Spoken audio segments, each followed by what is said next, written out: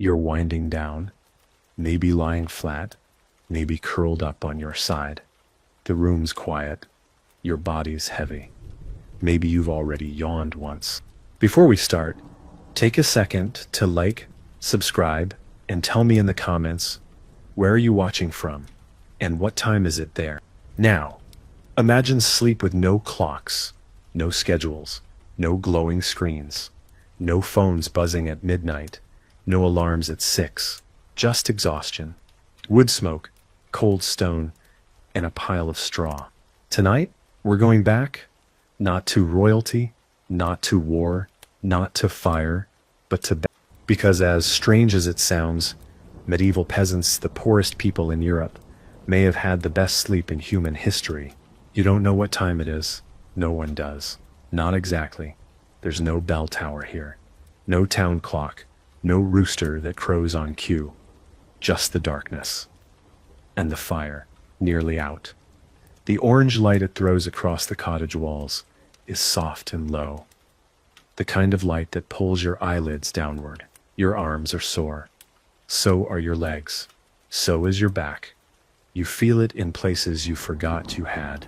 Not the ache of laziness. The burn of having worked from before dawn to after dusk. No breaks, no bargaining. Just motion. Just labor. Your hands are caked with a day's worth of earth. Not just dirt. Real living soil. You turn hay. You lift buckets. You knead rye dough thick enough to break your wrists. You haul piss pots out into the cold and dump them near the compost. You haven't bathed today, or yesterday, or likely the day before. But that doesn't stop you from curling up beside your brothers, your sisters, your mother, your father, your uncle's wife. Everyone sleeps together here. One room, one hearth. A single giant pile of limbs and breath and straw. The bedding isn't soft, but it is warm. Straw has been changed recently. You can still smell it. Underneath, blankets thick with oil and soot, heavy wool, stiff linen, hand-stitched repairs made over 5 winters. You press your face into it and feel the sleep come on fast. Not like now, not anxious, not distracted, not waiting for a phone to buzz or a dog to bark or a neighbor to slam the door. Just stillness, just the kind of fatigue that makes your bones beg for silence. This is first sleep. You don't know the term. It doesn't need a name. But centuries from now, scientists will study it, call it segmented sleep, say it's more natural, more healing, more in tune with the body's rhythms. But you just call it sleeping. You'll be up in a few hours, briefly, maybe to stoke the fire, maybe to pray, maybe just to sit in the dark and whisper with your sister about what the stars looked like tonight. Then you'll drift into second sleep, and it will be deeper than anything most modern people ever feel. No blue light, no buzzing, no late night news, no fear of oversleeping. Just the rise and fall of breathing bodies, just the slow crackle of fire, just a sleep earned through effort, and untouched by interruption. It's not silence that makes the sleep so deep.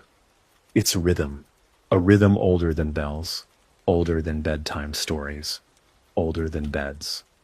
Your life is ruled by the sun and your stomach, and you wake when the sky is red, work until your arms tremble, and sleep, not because it's time, but because it's all your body can do. There's no fight left in it, no late night thoughts, no endless scrolling, no playlist humming from a screen on your wall. The world ends when the fire dims, the room goes dark, and your mind follows. Your room, if you can call it that, is just one part of a single-room cottage. Everything happens here. Birth, death, eating, mending, bleeding, and sleep. The hearth is at the center. A few feet away, the shared bed, or sometimes just a raised platform layered in straw, cloth, wool, and whoever's too tired to move. Children are sprawled beside elders. Your cousin is curled around the dog. Someone snores. Someone whimpers in a dream. No one stirs. Because the rhythm here isn't just in time, it's in bodies. You sleep with others, not by choice, but by necessity. Blankets are rare. Heat is precious. A single candle costs more than a day's cheese, so you press in tight. You share your breath. You learn to fall asleep to the sounds of others. Feet twitching, mouths puffing, someone grinding their teeth, and in a strange way, it's comforting. The warmth, the closeness, the shared silence. You don't feel alone here, not in the way people in the future will, not in the way someone lies awake in a silent apartment, staring at a phone, heart racing with invisible fear. Here, fear sleeps too. When you wake, if you wake, sometime between first and second sleep, it's gentle, natural.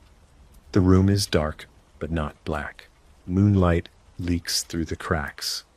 The fire is low but still glows. You sit up, stretch, scratch at your arm. Maybe you urinate into the chamber pot. Maybe you whisper to your brother. Maybe you just stare into the coals and think about nothing. This is your pause, a kind of intermission built into the night. Future people will study it, confused, ask why people got up in the middle of the night. But for you, it just feels right. Sometimes you pray. It's what many do in the middle of the night. Quiet, slow words, not just to God, but to the saints, to the ancestors, to Mary, to whatever you believe might be listening in the dark. You pray for the harvest, for your sister's leg to heal, for the merchant's son to stop coughing blood, for a gentler winter. Sometimes you just sit there, no words, no asking, just breathing, letting your body cool, letting the outside world settle before slipping back into dream. And then it comes, second sleep, deeper than the first. You lie back down without thinking. You don't toss, you don't reposition, you just fold into it, like sinking into warm earth. Your limbs are already waiting, your mind already surrendered.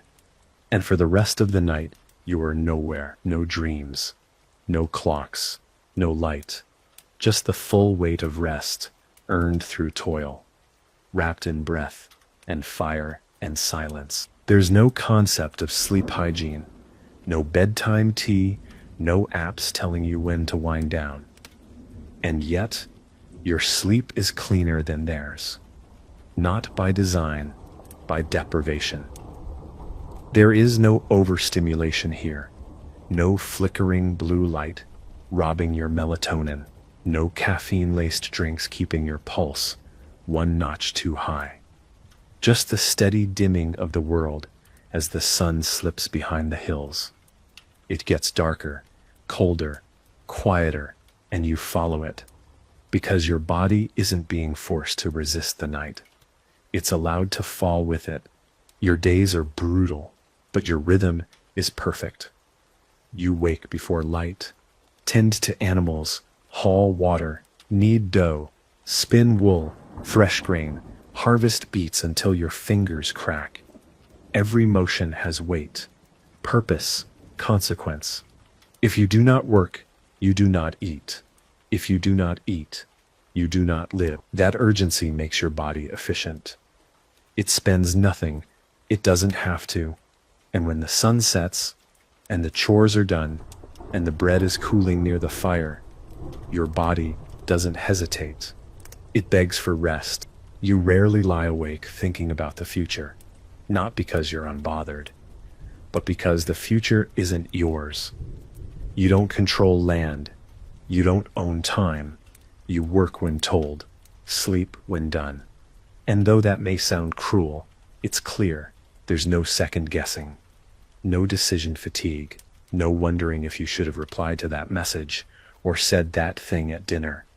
There was no dinner party, no meeting, no inbox. You had turnips and prayer and heat, and now you have sleep. Your bed isn't a mattress. It's a collection of things. Straw, moss, a mat, if you're lucky, a wooden frame, if your family's better off than most. The straw smells earthy, sometimes a little sour. Mice nest in it during the colder months. Fleas are common, but you've stopped noticing. That's just life. The body adapts, even in discomfort. And here's the secret no one expects, even among the bites, the chill, the creaking joints, your sleep still comes faster than theirs, because your exhaustion is real. And real exhaustion is the oldest sedative on earth. Dreams come in flashes, not long narratives, just sensations. Bread baking, firelight, the river in summer, a dog barking in the distance. Occasionally a fear slips in. Famine, wolves, plague, but not often. Your sleep is mostly quiet, mostly black, like sinking into the belly of the earth and forgetting you have a name. You don't wake thinking about resolutions or productivity hacks. You wake because a rooster crowed, or your father rose to piss, or the fire sputtered out and the cold touched your face. And even then, you don't rise fast. Not yet. You stay there, curled beside your kin, breathing in rhythm, eyes half shut. You feel the first light touch your skin like a second blanket. The day will come, full of toil and ache and hunger. But for now you have one more breath, one more still moment, one more stretch of perfect peasant sleep. You weren't raised to expect comfort. That's not the world you were born into. Comfort is for landowners, nobles, priests.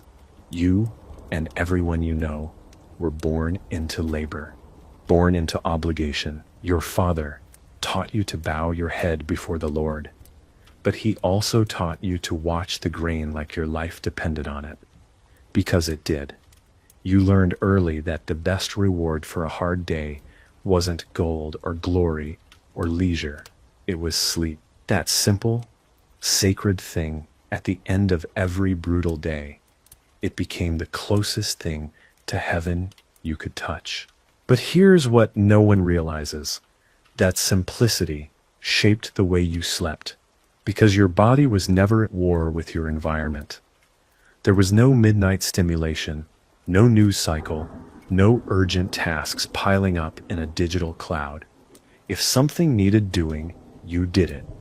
And if it didn't, it could wait. The land didn't care about your anxiety. The animals didn't run on guilt. You followed the rhythm of your world because it was the only rhythm that existed. And that meant, at night, when there was nothing more to do, you stopped. And stopping meant resting, not fighting your own mind. Your cottage didn't have curtains or privacy or insulation. It had a single hearth and a door that creaked. But even in that, especially in that, your sleep was deep. Your ears learned to filter sound differently. The snap of wood in the fire, safe. The wind against the walls, familiar. A cough, expected. Your brain, unbothered by the kind of artificial stimuli that modern people swallow daily, could tell the difference between threat and noise. You weren't hypersensitive to every creak and whisper. You lived inside the creak and whisper. Your nervous system didn't overreact. It just listened, then let go. And you weren't alone. That mattered. You slept, surrounded by breath.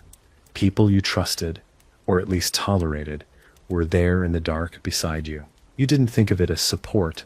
You thought of it as life. But it meant something. You didn't lie awake wondering if someone would come through your door in the night. If someone forgot to lock the digital world out of your room, there were no alerts, no sudden messages, no sense of being hunted by your own mind. If someone entered your home at night, it was a wolf or a thief, and that fear was sharp, clear, rare. Unlike the constant background buzz of future people's sleepless dread, you used your body all day. You used your muscles, You climbed ladders, you lifted buckets, you carried hay bales, you walked barefoot over sharp stones, you wrung wet cloth with hands that already bled from rope work. You didn't exercise because your life was exercise, and that physical output created a chemical silence inside your mind. You didn't need guided meditation. Your body, broken down by honest work, released its own tranquilizers, endorphins, exhaustion, the kind of biological stillness that no breathing app can simulate. The fire was your last conversation, not a phone, not a screen, just flame, cracking, popping, whispering stories into the night. You'd sit there, maybe with your chin in your hands watching the last wood turn to ash. That was the last light, the last sound. The cue that it was time, not for us. A device told you. Not because you felt guilt for being awake, but because the world had finished its day, and you were part of it. You were not separate from the dark. You were not isolated from the night. You were swallowed by it, like every living thing around you, and rocked to sleep on the breath of fire and stone. You didn't need silence to fall asleep. Silence, real silence, was rare. The walls of your cottage creaked. The wind pushed against timber. Dogs barked. Someone muttered in their dreams. The thatch above your head sometimes rustled with mice, but none of it stopped you. These were living sound, familiar sounds. You didn't lie awake waiting for stillness, because you never expected it. Modern sleepers chase silence like it's a cure. But you accepted the night as it was, with all its breath and motion, and so your body responded in kind. It slept anyway, deeply, without condition. The food you ate shaped your sleep, too. You didn't gorge before bed. You didn't snack at midnight. Your last meal came hours before sleep. Bread, maybe. On rare days, cheese or pottage, nothing your stomach had to fight. No sugar spikes, no alcohol-induced wake cycles, no processed chemicals. Your body didn't toss or churn or sweat trying to figure out what you'd just given it. It settled slowly, efficiently. The hunger that woke you wasn't from imbalance, it was from routine. And so even hunger, in its quiet way, made sleep cleaner, sharper, real. There were no electric lights, no lanterns, unless you were lucky. Just candles, and candles were not casual. Each one mattered, made by hand, stored with care, lit only when truly needed. So night was dark, not romantically dark, not mood-lighting dark, but cave dark, a darkness that swallowed your body whole and left nothing but the rhythm of your breath. Your eyes adjusted, your mind adjusted. You weren't afraid of the dark, it was your blanket. Your room didn't glow with notifications or LED dots. It wrapped you in the purest absence of light you will ever know. You weren't expected to rise at 5 a.m. and jog. You weren't pressured to optimize.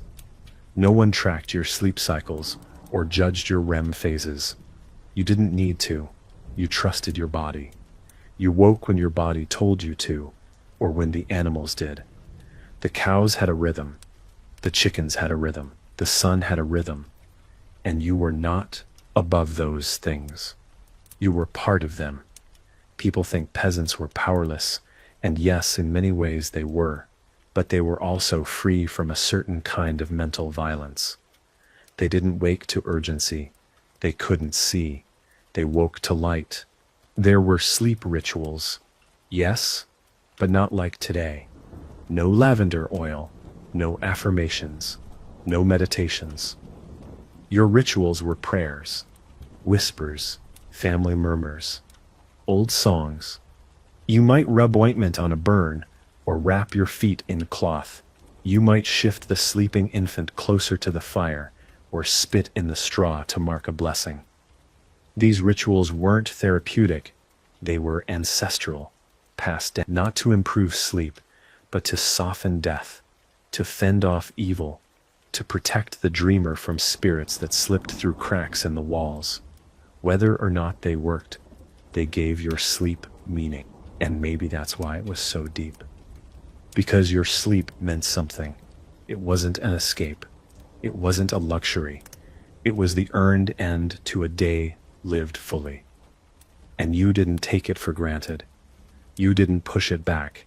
You didn't sacrifice it to deadlines or devices. You lay down in the dark, surrounded by breathing, soothed by labor, untouched by artificial fear. You slept, the sleep of the forgotten, and it was holy in its silence. The people around you shaped your sleep just as much as the fire or the straw. You knew their rhythms, not just by sight, but by sound. The way your older brother grunted once, then again, before rolling onto his side. The soft exhale of your sister when her mouth opened slightly in the cold. The sharp snore of your father that used to annoy you, but now lets you know the night is calm, that danger hasn't come. You hear these sounds the way a captain hears wind. They're not distractions, they're orientation. They root you in your place, not just in the room, but in the world. And you weren't alone in thinking of sleep as sacred. The church had opinions on everything, and sleep was no exception. You were told to pray before sleep, not just to protect your soul, but to fend off demons, witches, even the devil himself, who was said to visit dreamers in the night. You believed, or half believed, or just did it because your mother did. But the prayer itself was grounding. It reminded you that there was a thin veil between sleep and death, that you might not wake. And so when you closed your eyes, it wasn't taken lightly. It had weight, purpose, even peace. You never heard the term circadian rhythm, but your life followed it perfectly. The sun told you when to wake. The dark told you when to stop. And if you ignored that rhythm, you didn't get sick. You didn't get yelled at. You didn't get tired. You just didn't survive. You worked until you collapsed. And collapse in that world was sleep, not rest, not leisure, just a full body surrender. That surrender wasn't optional. It was biological, spiritual. You didn't schedule your nights, your body did. Some nights were harder than others. When someone in the house was sick, or dying, or had already died, when the wolves came close, when the harvest failed, and your stomach growled louder than your thoughts. But even then, sleep came, because grief is a weight, and your body was already trained to lie beneath weight. You didn't toss and turn, replaying the day. You didn't scroll your mind through missed chances and imaginary futures. You mourned in your chest. You stared into the coals. And then, eventually, your body took over. It always did. Your dreams weren't safe havens. They were practical, sometimes prophetic, sometimes holy. The church taught you to fear certain dreams, the sinful ones, but you couldn't help what rose in sleep. Images of harvests, of fire, of faces you'd lost. You didn't dissect them. You didn't tweet about them. You woke, blinked slowly in the dark, and remembered only pieces. Then you moved on. Dream and waking life weren't split in two. They flowed into each other like mist across a field. Just different shades of the same sleep-bound world. And through it all, the aches, the rituals, the prayer, the darkness, you slept fully, deeply. The kind of sleep that doesn't ask questions, the kind you wake from with straw in your hair and sweat on your skin, blinking into a dawn that doesn't judge you for how long you slept or how early you rose. Just a new day, just another round of life. And you greet it, not from a place of exhaustion, but from the quiet, ancient fullness that only a peasant's sleep could provide. There's no such thing as bedtime in your world. No set hour, no glowing numbers ticking toward guilt. The sun goes down, and the day decides when it ends. Some evenings stretch long, full bellies, old songs, someone telling a story beside the fire. Others end suddenly, with silence, with a chill, with the kind of tired that doesn't ask permission. You don't resist it, you don't analyze it, you let it come, the way you let rain soak your cloak, unwelcome but honest. Children fall asleep first. They don't need to be told. Their bodies, shaped by hunger and cold and hard play, know the path. One moment they're nodding, the next they've disappeared into sleep with a sigh. The adults follow, not in unison. It's a gradual collapse. Someone unlaces their boots, someone else pulls a blanket tight over their shoulders. You listen to these small sounds, the brush of wool against skin, the shift of a body turning toward the wall. No one says good night. They just fade. There's a beauty in that. Sleep as surrender, not a thing to master or measure, but a current to drift with. You don't worry if you'll fall asleep. You always do. The only question is when. And when it happens, it's like slipping into a familiar river. Not a plunge, not a crash, just a slow descent into black, the kind of black that heals, the kind that empties your lungs and fills them again, without effort. And when you wake, hours later, in the lull between first and second sleep, you almost forget you were ever awake at all. You sit up, briefly. The room is dim. Embers glow.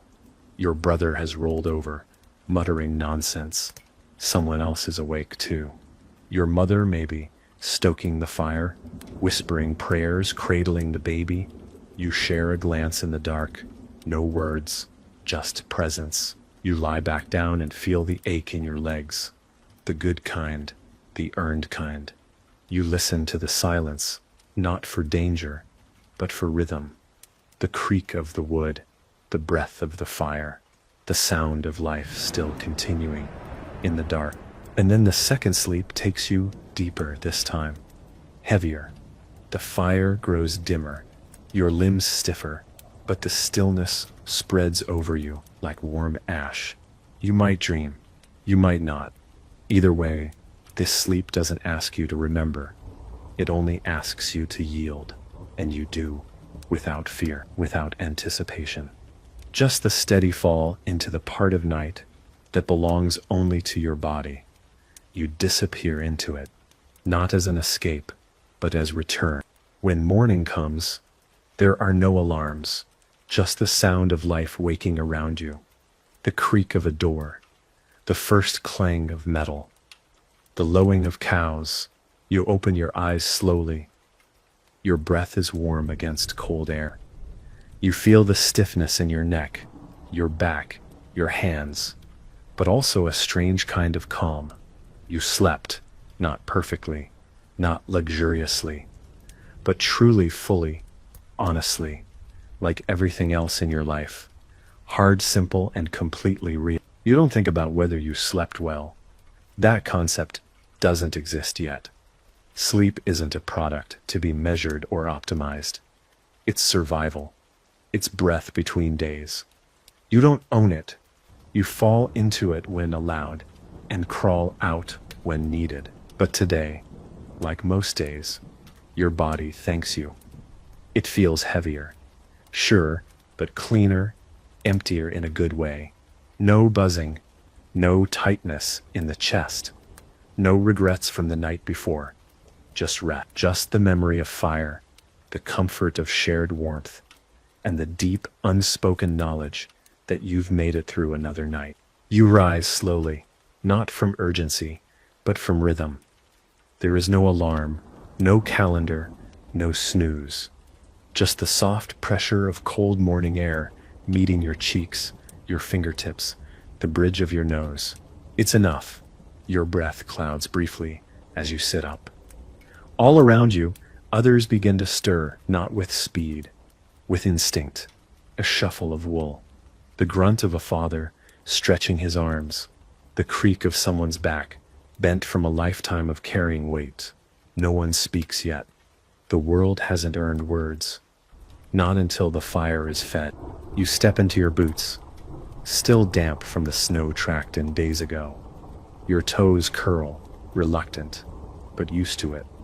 The floor beneath your feet is cold, earthen, uneven.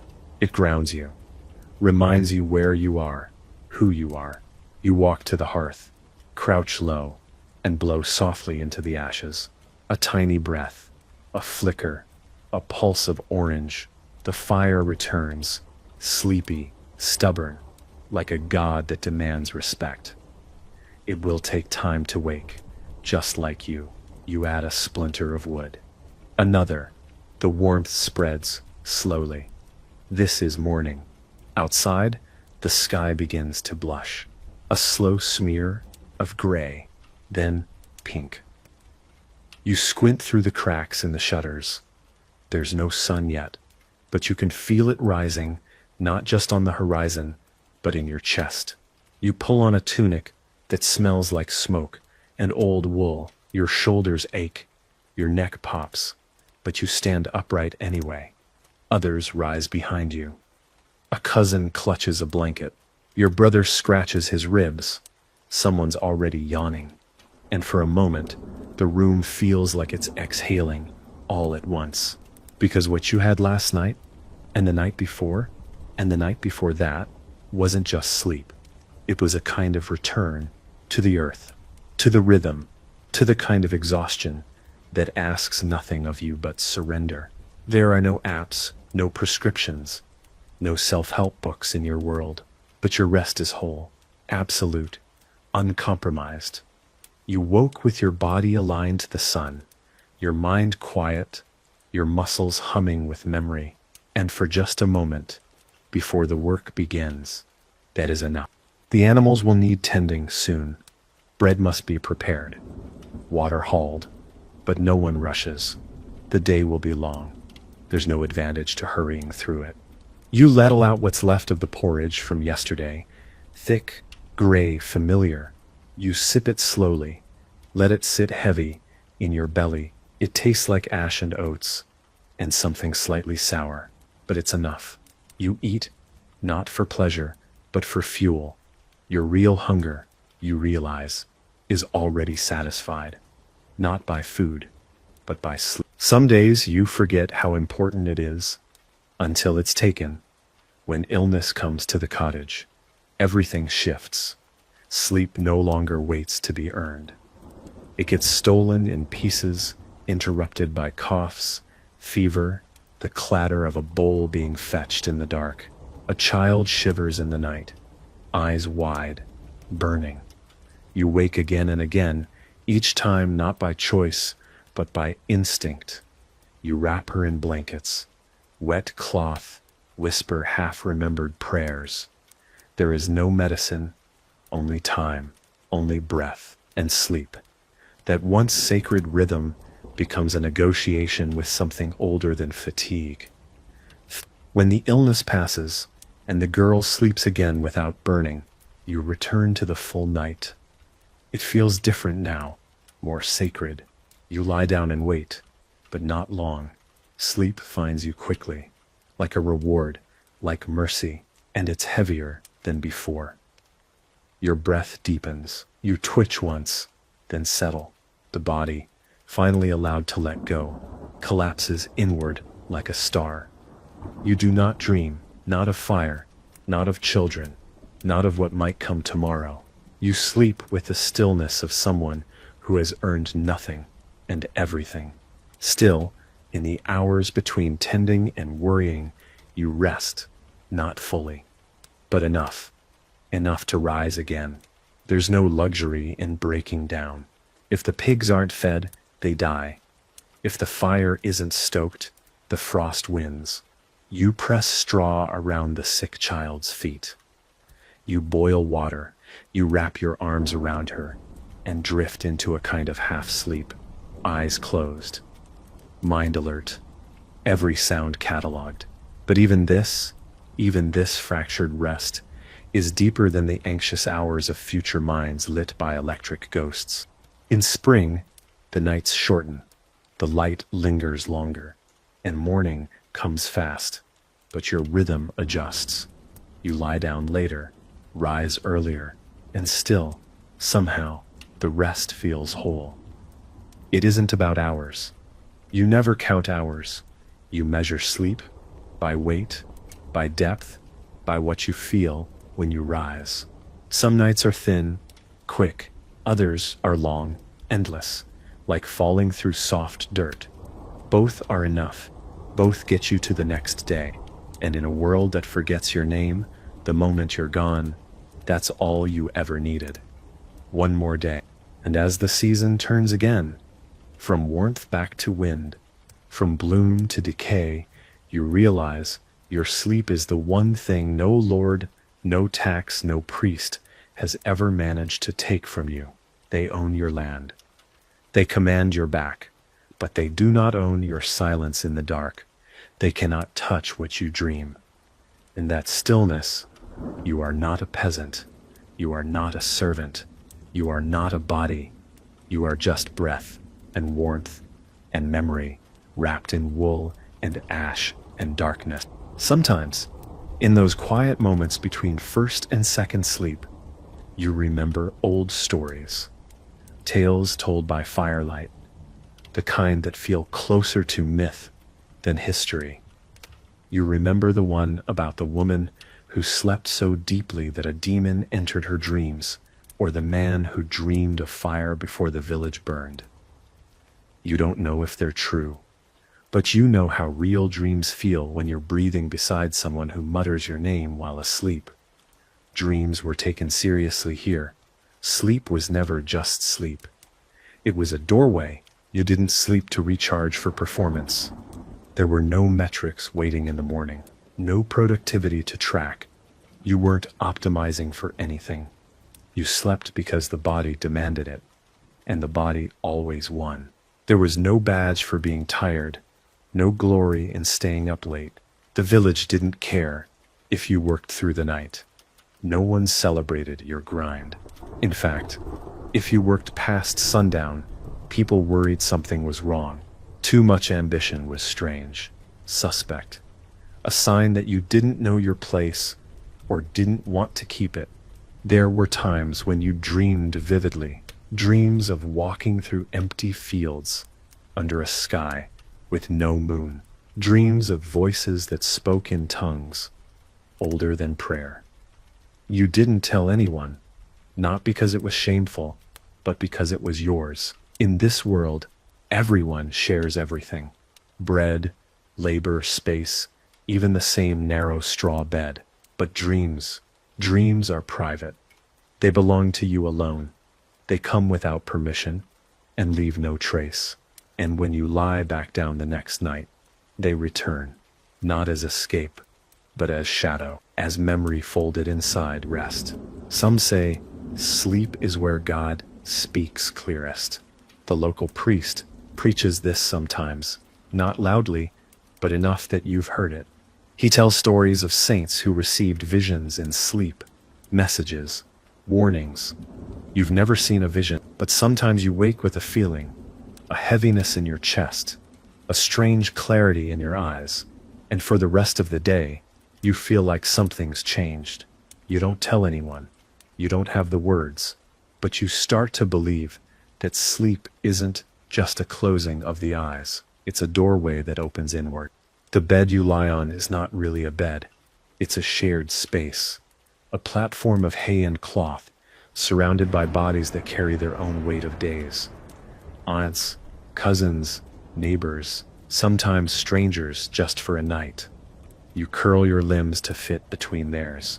Learn to breathe in rhythm with the group. At first, it's uncomfortable. You for space.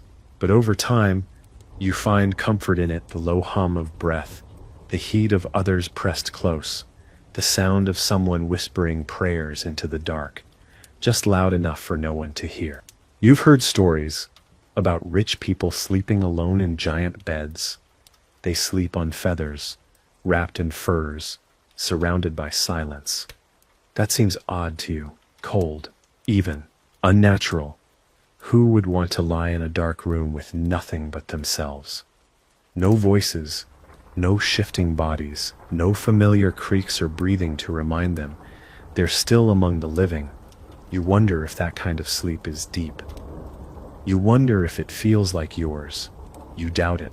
Because here, wrapped in smoke-stained cloth and stale straw, with your feet tangled in your brother's and the fire warming your cheeks, you fall into sleep that holds you like the earth.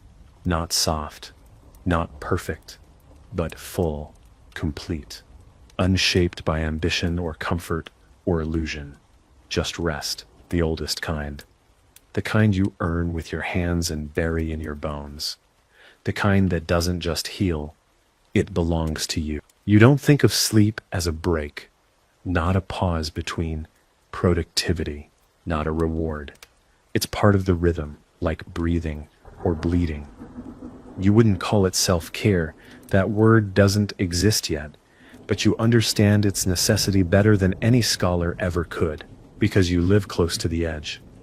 Every hour of rest is an anchor against exhaustion that never truly leaves. You don't sleep because it's healthy.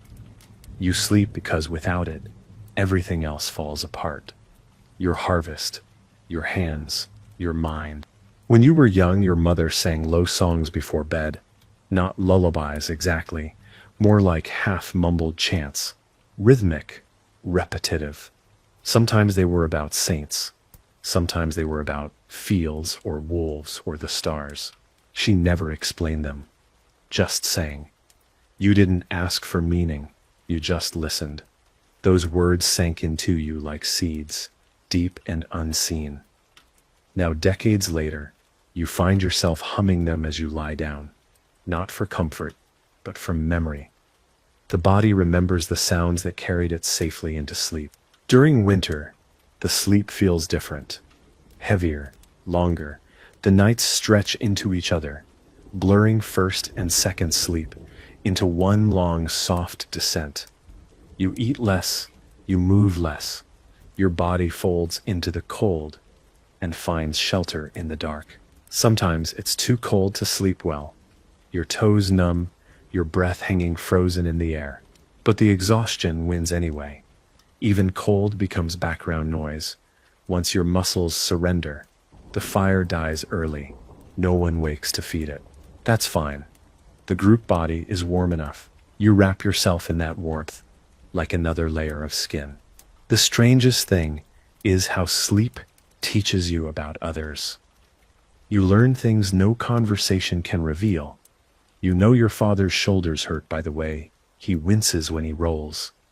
You know your sister's nightmares are returning by the soft gasp she lets out in her second sleep. You know who snores, who sweats, who curls into themselves when sick. You learn their rhythms, their silences, their fragility, and they learn yours. Sleep becomes not just rest, but recognition, a kind of wordless communion, repeated every night, without fail. You've never once asked if you're sleeping enough. The question would seem strange. Enough for what? There is no enough in this world. You sleep until you're woken by light or sound or cold or need. Some nights that's 4 hours, some nights it's 10. There's no consistency, only reality. And reality is honest, brutal, yes, but honest. You don't worry about tracking rest. You worry about making it through the day. And if you do, the sleep that follows is the only answer your body needs. And when it comes, when sleep returns, again and again, night after night, even in hunger, even in pain, you receive it without resistance. You don't fight it. You don't question it. You lie down in the same place, under the same roof, beside the same people, and you let go. Not because life is kind, but because sleep is. It forgives everything the day does to you. It carries your weight so you can rise again. In your world, dreams aren't entertainment. They aren't symbols waiting to be decoded by professionals with books and soft voices. They're messages, warnings, sometimes divine, sometimes frightening, sometimes meaningless, but never ignored. If you dream of a bird flying backward, you tell someone. If you dream of teeth falling out, you make the sign of the cross. Dreams are stitched into your spiritual life, woven between folklore and fear. There are people in your village, old ones mostly, who can read them.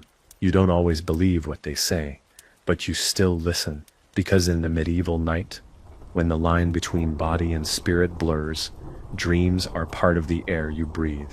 You've heard stories of people who spoke to the dead in their sleep, not always family, sometimes strangers, sometimes saints. Once, a man claimed he saw Saint Sebastian in a dream, his arrows glowing like torches. The priest told him to fast. Others whispered that he might be cursed, but you never laughed. You understood. You knew that sleep wasn't just biological. It was threshold. It was the place where what's real and what's not came to trade faces for a while. And in the dark, under straw and wool and breath, you never felt foolish for believing that someone might be watching. And yet, even with the weight of spirits and stories, your sleep was not fearful. It was full, heavy, cleansing, not because it was uninterrupted, but because it was aligned. You didn't resist your body's needs. You didn't bargain with fatigue. When your body whispered, you obeyed. The only light came from fire or stars. The only sound from life. And when you woke up too early, there was no clock glaring down at you like an accusation. There was only darkness, silence, and the slow realization that nothing demanded you just yet. You turned over. You let yourself return. On feast days, your sleep was different. Your belly full, your limbs softer, the air heavy with meat and incense and mead. You'd sleep deeper, longer, waking thick-headed but content. On those nights, the fire burned longer. Someone might still be humming when you slipped into dreams. You'd lie half-draped in warmth, smiling before your eyes even closed. There was laughter in the air, even in sleep, the kind that settled into your chest like a coal and stayed warm until morning. You remember those nights. You always will. On other nights, harder ones, sleep came as a shield. After a death, after a failed harvest, after a beating, it didn't matter how dark your thoughts became. Your body still demanded rest. Sleep took you whether you were ready or not. Not as kindness, not as cruelty, but as law. The earth doesn't ask if you're prepared. It simply waits. So does sleep. And you learn to respect that, to lie down when nothing made sense, and let the quiet come. Even broken, you slept. And now, years into this life, you've stopped asking what dreams mean. You've stopped naming sleep as anything but sacred. The fire may die, the bread may burn, the tax may rise, but every night, without fail, your body finds its way back to stillness, to a silence so old, even your ancestors would call it holy.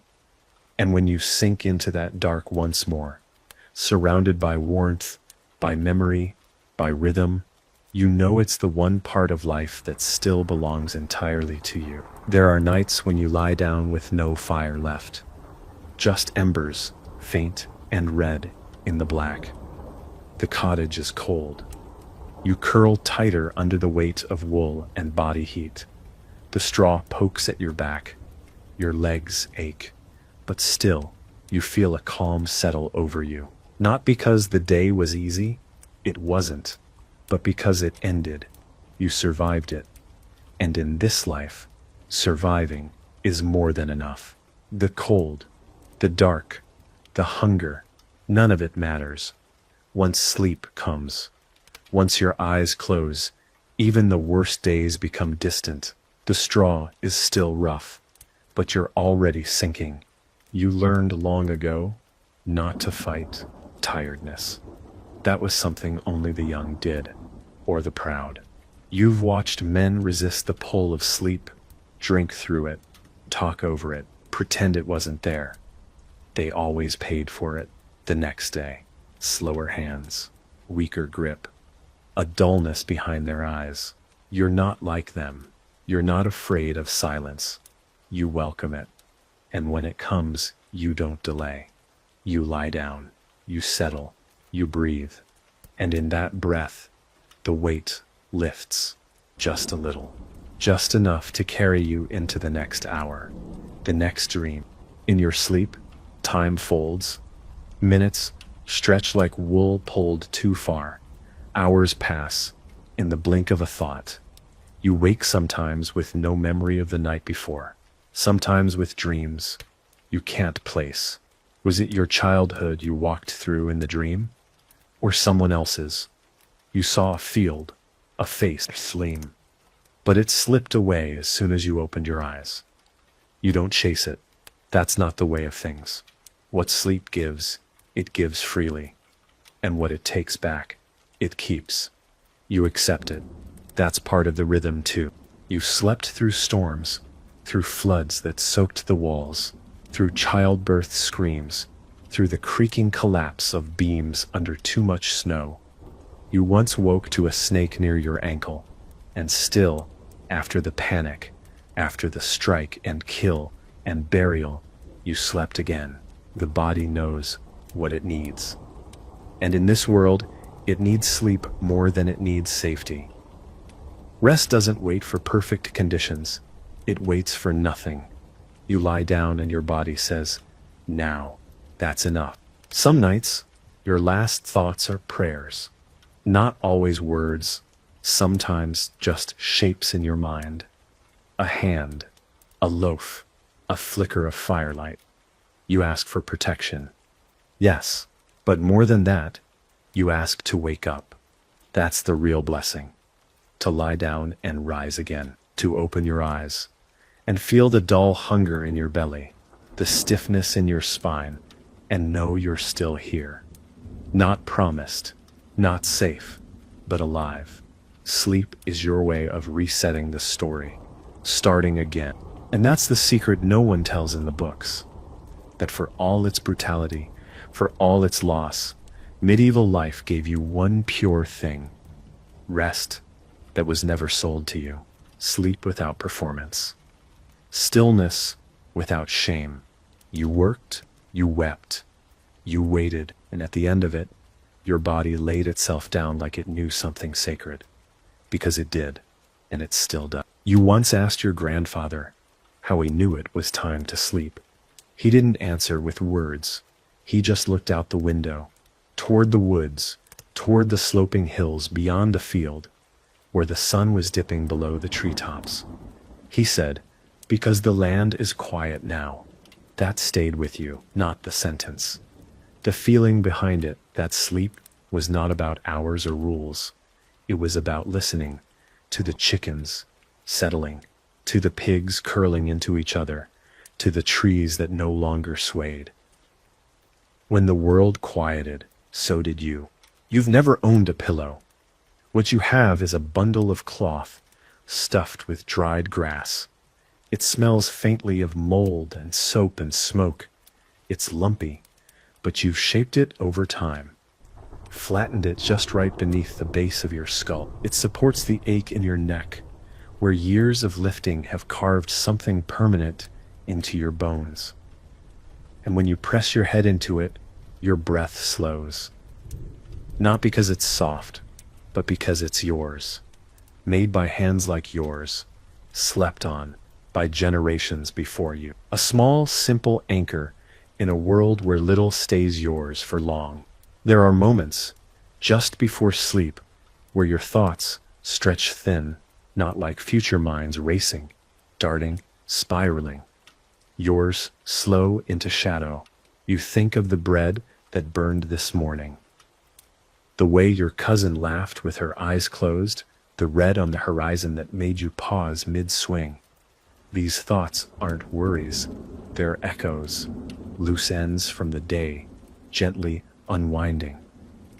You don't cling to them, you let them fade, one by one, until the only thing left is warmth and weightlessness and breath. There's a rhythm to your nights, not just first sleep and second, but everything between.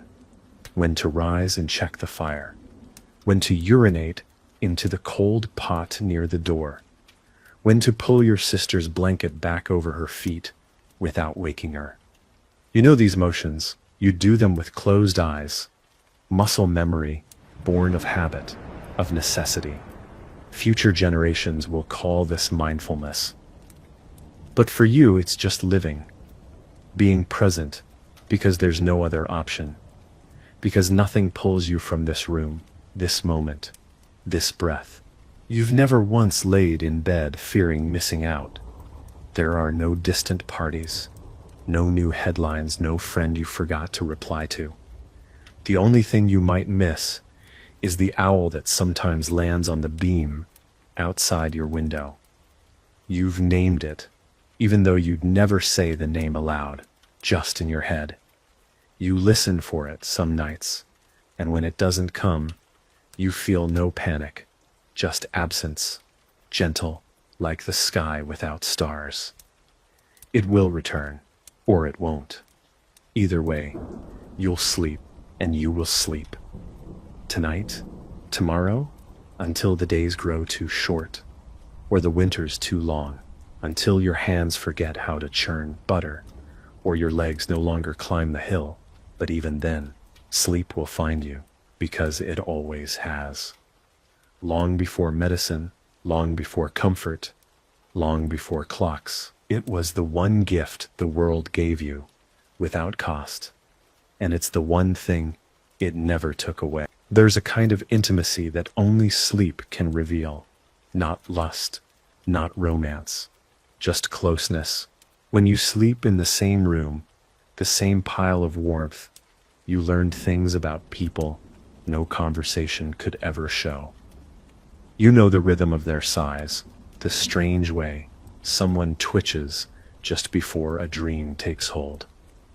The way your sister curls tighter when it rains. The way your mother whispers names into the straw when she thinks no one is listening. Sleep makes you family, not just by blood, but by presence, by breath.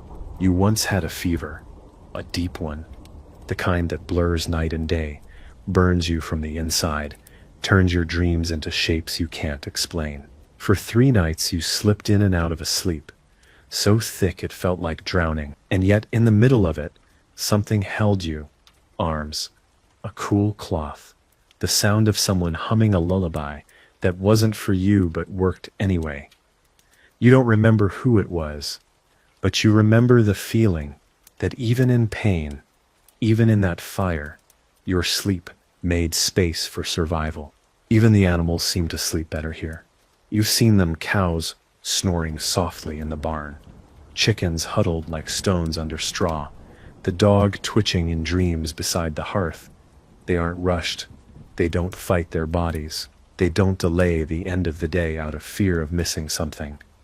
They lie down because the sun is gone and their work is done. And in their silence, you are reminded of your own place in the world, not above, not separate, just one creature among many, returning to stillness. You wonder sometimes if the nobility dream like you do, if their sleep is deep, if their minds quiet, or if they lie awake in high beds surrounded by stone and fire and silence too loud to bear. You don't envy their beds. You don't envy their coin. You have something they'll never name. Rest without debt. Sleep that doesn't answer to profit. You lie down poor and wake the same. But between those two things, you are weightless, free. There's no shame in needing rest, no lectures, no guilt. If someone falls asleep mid-sentence beside the fire, no one laughs, no one wakes them. It's understood. The body speaks when it must.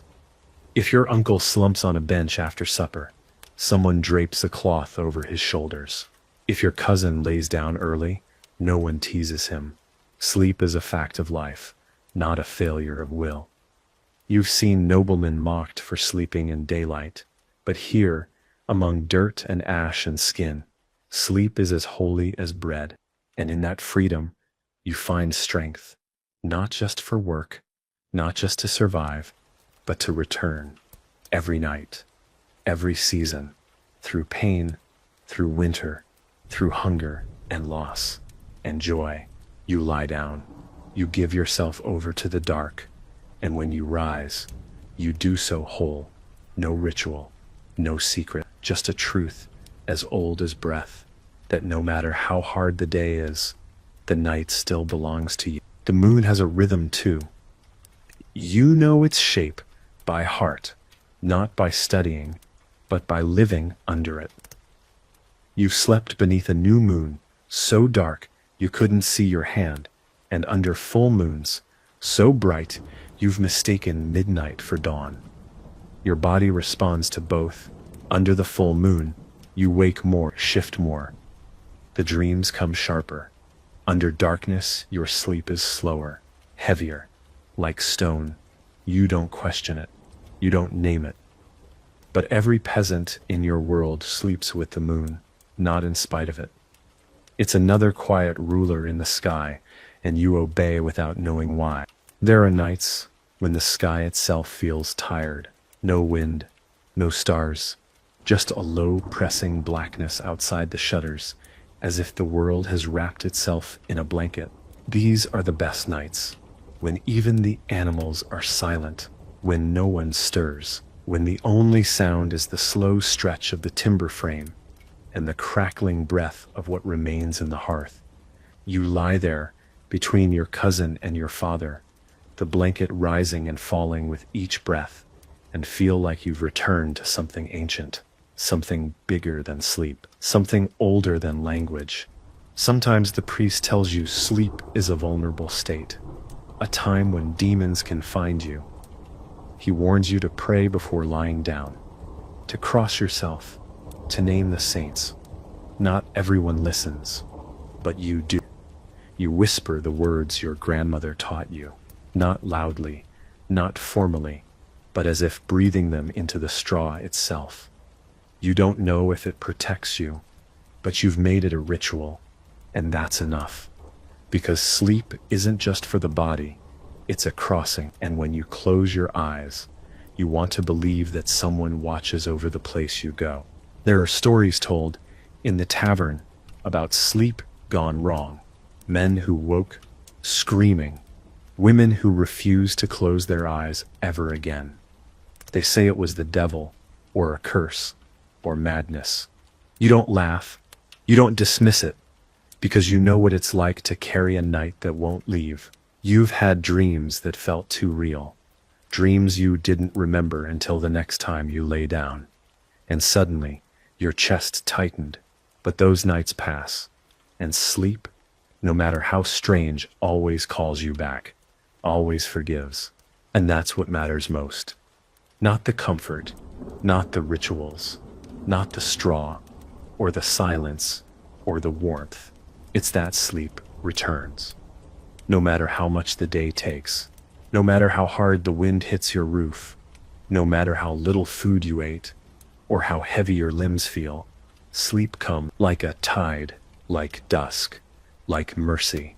And when it does, you do not resist. You lie down. You give yourself to the dark, and the dark, in turn, gives you back your strength. You remember sleeping in the fields once, during harvest, too far to walk back, too tired to care. You and your brother laid down among sheaves of grain, cloaks over your chests, dew already settling. The stars were cold and endless. You felt small, but not scared. The earth was beneath you, the sky above, and between them, your breath, fogging the air, slow and steady. You didn't dream that night, just blackness, and when you woke, the sun had barely risen, and your body felt like it had melted into the ground. You carried that sleep with you, for days, still do. You've lived through famine. That kind of hunger doesn't let you forget. It doesn't just gnaw at your belly, It hollows out your thoughts. It makes the days stretch long and slow, like walking through thick mud. You'd think hunger would steal sleep, that it would keep you awake with pain. But no, it deepens it. It makes sleep heavier, stranger. You lie down, not to rest, but to escape. Not because you're tired, but because you need to disappear for a while, and your body, mercifully, allows it. There are days when you don't eat at all. The bread is gone. The broth is thin. You drink warm water and chew the inside of your lip to keep the ache away. But when night comes, you still lie down. You still cover your feet. You still press your cheek into that same old cloth bundle, and you drift, sometimes faster, sometimes slower, but you drift. The sleep that comes after starvation is different. It's not comfort. It's not peace. It's a kind of surrender, a collapse that feels like floating. It is, in its own way, divine. You don't dream as much when you're hungry. Or maybe you do, but they're less vivid, more distant.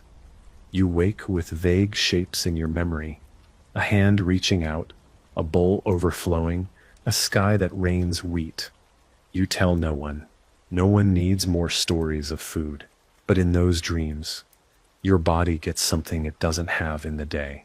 And when you wake, even in weakness, there's a kind of softness in your limbs, like the dream fed you, like your soul ate something your stomach couldn't hold. Not all your neighbors survived the hunger. You've laid beside cousins who never woke. No one speaks of it. No one screams. Death comes quiet in the dark, sometimes gentle, and still, the night after, you sleep. Not well, not without pain, but you sleep because there's no other choice. You've learned that grief is not loud. It's slow, heavy. It slips into your bones. And still, the fire must be kept. The pigs must be fed. And your body, ruined or not, must rest. So you sleep with tears still drying, muscles still sore, heart still cracked. And the next day, you rise. Sleep doesn't save you. It doesn't change your world. But it gives you the smallest edge, one more inch of strength, one more step across frozen earth. It keeps you from vanishing completely. And even now, when the hunger has passed, and the bread is back, and the stew is thick again, you remember those nights. You remember the way your body gave in, not from defeat, but from trust. Trust that morning would come, that something would return. And every time you lie down now, you carry that history. You remember what it cost to sleep through hunger. You remember that even in suffering, your body still reached for silence, still folded into the dark, still healed, just a little. That's the miracle, not that medieval peasants slept well, but that we slept at all. And we did, again and again. Because even if we had nothing, sleep still belonged to us. Not all sleep came easy. There were nights when the fear was too close, when the rumors spread of raiders, soldiers, taxes, doubling, the church taking your only cow. You'd lie there, curled in straw, eyes wide open in the dark, listening for footsteps that weren't there. You didn't cry, that was for daylight. At night, you were silent, breath shallow, hands clenched around nothing. But even then, sleep would come. Not because you weren't afraid, but because fear eventually wears itself out. It runs in circles until it drops. And when it does, your body takes over. The fear didn't come from ghosts or dreams or shadows on the wall. It came from real things. A knock at the door, a demand from a noble, a fire set to fields you'd spent months tending. You'd seen what fear does when it stays too long. A neighbor who stopped speaking, a mother who forgot how to laugh, a child who grew silent after his father was taken. But even for them, eventually, sleep came back. Maybe not as it was, maybe not as deep, but it returned, and in those broken hours, they found something to hold on to. You learned to sleep lightly when needed, one ear open, one leg always close to the edge of the bed, ready to rise. But you also learned how to let go when it was safe, to sink fully into the dark. That's a skill. Not everyone has it. You earned it over years, through winters, through childbirths and burnings, and the quiet death of someone you thought would live forever. You earned your rest by surviving. And survival in this world is enough. You once found an old man asleep in a church, bent over a pew, arms folded, mouth open. A priest scolded him for disrespect. But you understood. He wasn't praying. He was resting. The church was the only place in the village with warmth, quiet, and no labor expected. His sleep was more sacred than any chant. You sat beside him for a while, said nothing, just listened to him breathe. That moment has never left you. Sometimes you wonder if God prefers prayers or rest. You suspect it's both. As you grow older, sleep changes. Your body wakes more often. The cold reaches deeper. Your dreams come stranger, closer to the surface. Sometimes you talk in your sleep now, or wake remembering someone long gone. But the rhythm remains. The pattern. You know how to lie down. Even if it takes longer to drift, you know how to calm your limbs, how to find a place for your spine. And even if the sleep is shorter, it's earned. That's all you ask. That it feels like something you worked for, like something you kept. And on the nights when everything aches, when the straw feels sharp and the wind finds its way through the cracks, you don't curse it. You just close your eyes, pull the wool tighter, and think of all the nights before this one. All the times you thought the world would break you, and it didn't. 'Cause here you are, still breathing, still warm, still sleeping beneath the same old roof, in the same quiet dark, in a body that refuses to quit. There are superstitions about waking in the wrong hour, the in-between times, just after midnight, just before dawn. They say those hours don't fully belong to the living. If you wake then, you're not supposed to speak, not aloud, not even to yourself. You're supposed to wait, to breathe, to let the moment pass without calling attention to it. The church teaches one thing, but the villagers teach another.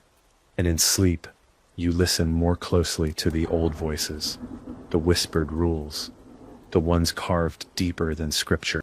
You've obeyed those rules since childhood. If you woke before the hearth crackled, you stayed still. If you needed to rise, you did it slowly. You didn't disturb the silence. That silence, thick, breathy, alive, felt sacred. Not peaceful, sacred, like something ancient moved through the house at night and demanded respect. Even now, as an adult, when you wake in that hour and your eyes catch the faint glow of coals, you remember to move gently.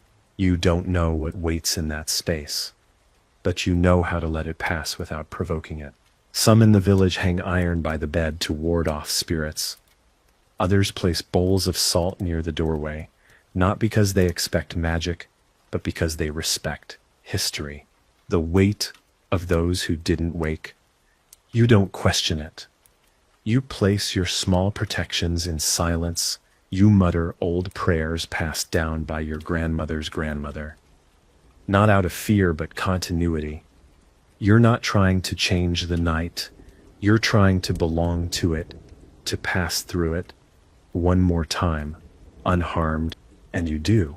Most nights, you wake with your chest warm, your ears ringing from the quiet. Someone is always up before you. Usually your mother. You hear her stirring the coals, moving pots, adjusting wood. She doesn't call to you. She lets you rest, because rest in this life is never wasted. If you sleep longer, it's not shameful. It's understood. Your body asked. And in this world, We answer when we can. No one needs to earn rest beyond survival. And you've survived plenty. Sometimes you think about how many have laid in that same bed. Your father, his father, children who never made it past winter. You can feel the generations in the wood beneath you. The straw holds whispers. The walls sighs. You're not alone in your sleep. Not really. You are wrapped in memory, in breath, layered on breath. Every body that came before you has taught yours how to rest. And even if no one speaks of it, you know, you carry it in the way your shoulder turns into the curve of the wall, the way your knees fold. Just so, the way you find the warmth without opening your eyes. And when sleep comes now, slow, thick, wrapping your limbs like a cloak, it brings with it not just rest, but belonging. You are a thread in a larger quilt. You are not separate. You are not suspended in a void. You are laid down like seed into earth, covered in warmth, weighted by time, and sleep, as always, does what it was made to do. It holds you without question until the next light rises. There is no such thing as sleeping in total silence. The world hums, even in stillness. A dog shifting beside the door, a log collapsing into ember, wind brushing across the thatch roof like a hand over skin, and underneath it all, breath, yours, theirs, the breath of everyone around you, a shared rhythm, in and out, shallow and deep, sometimes overlapping, sometimes staggered, but always there. You don't just sleep near people, you breathe with them. And that makes the sleep deeper, not lonelier, not quieter, but anchored. As you age, your body becomes less predictable. The joints ache longer, your sleep breaks more often, but your relationship to sleep doesn't weaken, it strengthens. It becomes more tender. You learn how to prepare for it, how to respect it. You take care with your last steps before lying down. You fold your cloak neatly. You stretch your fingers, rub your knees. These aren't rituals of vanity. They're acts of kindness toward the body that has carried you through mud, fire, and winter. You speak to your sleep through motion now, not words. On rare occasions, you sleep alone, when tending a relative's house, when someone else needs your spot in the pile. Those nights are not restful. You feel exposed, unheld. The silence is too thin. You hear every tick of wood, every distant owl. The straw doesn't warm fast enough. You wake more, your dreams are scattered. It reminds you how much of your rest depends not just on sleep itself, but on togetherness. People think of peasants as having no privacy, but you learned long ago, there's a kind of peace that only shared sleep can offer. You remember the first time your child slept through the night. You woke before him, panicked, listened hard to make sure he was breathing. And when you heard that soft, uneven rhythm, you wept, not from fear, but from gratitude. His rest was your rest. His safety, a balm, and from that night on, you watched his sleep like a fire, carefully, protectively. Not just because he was young, but because sleep was sacred and he had found his way into it without struggle. You've never heard of sleep science. You don't know what a circadian rhythm is. You don't track sleep cycles or measure heart rate.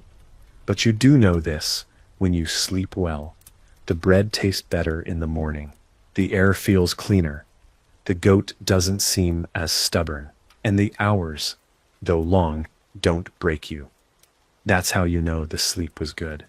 It shows up in the way your day begins, in the way your body greets the sun, in the way you move through labor without dread. And one day, long from now, when you've grown too old to rise before the others, they'll let you sleep longer. They'll stir the fire without waking you.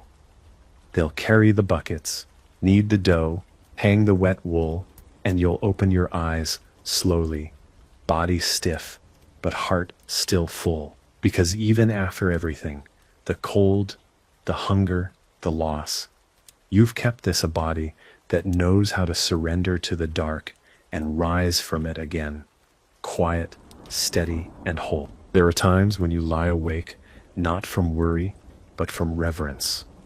When the fire has gone dim, and the others are snoring or stirring in sleep, and you find yourself simply listening, not because you can't sleep, but because the night feels full, like it's trying to say something. You don't try to name the feeling, you just lie there, hands on your chest, staring into the dark, and feel the old weight settle. Not heaviness, belonging, the weight of being one more breathing body in a world that keeps turning, quietly, without needing you to control it.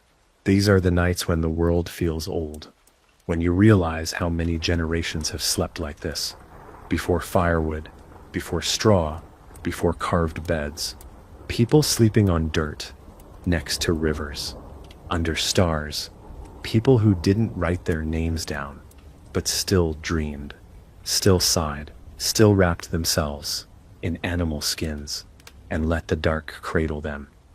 You're not separate from them. You're just the next breath, the next chapter. And as you drift off, it feels like falling not into sleep, but into history. Some of the elders say that how you sleep determines how your soul travels, that the position of your limbs, the placement of your head, the things you speak or don't speak before rest, these all shape where your spirit goes. You don't know if that's true, but you've noticed something. The nights when you lie down angry, you wake heavy. The nights when you sleep after holding someone's hand, you wake light. Maybe that's coincidence, or maybe the soul does travel. And maybe sleep is the only time it can move without chains. There is a rhythm to the entire house. You've lived in it so long you can hear it even when it's quiet. The door shifts in the wind. The rafters click with temperature. The chimney exhales at regular intervals. Your family has become part of that rhythm, the little cough your brother always lets out before falling asleep, the way your mother hums when she adjusts her blanket, the floorboard that creaks no matter who steps on it.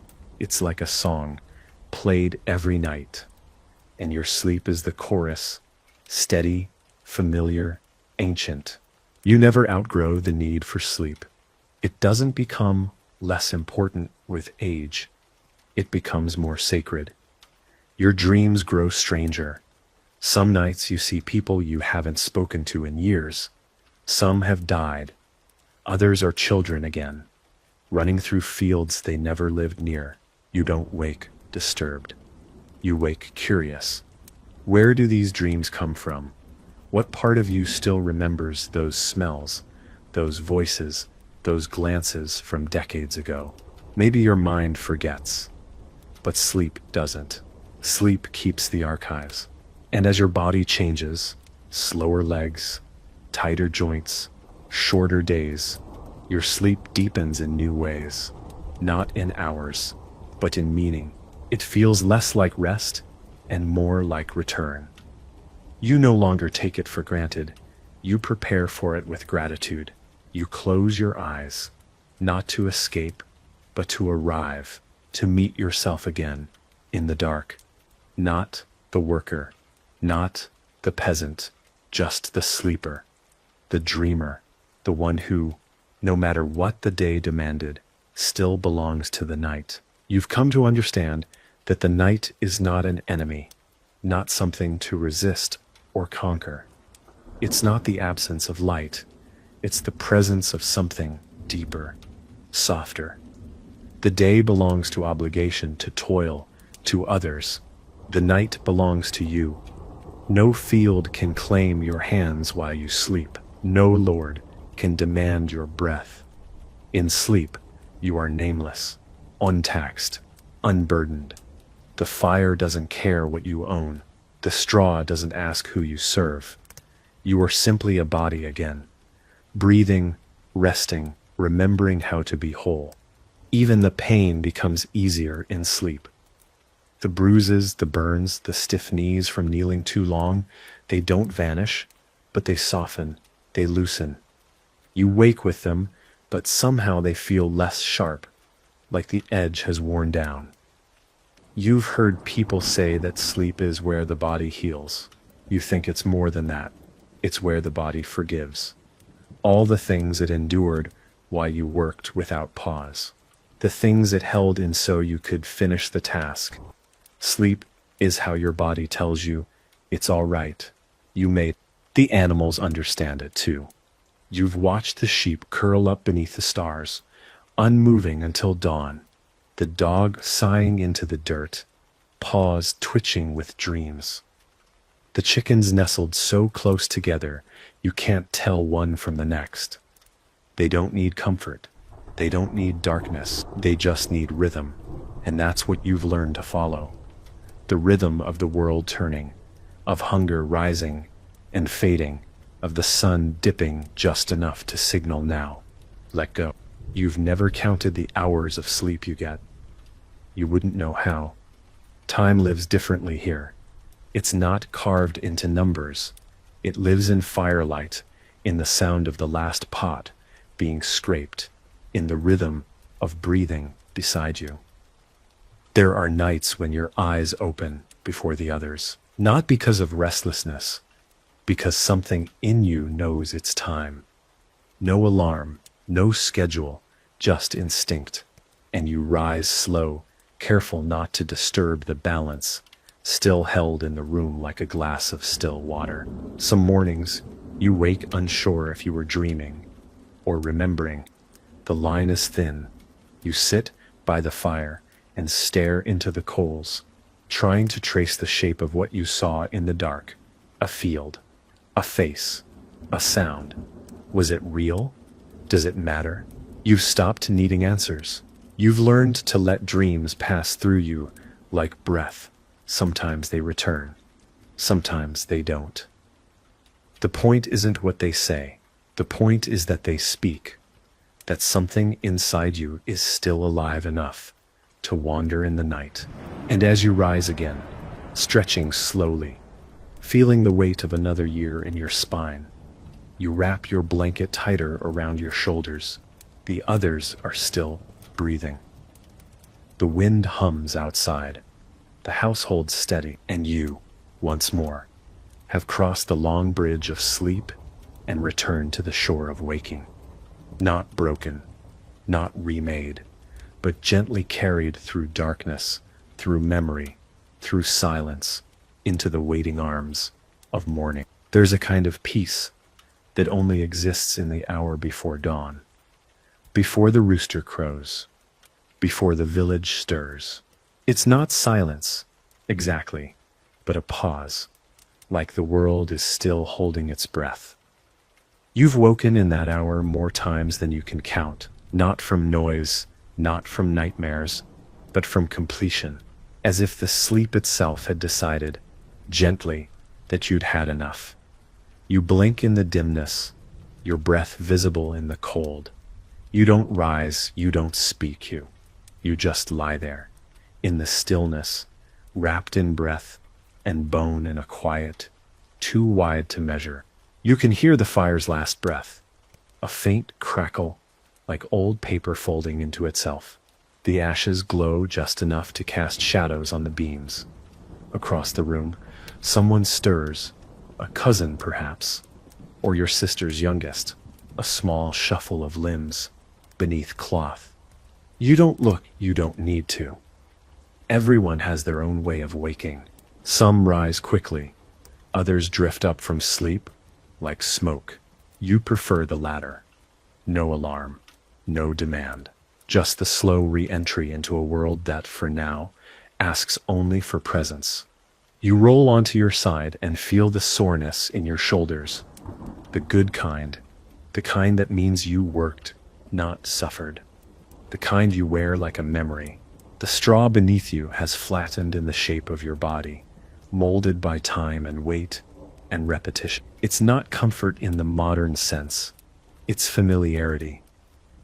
Your body knows this bed every itch, every ridge, every knot of wool in the blanket. And because of that, it relaxes more easily here than it ever could on the feathered thrones of the wealthy. You rise slowly, stretch, your spine pops in 3 places. You wince, then smile. Pain means you're alive.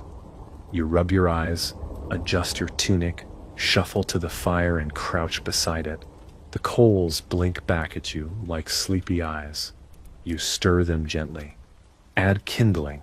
Below, the flame returns, soft and blue at first, then orange, licking at the cold. It's a small miracle. Every morning, the fire comes back. The body wakes. The world restarts without needing permission. The others begin to wake now. You hear someone cough. A child murmurs in their sleep. Feet find the floor. A pot scrapes. But there's no rush. The day will come, whether you race toward it or not. And so, even as the room fills with breath and motion and mourning, you remain still for just a moment longer, watching, remembering, feeling the last traces of sleep slip from your skin like mist. You don't clutch it. You just let it leave. It did its work. It gave you what it could. And now, it's time to rise. And as the sky outside turns from ink to ash to pale blue, you know this truth without needing to say it.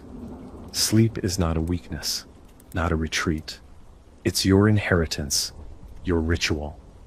The one thing they couldn't tax, couldn't steal, couldn't burn, and tonight, when the work is done, and the light is gone, and your breath slows again under the same patchwork blanket, it will find you once more, just as it always had. By now, sleep feels like a friend, with a familiar face, not always gentle, not always easy, but constant, predictable in its return.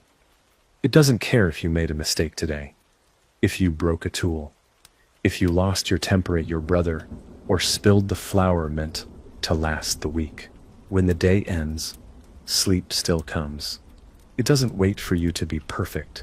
It only waits for you to stop. That's the secret you've learned.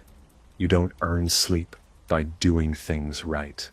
You earn it simply by enduring. The children in the house understand this better than anyone. They don't talk about being tired. They just collapse. Mid-play, mid-sentence, mid-laughter. One moment, they're wide-eyed and wild. The next, they're folded into a corner, mouth open, hands still sticky from berries or ash. No resistance, no rituals, just surrender. You envy that. You used to have it. You still do in pieces. When the work's been long and the evening quiet, sometimes you feel it. The body taking over, softening, closing your eyes before your mind can argue. There are nights when the sky outside is alive with weather. Rain hammering the thatch, wind howling like wolves. The walls shiver, water leaks through a crack in the window frame. Still you sleep, not out of bravery, out of certainty. You've known worse.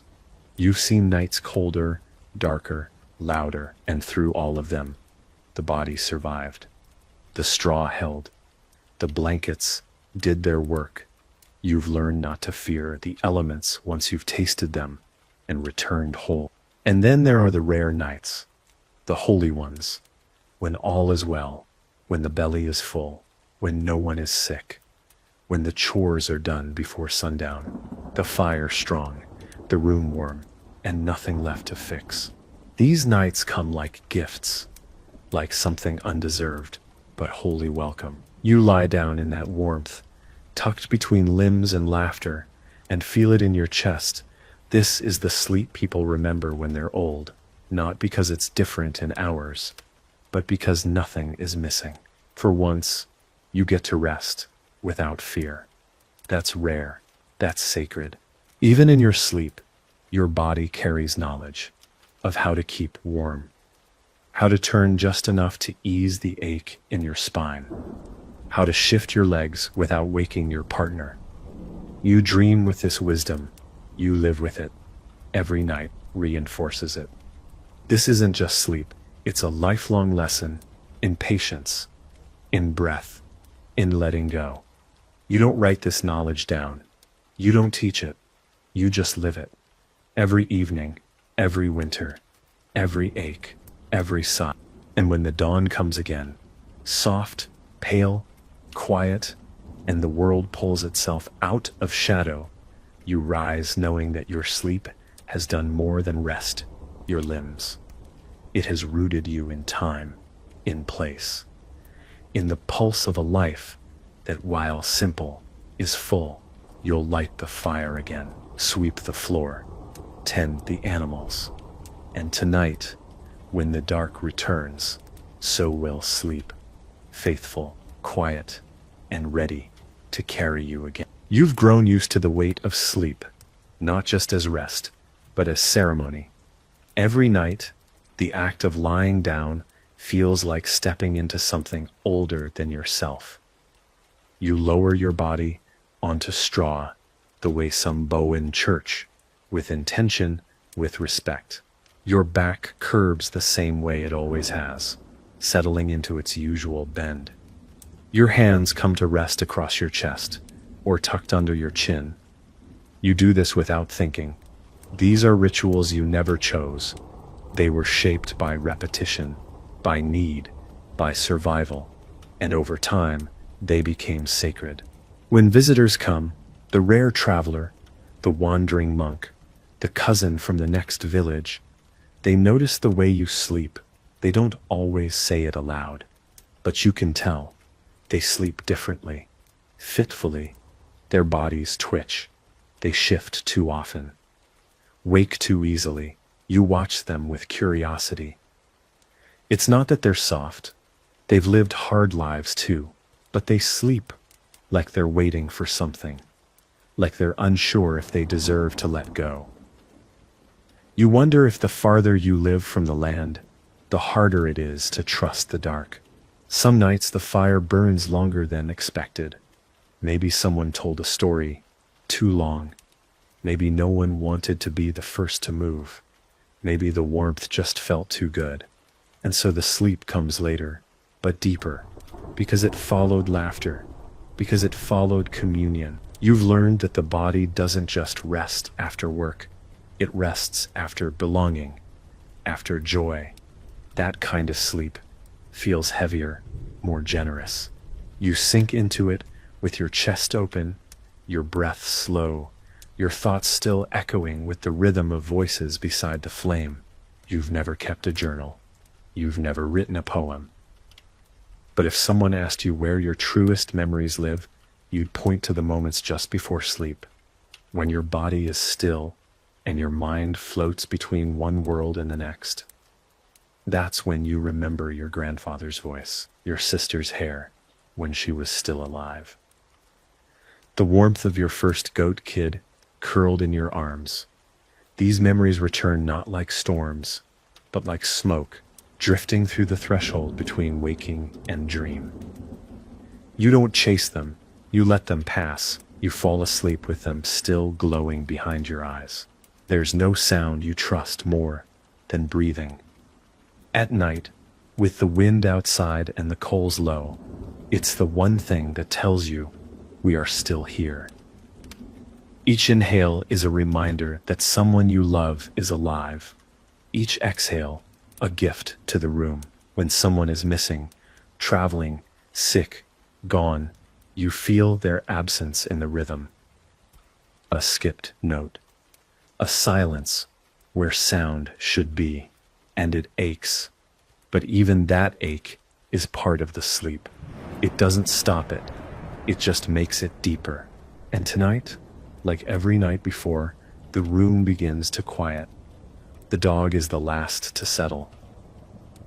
The fire lets out one final sigh. You shift your shoulders, exhale long and slow, and the dark folds around you. Not heavy, not cold, but familiar. You close your eyes, not out of exhaustion, but readiness. Because here in this small corner of a world that asks too much, your sleep is still entirely yours, and it welcomes you back without question. You've come to realize that sleep is your most honest self. There are no performances here, no roles to play, no pride to maintain. In sleep, your face slackens, your hands uncurl, your body forgets the stiffness it carried all day. No one lies in sleep the way your limbs fold, the way your brow softens. It reveals you, not to others, but to yourself. You've watched your mother sleep after burying her third child. You saw something in her stillness then, not weakness, but release. Sleep is where the world stops demanding things from you. For a few short hours, you belong to no one. And somehow, in that surrender, you feel more human, not less. The nobility may write their names in books, carve their deeds into stone, but you write your life into the straw each night, in the imprint of your body, in the heat you leave behind, in the rhythm of your breath, joining the breath of the people you love. Your legacy isn't made of monuments. It's made of moments, hundreds of quiet nights that no one else will ever see, where your only triumph was making it through another day and resting anyway. There are stories about sleepwalkers, people who rise in the night with eyes open but minds far away. They walk through the village, step into rivers, climb onto roofs. You've seen it once, a boy from the next house over, eyes glazed, whispering a name no one knew. He walked barefoot in the frost, untouched by cold. Someone caught him, led him back. He never remembered it. But the story stayed.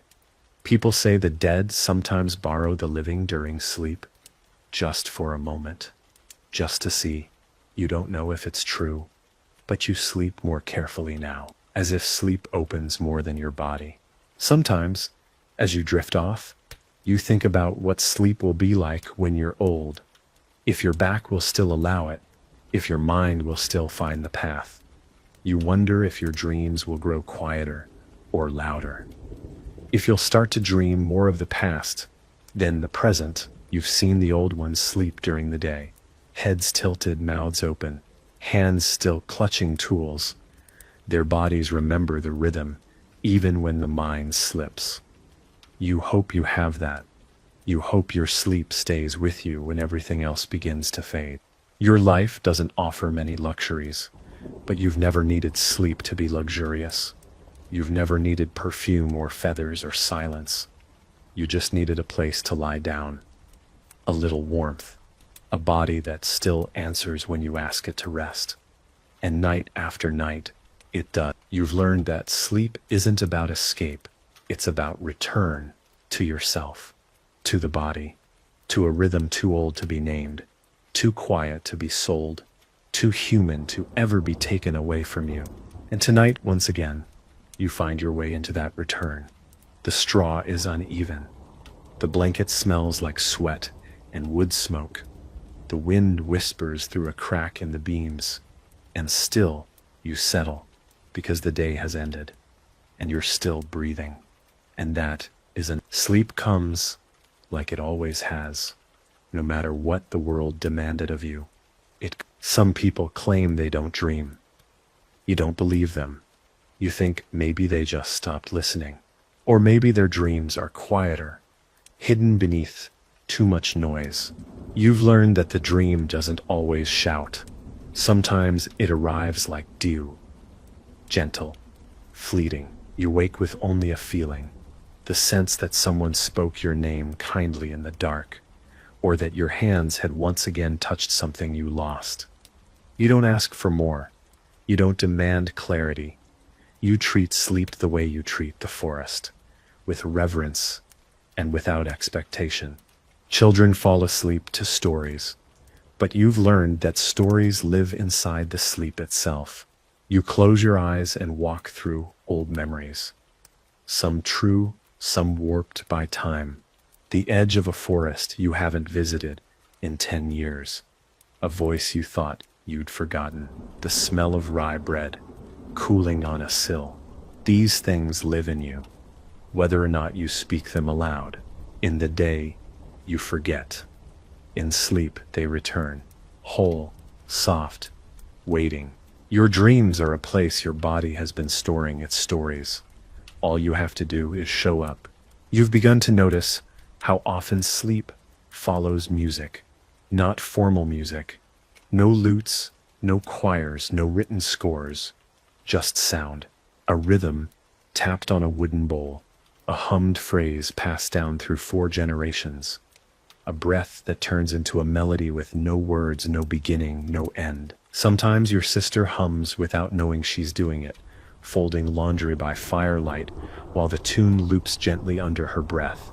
On those nights, you sleep faster. Your body carries that sound into the dark with it, like a thread leading back to the waking world. The body isn't something separate from the land. You felt this most clearly while sleeping outdoors, during planting, harvesting, travel, when the dirt was your mattress and the sky your only roof. Those nights, your dreams smelled like earth. Your joints ached harder, but your breath was longer. You didn't fear predators or weather. You accepted them, and in that acceptance, you found a kind of sleep modern minds might mistake for discomfort. But it wasn't discomfort, it was honesty. It was sleep without disguise. And now, lying here again in your own corner of the house, you feel the slow rise and fall of the body beside you. You hear someone shift on the other side of the room. The fire lets out a low groan as it settles into embers. Everything you love is still breathing, and so you allow yourself to fall again, not into darkness, but into continuity, into the rhythm that has held you all your life. Sleep is not an escape, it's an act of faith, and you believe deeply that it will find you again tomorrow. You've also come to understand that sleep is a kind of prayer, not the kind spoken aloud, not the kind written in Latin and chanted by candlelight, but a prayer made of posture, of repetition, of trust, to lie down night after night, in a world where anything can happen, where lives are lost in seconds, and still close your eyes. That's faith. Faith that the house will hold, that the fire will last, that someone will wake before you do, and that even if none of that happens, the sleep was worth taking anyway. There's a wisdom your body carries that no one taught you, a knowing of when it's safe to rest. And tonight, even before the last log gives in to ember, that knowing stirs. Your limbs begin to loosen. Your shoulders drop. You blink slower. You haven't spoken in 20 minutes. No one has. The room has entered that quiet before the fall, the hush that lives between the last word and the first dream. It doesn't need to be declared. Everyone simply knows. Sleep is coming, and the house, the entire house, prepares like a single animal, curling into itself. You feel it in your feet first, the warmth spreading under the blanket, the way your heels find their old grooves in the straw. You don't think of the day, not the cartwheel that broke, not the words you regret saying, not the moment you stumbled, carrying a pail and felt your knees give just a little more than usual. None of that follows you here, not because it's gone, but because sleep makes space for things to rest, without resolution. You don't have to fix anything now, just breathe. Just settle. The dark no longer frightens you. It used to when you were small. Shadows that stretched too long. The creak of a door. The rustle of something just outside the walls. But now, darkness feels like water. You sink into it, trusting that you'll float. The light from the fire no longer reaches your eyes. You see nothing, and still you feel held. That's what sleep becomes over time. Not a surrender to emptiness, but a return to something that remembers you, even when you forget yourself. Your breathing begins to match those around you. A slow tide filling the room. The rhythm is imperfect. Someone always breathes louder. Someone snores, but it comforts you. It reminds you that you are not alone, and not just in this house, in this way of living. There are thousands like you, sleeping under thatch, wrapped in wool, listening to the last ember sigh before giving in.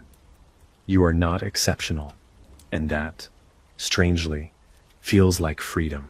Sleep is your inheritance, shared, humble, unspoken. You don't say goodnight? That's not the custom here. You shift, you settle, you pull the blanket tighter.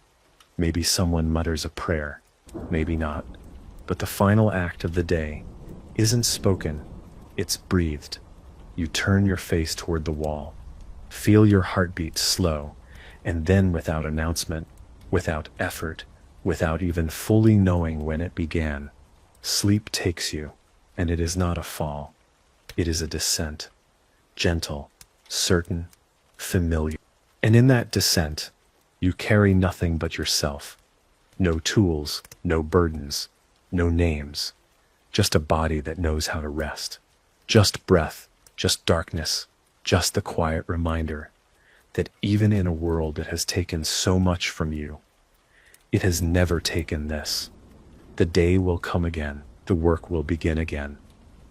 But tonight, once more, sleep is yours. You dream more as you age, though not always in pictures. Sometimes your dreams feel like textures, the way linen feels after drying in summer wind, the damp cool of morning soil, the weight of snow on your shoulders before the fire warms your spine. You wake not with stories, but with sensations still clinging to your skin, like dust that won't brush off. And even though you can't name the dream, you carry it through the morning like a secret, something tender, private, too soft for words. Others begin to ask you how you sleep, the young ones, curious, worried. They complain of waking too much, or falling asleep too slowly. You listen, you nod, and then you tell them, stop fighting. You don't control sleep, you greet it, make space for it, let it arrive like weather. You tell them not to fill the silence with thoughts, to watch the fire, to count the breaths of the person beside them, not to reach for dreams, just to lie still, as if their body knows something they don't, because it does. You don't fear death in your sleep. Not anymore. You used to. The idea of not waking, of the final breath arriving unnoticed. But now, you've seen too many good deaths happen this way. A body curled gently, eyes closed, a face without tension. You think, if it happens in sleep, that's the best of it. No drama, no pain, just the dark reaching in and not letting go. And on most nights, if it were your last, you wouldn't know it, wouldn't resist it, because your sleep already feels like a small death, quiet, whole, complete. You've heard that in other places, far away, across oceans, people live differently.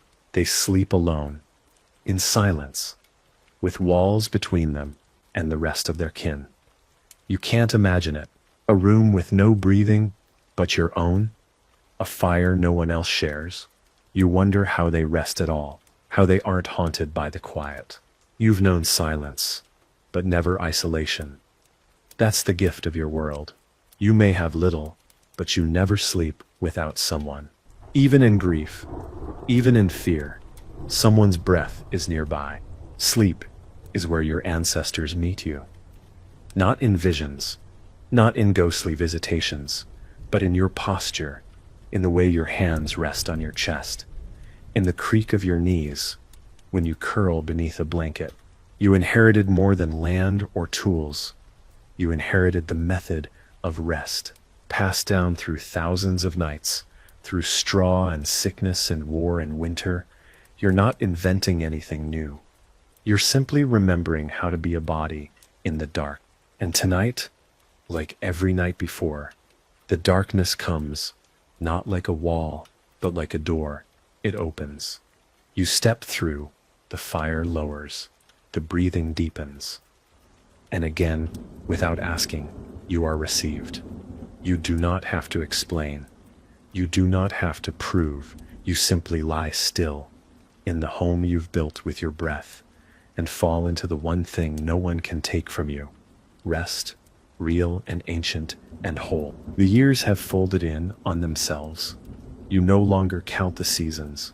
You know them by the way your bones behave. The stiffness in spring, the heaviness in winter, the ease in late summer when the sun lingers and your hands are busy but not yet cold. And every year you return to the same bed, not the same straw that changes, thinned and replaced, but the same spot, the same corner, the same shape carved by your body, night after night. You've worn yourself into the house like a song that never ends, only hums quieter over time. Your sleep is lighter now. You wake more often, sometimes for no reason, but you're not bothered. The quiet doesn't frighten you. You listen to it, you sit in it. Sometimes you don't even lie back down right away. You just sit up, wrap a blanket around your shoulders, and breathe. You've come to love the night, not just for its sleep, but for its stillness. You think clearer in those moments. You remember things without trying. You feel the years like echoes bouncing gently off the beam. You've seen nearly everyone you love sleep. It's one of the strangest and most beautiful privileges of living long, knowing what people look like when they let go. You've watched children and elders, lovers and enemies, all eventually surrender to the dark. Some thrash, some curl tight, some lie still like saints, but all of them, in the end, sleep. And when they do, they become human again, soft, breath-bound, ordinary. It humbles you, reminds you that no one escapes this rhythm, not kings, not beggars, not even you. One day, they'll speak of you in past tense.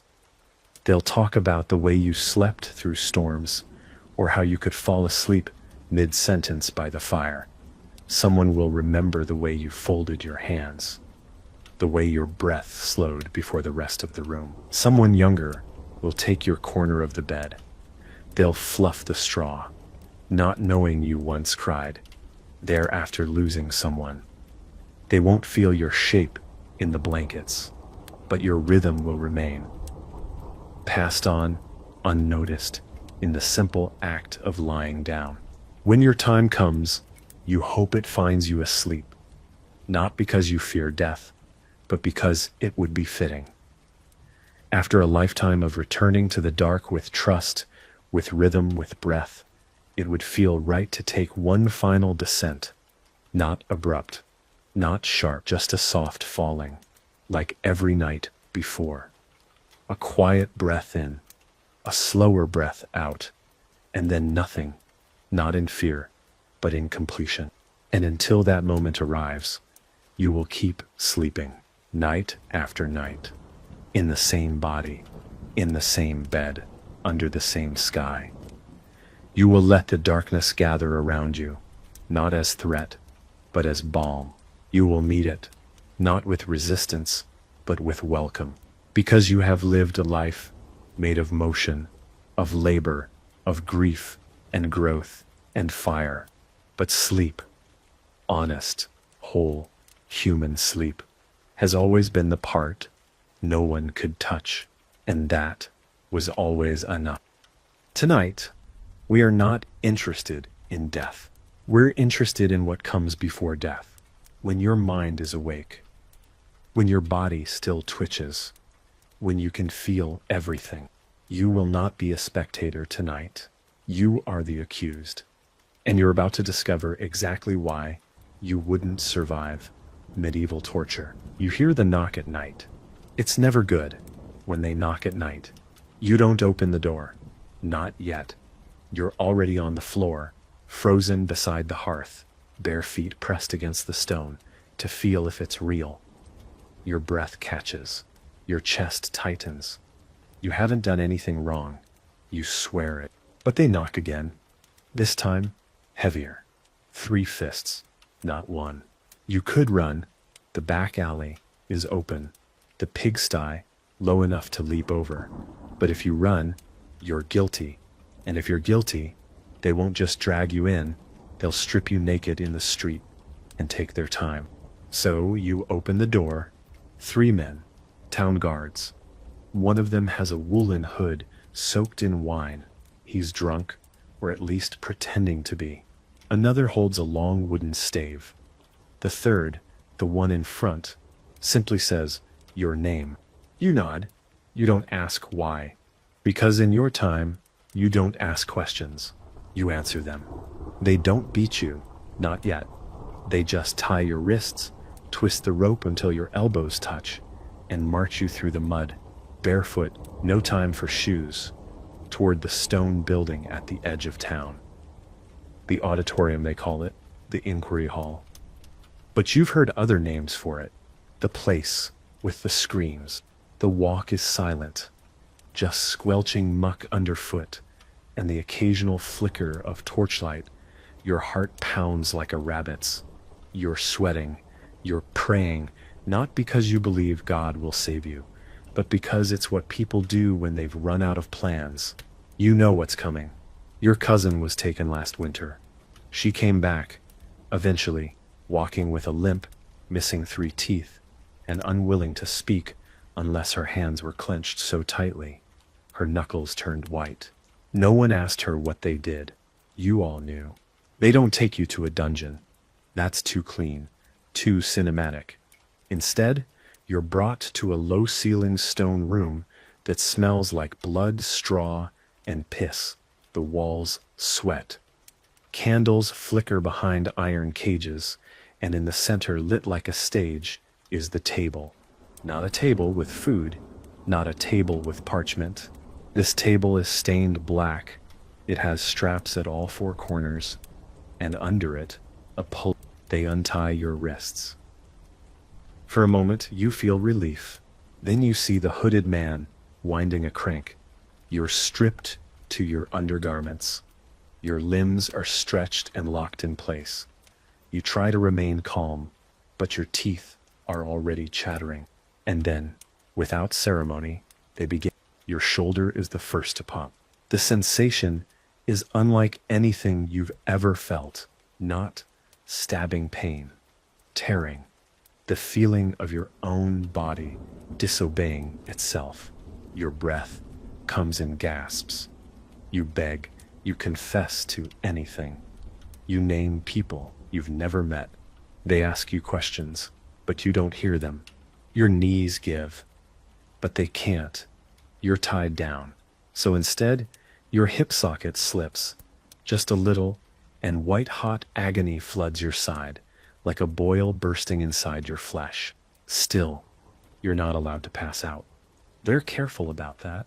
They pour cold water over your head, force your eyes open with grease, whisper things in your ear about the devil, your mother, the girl you kissed once behind the baker's stall. You're not even sure what you're accused of anymore. Witchcraft? Theft? Blasphemy? It doesn't matter, because guilt has nothing to do with pain. This isn't punishment. This is proof. Pain is the evidence. Your scream? That's their justification. And your silence? That too. Hours pass. Or is it days? You don't know.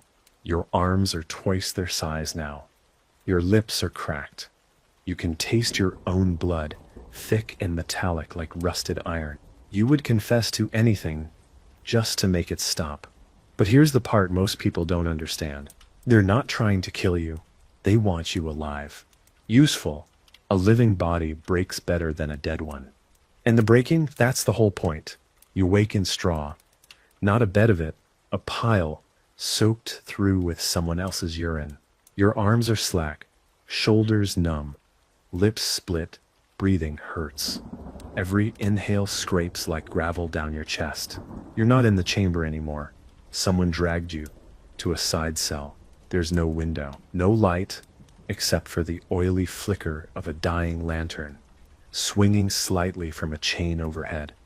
You think about sitting up, but your legs don't respond. You blink and blink, willing your vision to return. One eye swollen shut. The other stares into a haze of smoke and stone. You whisper something. A name, a prayer, but the words don't come. Only a hoarse gasp. That's when you hear it. Not words, not footsteps. Just a click. A soft metallic click in the darkness. Then another. You freeze. In your time, there are only a few things that sound like that. Locks, gears, metal tools being prepared. He's not rushing. He knows you hear him. That's part of it. The waiting, the dread. You think maybe this is it. The final thing. You're going to die. But then the door creaks open, and you see what's waiting. It's not death. It's worth. A wooden frame, shaped like a triangle, low to the ground and slick with dark stains. At the top, a narrow groove lined with jagged glass and broken pottery. You recognize it. The Judas cradle. A man in a leather apron beckons. You shake your head. It doesn't matter. They lift you, 2 guards, one at each arm. You don't even flinch anymore. Pain is constant now, like background noise. They don't explain anything. They don't need to. You're naked by the time they reach the device. You're trembling, not from modesty, from memory. You've heard stories. People don't walk right after this. Some don't walk at all. You're placed above it. Your legs are pulled apart, ankles tied to weights. Your lower body begins to descend. The point presses up. You clench, scream, twist. They lower you anyway, inch by inch. Gravity does the work. It doesn't puncture, not yet. The point presses inside, but not enough to kill. Just enough to break, to tear. You're not sure when the screaming stops. Maybe your throat gives out. Maybe your mind blanks. You leave your body. That's the only way to survive it.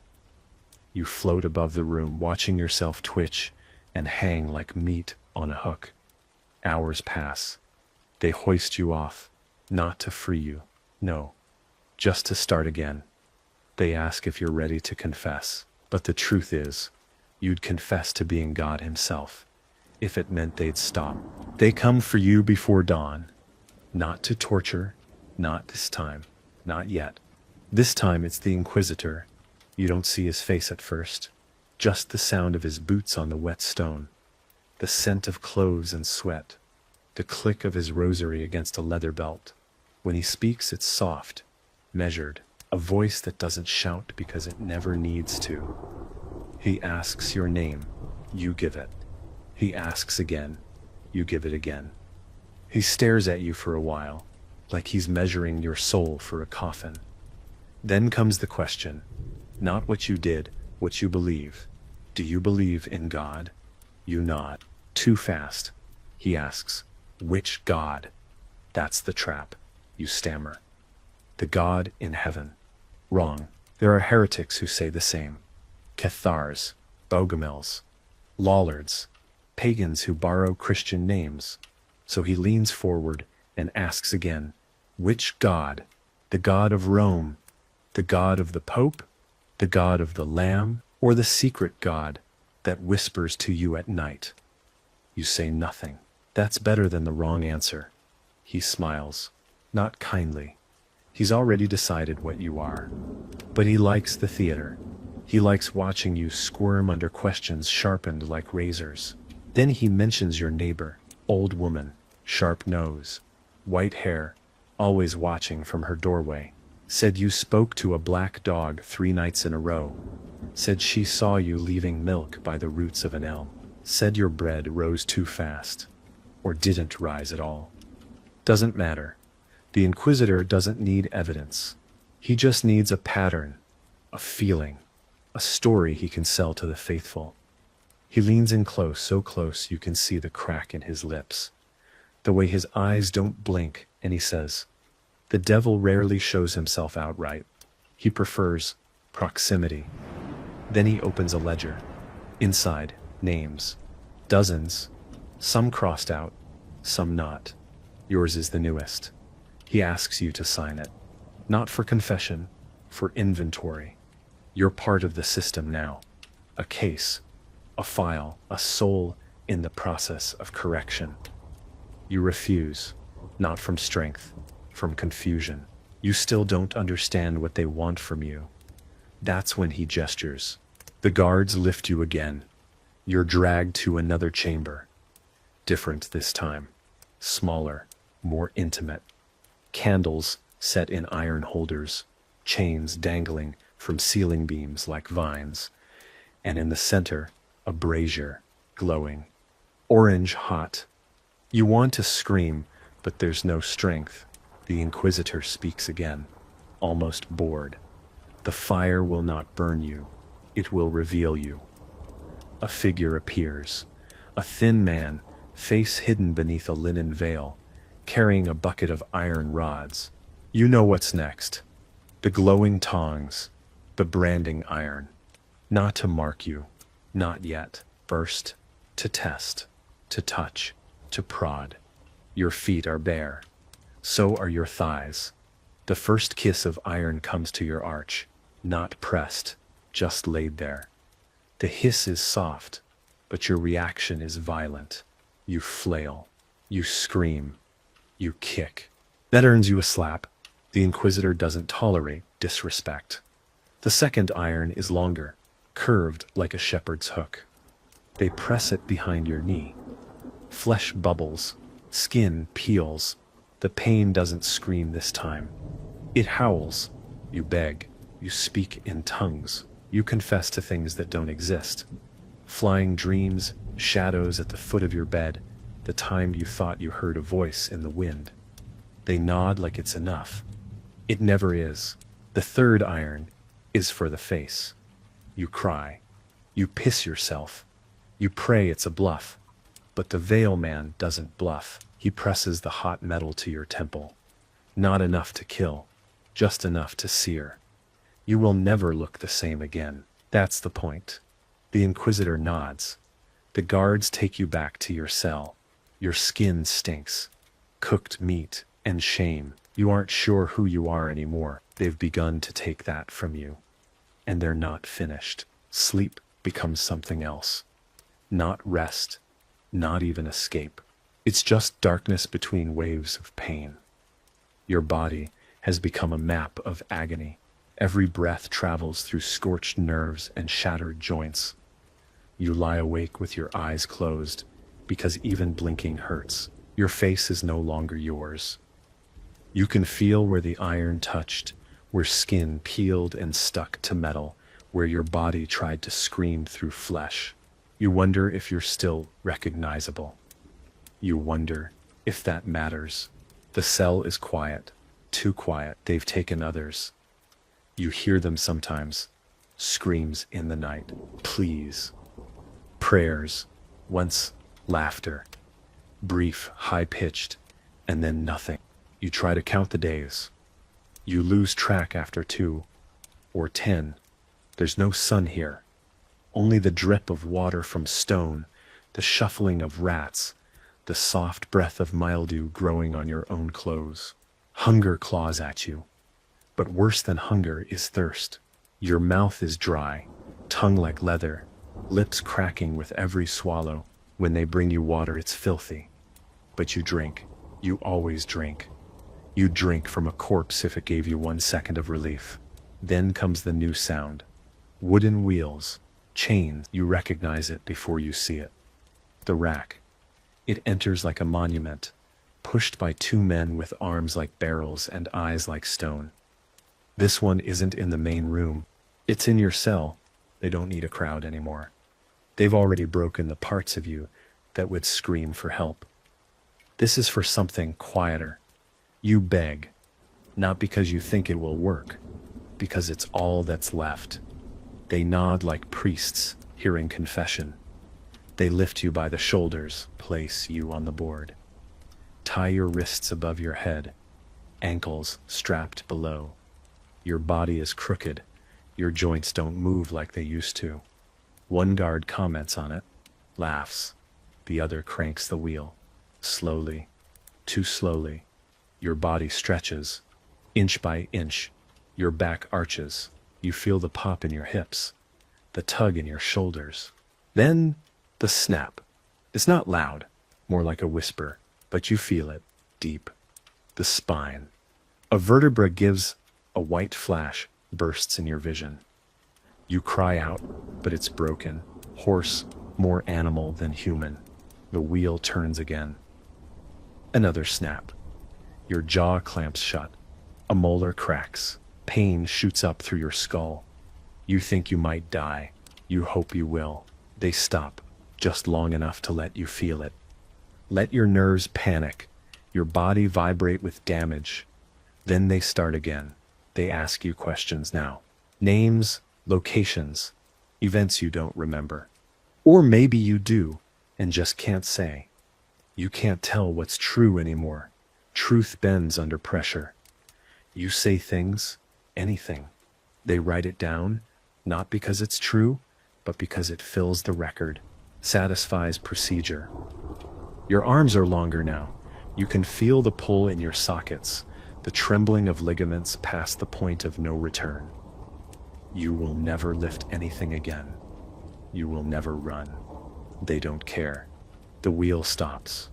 You're unstrapped, dropped. Your body hits the floor like wet rope. No strength to scream, no energy to crawl. They leave you there, twitching, weeping, stinking of blood and old cloth. Later, the priest comes, candle in one hand, Bible in the other.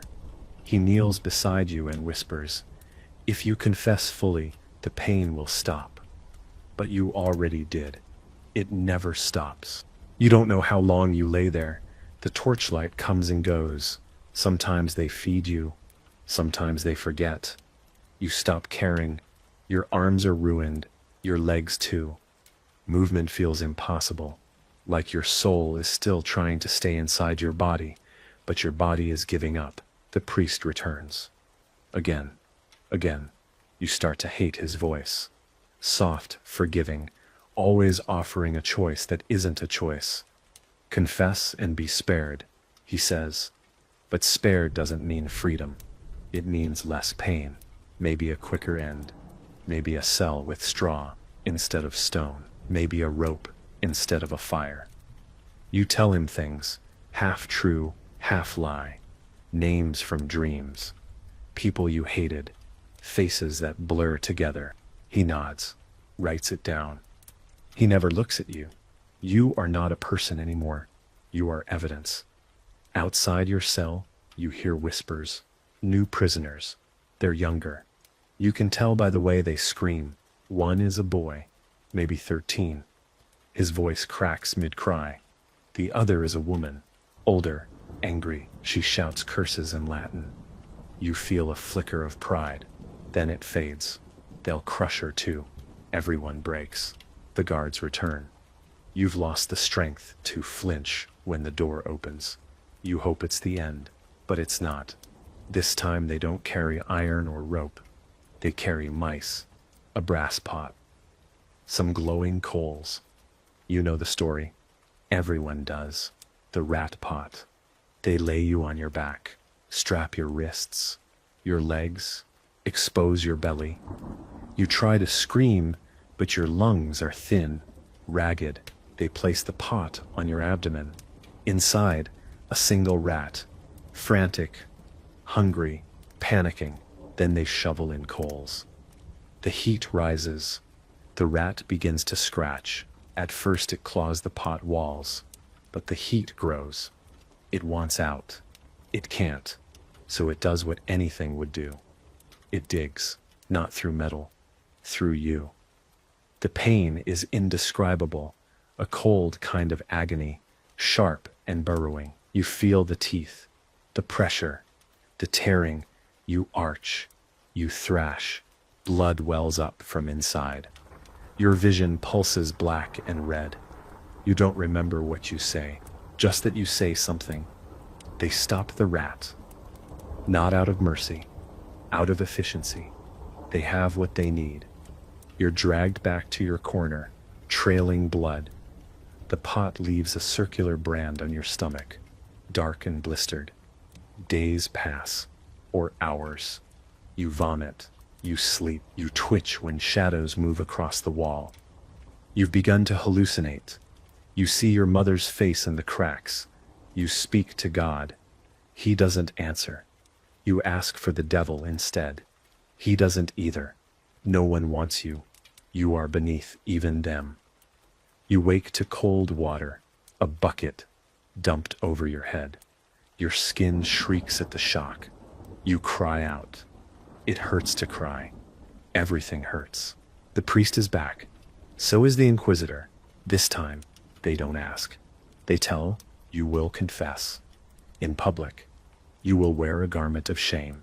You will recite your sins. You will thank the Holy Church for your purification. You will kiss the cross. Then, maybe, they'll kill you. You not because you agree, because it's the only way forward. Your legs barely hold you. You are carried outside into daylight. You forgot how bright it was. The sun burns your eyes. The crowd is already there. They've gathered like it's a festival. Children, old men, people you knew. You are led up to a platform. You're dressed in rags painted with flames and demons. They say it's symbolic. You look ridiculous. No one laughs. They watch in silence, curious, cold. A priest announces your sins. Some are real, most are not. Then you speak, or try to. Your voice is sand, but you say the words. You thank your torturers. You praise the holy office. You renounce the devil. You weep. They applaud. The Inquisitor nods. You've done well. They bring the rope. Tie it gently around your neck. Not tight, not yet. The priest offers you a final blessing. You don't hear it. You're watching the sky. It's the last beautiful thing you'll ever see. They let you live. That's the first horror. You expected death, begged for it in your own way, but instead, they throw you back into the cell. No rope, no fire, just stone, just time. Your body is barely whole. Every movement is a gamble. You're not healed, not recovering. You're decaying, slower than a corpse. Your mouth tastes like rust. Your skin feels alien. When you blink, your eyes feel full of dust and ash. Outside, the world continues. You can hear it. Carts rolling over cobbles, distant laughter, bells tolling for mass. Life carries on. Without you, within these walls, you are nothing but a ruin. And still they're not done. They bring her in the next day. You don't see her at first. You hear her, young, not screaming, whispering, pleading, then sobbing. A girl, 15, maybe 16, the cell across from yours. You don't know her name. Doesn't matter. You hear everything. The threats, the accusations, the prayers. She still thinks they'll listen. Still thinks she can explain. You know better. You try to warn her. A whisper through the stone. But she doesn't respond. Maybe she doesn't hear. Maybe she doesn't believe you. They come for her at night. Her screams shatter whatever part of your mind was still intact. You wonder if that's why they brought her, to make sure you don't forget. The torture you survived isn't a memory now. It's a chorus. The whole prison sings with it. Iron against bone, cloth against throat, the crackle of fire, and underneath it, the voices of the broken. You stop sleeping. You can't. When you close your eyes, your mind replays the rack, the cradle, the rat. Sometimes you remember it from outside your body. Sometimes you're watching from above. But sometimes, worst of all, you remember it as someone else, as the one turning the wheel, holding the iron, smiling. Your body doesn't heal. It scars. Infections begin. You feel them, soft heat in your legs, swollen joints, red streaks rising up your thighs. You know what that means. The rot is coming. One day soon, you'll die of fever. But not yet. They give you vinegar, bread crust, something to keep you just alive enough to feel it all. You wonder if this is penance or punishment, if they think this is justice, or if justice died long ago and this is just procedure. The priests don't look at you anymore. The guards call you, you've become furniture in your own damnation. And then they bring the mirror, just once. Carried by a monk in silence, held up in front of you, like a holy relic. You don't recognize what you see. Not your face, not your body. The burn has warped your features. Your eyes are swollen. One of them is milky. Your lips are cracked wide open. Your teeth, those that remain, are black at the roots. Your arms look too long. The rack did that. You're no longer a person. You're a warning, a tool, a victory. The monk takes the mirror away. Doesn't speak. You think that was your absolution, a chance to see what they made of you. After that, silence. Days pass, then weeks. No more questions, no more pain, just waiting.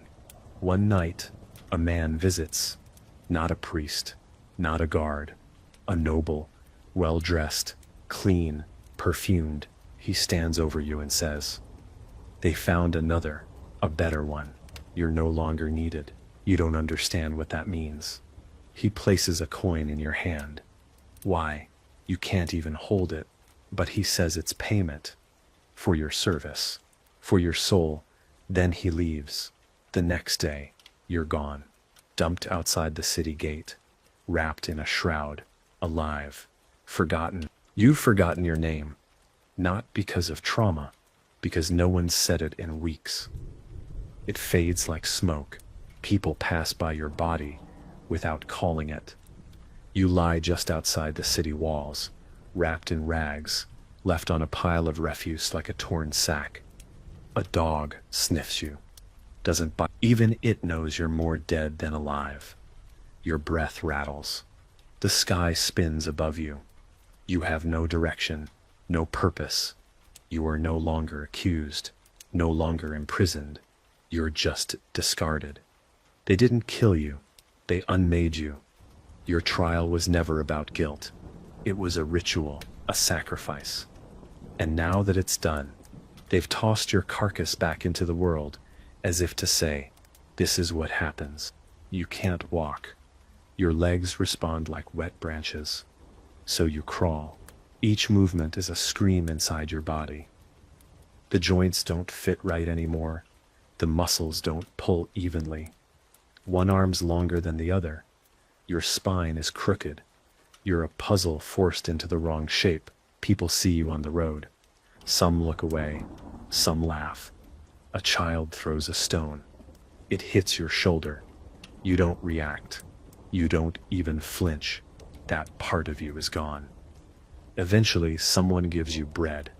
Not from kindness. Just to make you leave. You sit under a bridge and eat it slowly, like it might vanish if you chew too fast. Rain starts. You don't move. You don't care. You're already drenched with the inside of yourself. You begin to hear things. Not voices, memories. The voice of the priest asking about demons. The inquisitors whisper. Pain reveals truth. They echo through your skull like wind through an empty chapel. You remember what they made you say, the lies you told, the people you named. Did they suffer too? Did they die in your place?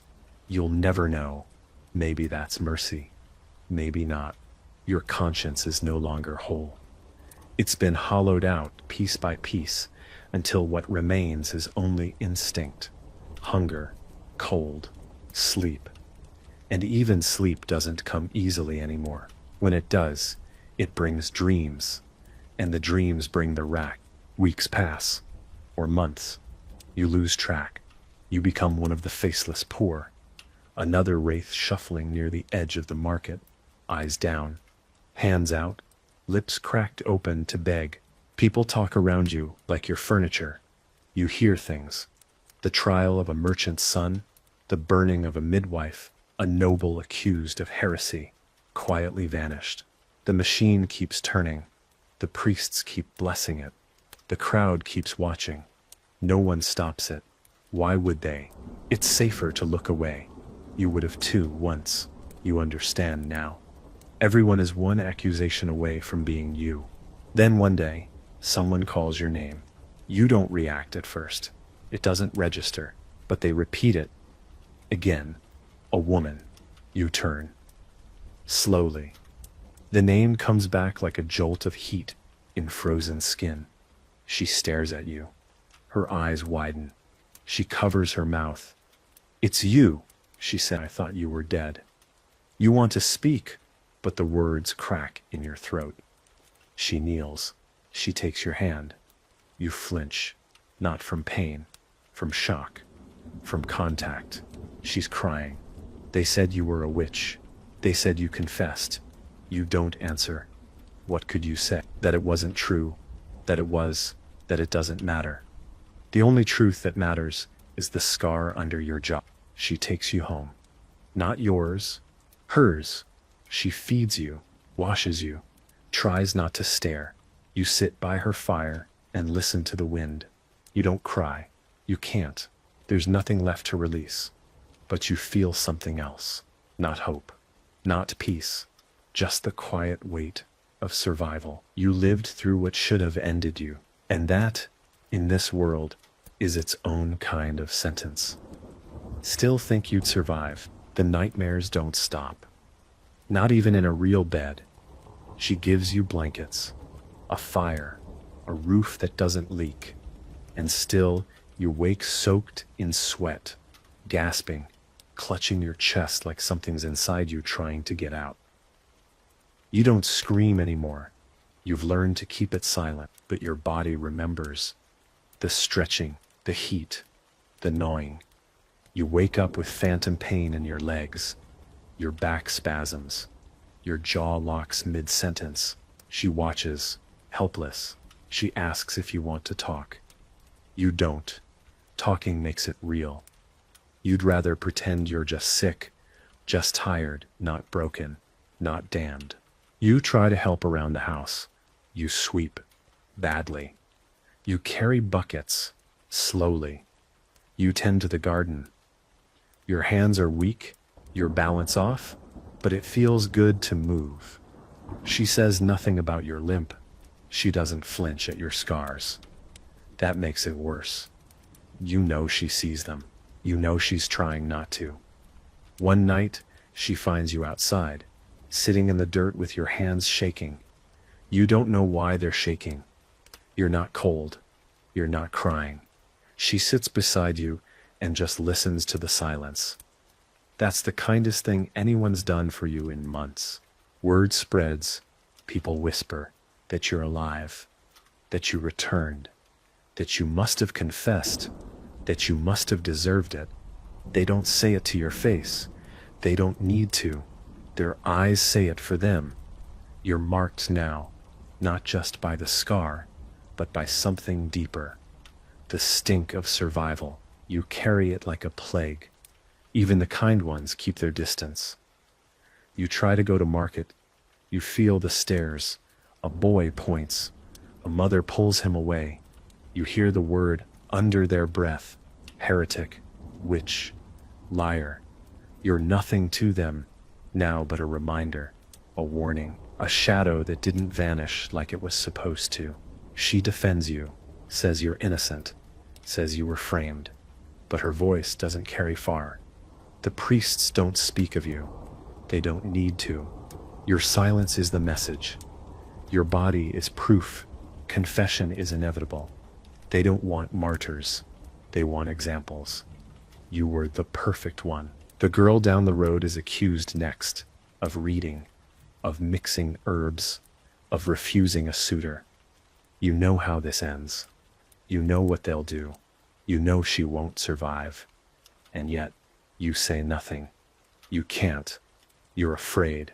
Not for yourself. For her. Because if you speak and they listen, they'll come back. For you. Again.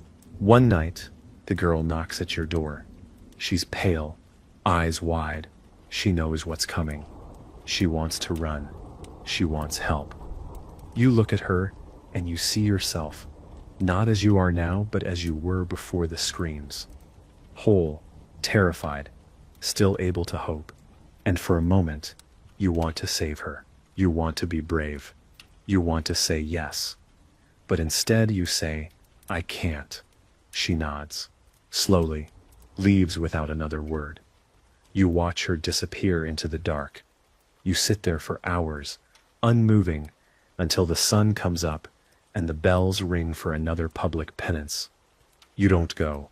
Weeks later, they find her body near the river, bound, bruised, throat purple. So, the church says nothing. The villagers say less. You sit by the fire that night and stare into the flames.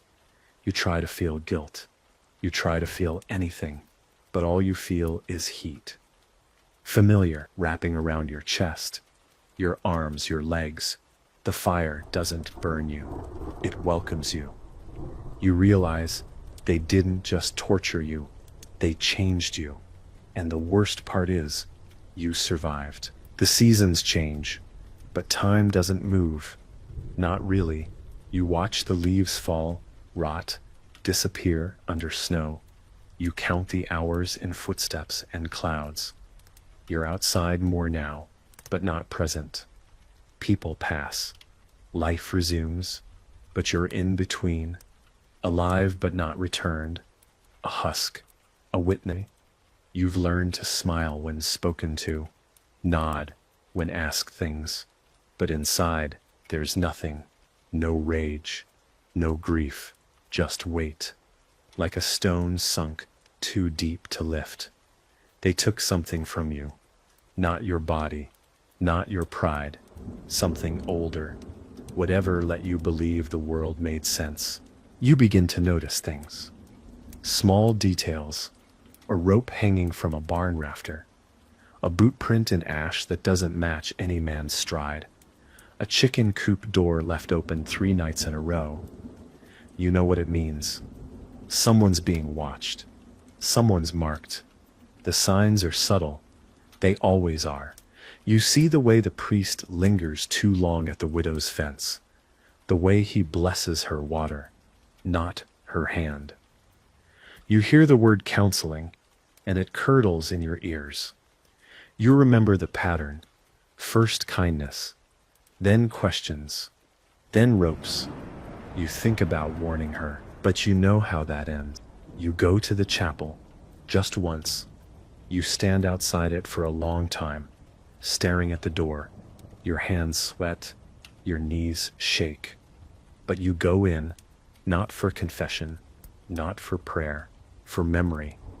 You want to see if the air still stinks of incense and blood. It doesn't. It smells clean, scrubbed like it was never a place of screams. The priest sees you, the one who watched you burn, break, bend. He greets you like a brother, like nothing happened, like you didn't sob at his feet, begging for water. You nod, you smile, and you leave before the bile reaches your tongue. Back home, you begin writing, not letters, not accusations, words, fragments, the names of the others, the faces, details they'll try to erase. You scratch them into wood, into walls, into your own skin, if you have to. Not to remember, to warn. If someone finds you later, long after your body is dust, they'll see you weren't just a victim, you were a witness. That's your rebellion now. Not fire, not vengeance, memory. In a world built on forgetting, remembering becomes resistance. You never say it aloud, but it lives in your hands. Every scar is a record, every limp step a story. Then one night, it happens again. New guards, new torches, another knock at another door. You watch from the shadows as they drag a man into the square. You don't know him, doesn't matter. He's tied, beaten, thrown to the mud. Accused, denounced. Same script, different name. The crowd watches, no one moves. You feel the heat rising in your chest. Not fear, not pity, something sharper, like a blade turning in your ribs. He looks at you, just once, through swollen eyes, and you know he knows what you are. A survivor, a coward, a ghost. He doesn't blame you. That's what hurts the most. You don't sleep that night. You sit beside the hearth and stare at your hands.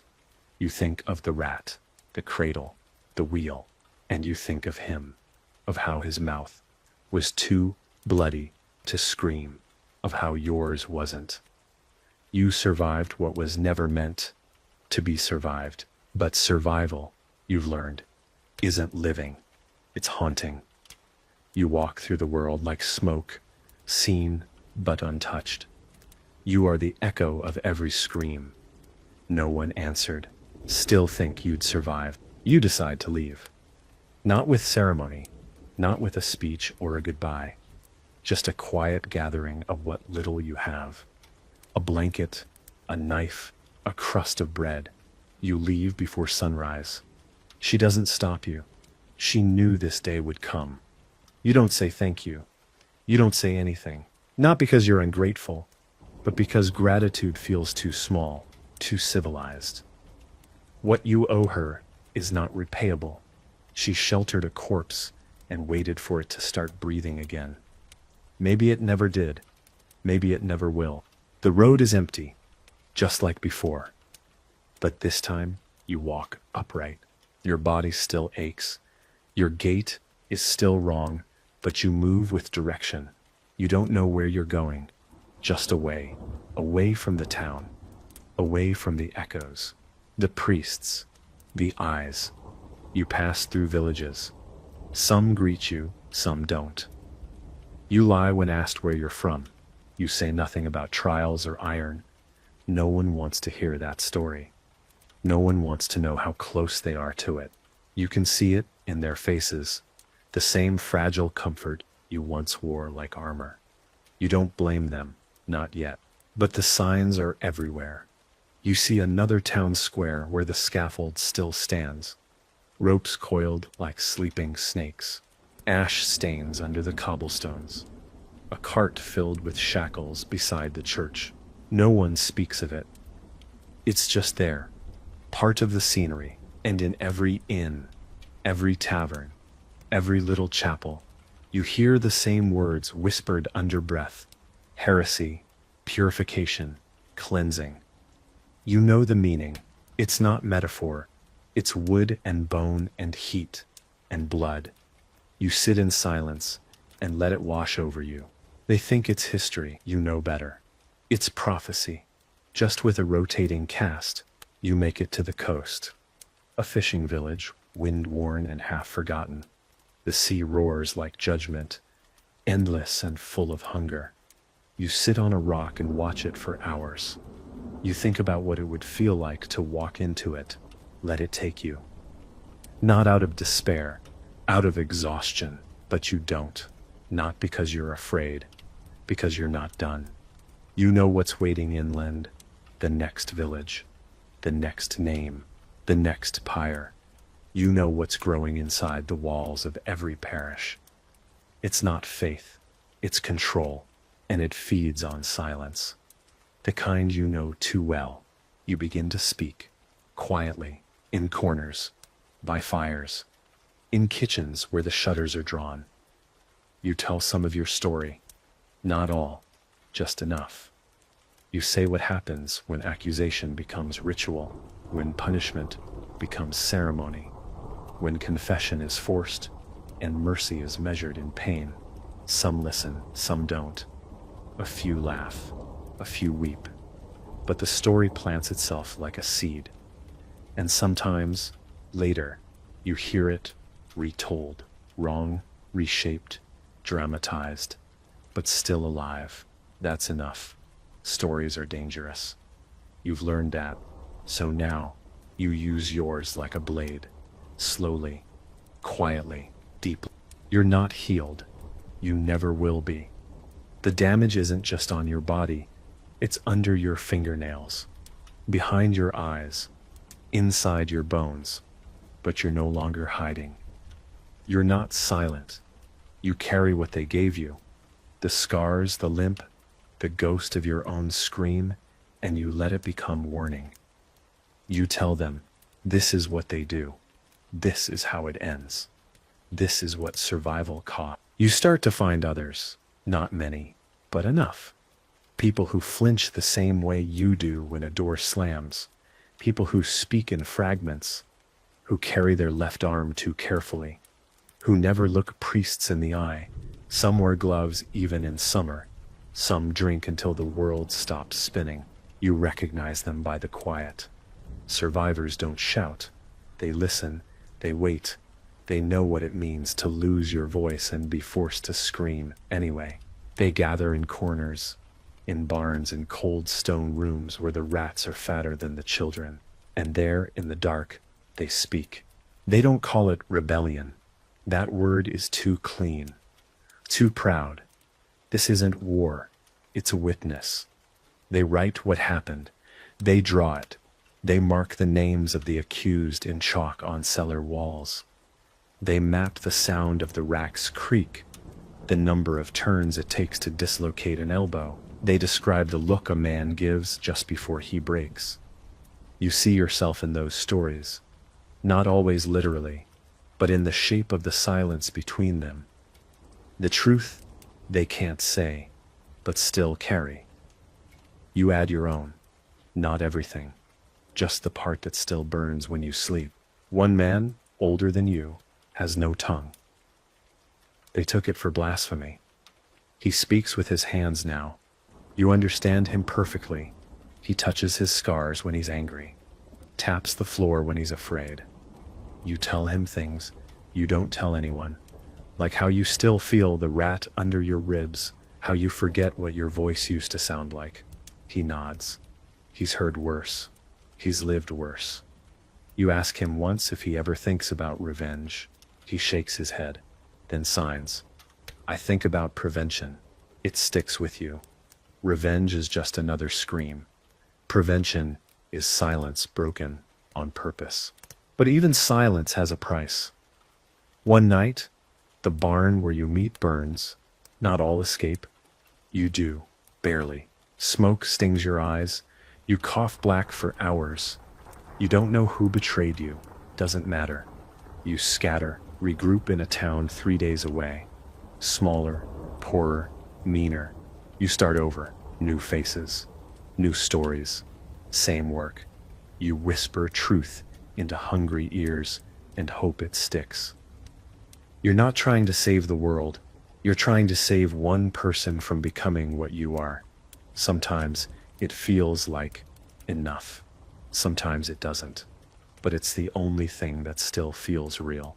One woman, barely 20, asks why you keep going. You don't answer right away. Then you say, because they wanted me to disappear. She nods. She doesn't ask more. She knows. You watch her take her place beside the fire. Tell her story. She's nervous. Her voice shakes. But she says it anyway. That's how it spreads. Not through armies, not through banners, but through testimony, the kind that leaves bruises, the kind that shivers when spoken, the kind that refuses to go quietly. You sit in the back and listen. For once, you don't feel alone. There are nights when you still wake up choking, when the smell of heated iron comes back, when your body clenches before your mind remembers where you are. But they pass. Not quickly, not fully, but they pass. You breathe, you sit up, you drink water, you speak a name, sometimes your own, just to hear it out loud, and you go back to sleep. Not because you're safe, but because you've decided that being afraid won't be the last thing they did to you. You hear rumors, whispers riding carts, tucked into bread loaves, murmured between doorways. A bishop has been arrested, a torturer found dead, face crushed, tongue removed. Somewhere, an inquisition chamber burned to the ground. You don't believe all of it. Hope makes fools of people, but some of it, some is true. You can feel it, like a shift in the weather, like a crack in the wall that wasn't there yesterday. The machinery of pain is still grinding, but it stutters, just a little. For the first time, someone on the other side flinched. You hold on to that, not as a promise, as a crack, a splinter, a tooth lost from the beast's mouth. You don't know who lit the fire. You don't need to. Somewhere, someone broke the cycle, not by speaking, by refusing, by disappearing, by striking back. You don't cheer. You don't celebrate. You sit by the fire that night and think about how long it would take for this spark to reach the rest of the world. Years, generations, maybe never, but the silence isn't total anymore. And that's how rot begins. In quiet. You would know. You lived it. One day, in a village you've never seen before, a man grabs your arm. His grip is firm, but not violent. You freeze. He looks into your eyes like he knows something. He says nothing, just nods once, and walks away. Later, you find a scrap of cloth left on your doorstep, a symbol sewn into it. Not a cross, something older, a wheel cracked in two. You've never seen it before, but you know what it means. It means you're not the only one who remembers. The others, the ones like you, have begun to find each other. You carry the cloth with you, not as a flag, not yet, but as a tether, a mark, a silent defiance. There's no leader, no name, just survivors. Each one shaped by a different horror, but all born from the same fire. Some still limp, some still scream in sleep. Some no longer speak at all, but they move, from town to town, planting truth like seeds in cracked earth. You watch the stories ripple outward, and while the priests still hold their pulpits, their words feel thinner now, like they're yelling into wind. Like they know something is unraveling. But the church doesn't fall. It adapts. It sharpens. It trades iron for ink, fire for doctrine. They begin calling dissent a disease, a madness. They say those who question are lost to demonic influence. And the people, tired, hungry, desperate, listen, because fear is easier than doubt, because it's safer to believe the whip is mercy. The rope is justice. The scream is salvation. You feel it starting again. Just beneath the surface. The same rhythm, the same hunger, the same mask, new face. You've seen it too many times not to recognize it. So you begin writing again. Longer, sharper. You describe the rack with painful detail. You describe the man who smiled while turning the wheel. You name the prayers they said while branding your skin. You write it all, not as history, but as warning. You leave the pages in libraries, in barns, in the cracks between church pews. You know most will be burned. You write them anyway, because one might survive, and that one might save someone. That's all you can hope for. Now, you don't think of yourself as brave. You think of yourself as awake. That's the real curse, isn't it? Seeing it all, the game, the script, the rituals, dressed up as righteousness. Most people still live in the dream. They hear the bells. They bow at the altar. They mutter prayers before they sleep. You used to, until your body became proof that faith can be weaponized, until your pain became someone else's evidence. So no, you don't feel brave. You feel used up, but that doesn't stop you from moving. One winter, you find a town where the pyres are fresh. Black ash still stains the snow. The people are quiet, not grieving, hollow. You stay only 2 nights, long enough to carve a message in the stone wall behind the chapel. This was not justice. This was obedience. You leave before anyone sees. It's a small act. Stupid, maybe, but it feels like scratching your name into history's skin. A refusal, finish. a refusal to let the fire be the final word. Sometimes, refusing is the most sacred thing you can do. You begin to notice fear in the eyes of the holy. Not all of them, but some. A monk in red, who flinches when he sees your face. A bishop who shortens his sermon when you step inside. They don't know what you are, not fully. But they sense it. A presence that doesn't kneel, a scar that doesn't fade. You represent everything they swore could be purified. And yet you remain. That contradiction terrifies them. You learn to use it. Your silence becomes a blade. Your limp, a sermon. Your breath, a heresy in motion. You meet a woman in the highlands. No name, no past. She keeps a ledger of the dead. Dozens of names, places, dates, buried under code. She's been tracking the Inquisition's movements. She knows which towns are next. She shows you a map, not one drawn by kings, one etched in pain. You add your own marks.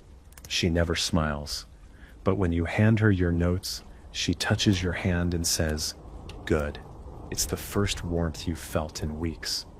Not love, not healing, just recognition. That might be stronger than either. Together, you start something. Not an army, not a revolt. A memory, a chain of stories passed hand to hand, like contraband. Whispered warnings, secret signs scratched into stable walls. You teach people how to spot the first signs of a purge, how to flee, how to hide, how to remember. You become a myth to some. The burnt one, the scar walker. Some don't believe you're real. That's fine. It makes it easier to move. And for every 5 who laugh, one listens, one prepares, one survives. You sleep outside now, safer that way. The stars remind you that history is small, and you are smaller, but not meaningless, not anymore. You left the fire, you carried it with you, and now, even if you vanish tomorrow, something remains behind. A mark, a breath, a voice that says, "It happened. I was there. I endured." A child finds you one morning, barefoot, face smudged with ash, holding a doll made of corn husk. She doesn't speak, just stares. You look away first. Her eyes are too clear, too unbroken. She offers the doll. You shake your head. She pushes it into your hands anyway. You take it, not out of politeness, out of confusion. No one gives you anything anymore.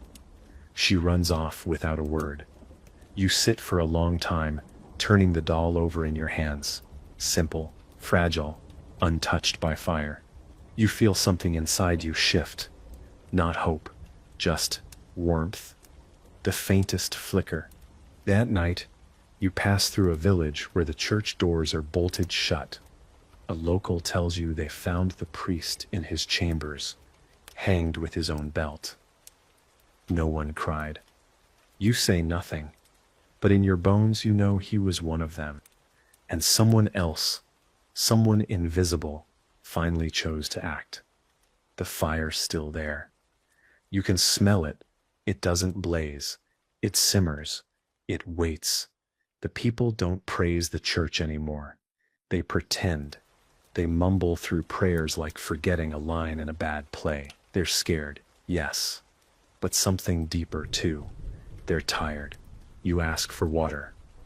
A woman brings it in silence. She recognizes the scar on your face, but says nothing. Later, she slips a note under your door. One word, safe.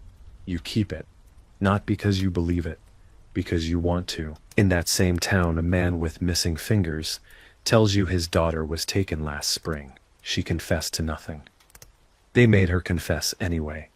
He didn't watch. He couldn't. You ask what he'd do if they came again. He looks you in the eye and says, "This time I'll burn the church down first." You believe him. Further north, the snows make travel harder. You limp through frozen fields, sleep in caves, chew dried roots, until your teeth ache, but you keep going. Every town is a gamble. You read faces like scripture. Who can be trusted? Who's broken? Who's a whisper away from snapping? Some places you say nothing. In others you speak too much. You lose track of how many times you fled under moonlight. How many times someone's eyes widened as you told your story, not in pity, but in recognition. They thought they were alone. You prove otherwise. You return to one village, years later, and find the chapel burned to the ground. No sign of battle. Just charred stone, half buried under weeds. No one talks about it, but they look healthier, lighter. A boy runs through the square laughing. An old woman sells herbs without whispering. You ask no questions. You stay one night. You leave the doll the child gave you, tucked under a broken beam. It feels like the right place to leave it. A gift returned, a circle closed. You walk away before the sun rises. No one sees you leave. You think of the others, the ones who didn't survive, the ones who couldn't speak, who were buried in shame, in silence, in dust.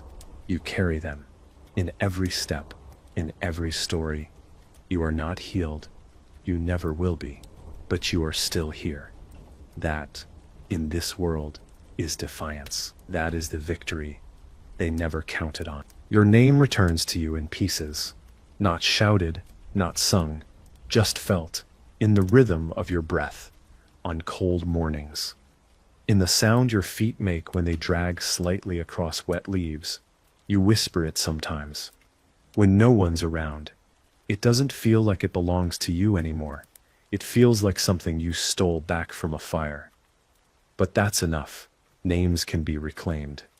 Even ones they tried to grind out of you between rope and iron. You meet someone who remembers you. A merchant. He saw you once. Before the accusation. Before the screaming. He doesn't recognize you at first, but then his eyes change.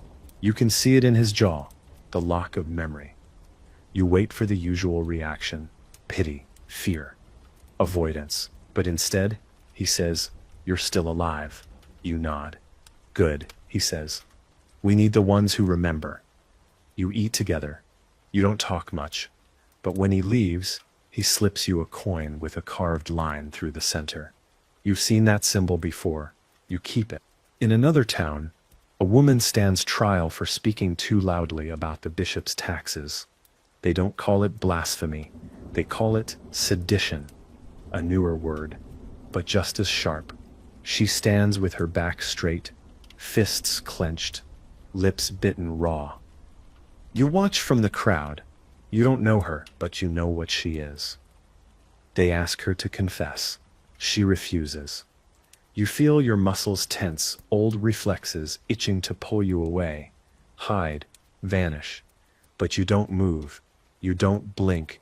You want her to see at least one face in the crowd that doesn't look away. She is lashed, not executed. For now, a warning, a lesson. You find her later, behind the tavern, shaking but unbroken.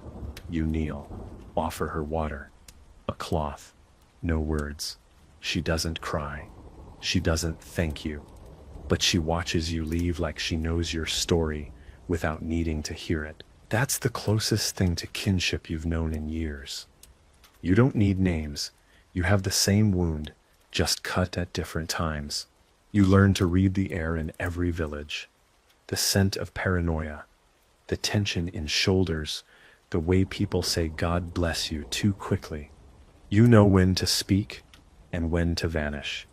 You write more, pass letters to no one in particular, hide notes in church pews, behind public crosses, under firewood bundles.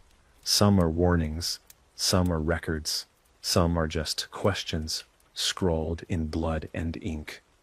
Do you believe them? You don't know who finds them. You only know they're never where you left them.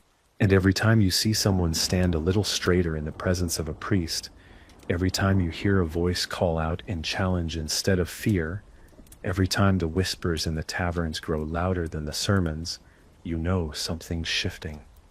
Not fast, not safe, but inevitable. You were broken to make a point. Instead, you became a fracture in the foundation. The snows come early this year, heavy, relentless. The roads turn to mud, then ice. Villages seal themselves in with straw and prayer. You travel slower now, not because of age, because of wear. Your bones ache in ways that aren't weather. Each step is a tally of past wounds, ankles twisted under the rack, knees burned beside the brazier. You used to walk to escape. Now you walk because stopping would mean rotting in place. You've seen what that does to people. You've seen what it looks like when someone survives the torture, but not the years that follow. You meet a boy in a stable, 12, maybe, eyes too wide, too knowing. He asks if the stories are true, about fire, about metal, about rats. You ask where he heard them. From my mother, he says. She said they did that to her sister. You ask where she is now. He just shrugs. You sit beside him, not like a teacher, not like a survivor, just another haunted thing. You tell him, the stories are true, but not complete. The pain is real, yes, but so is the after, the crawling, the rebuilding, the breathing, the remembering. You don't tell him it gets better, you tell him it continues. That night, you dream of the wheel again, not the turning, the pause between clicks, the moment just before it pulls. You wake with clenched fists, teeth grinding. You try to breathe it out, but the dream doesn't leave. It stays like smoke in your lungs. You know why it came. You stayed too long in this village. You let someone see you. You've broken your own rule. You pack your things by candlelight. No sound but your own breath and the creak of worn leather straps. You don't say goodbye. You never do. But as you pass the chapel, you stop. Something feels wrong. The door is open. It's never open this late. You step inside, slowly. No sound, just the cold. And then you see it, carved into the altar. Your name, not your real one, the one they gave you. Witch, blasphemer, liar. You stare at it for a long time. Not out of fear, out of recognition. They know you're here, or someone like you. You don't run, you walk, slowly, dignified. Because running is what they expect, and you are not what they expect. So you make a choice. Not to run, not this time. You leave the village, yes, but you don't vanish. You go to the next town, and the next, and everywhere you go, you say the name carved into the altar. You say it out loud. You say it like it's yours, and when someone flinches, when someone lowers their eyes, you know you're not the only one still carrying the fire. Outside, the snow has covered your tracks. You move through the dark like breath. You think about how easily it could all repeat, how little it takes to start the machine again. One sermon, one name, one scream. You wonder if it ever stopped, or if it just went quiet while it changed clothes. The faces are different now. Yes, but the silence is familiar.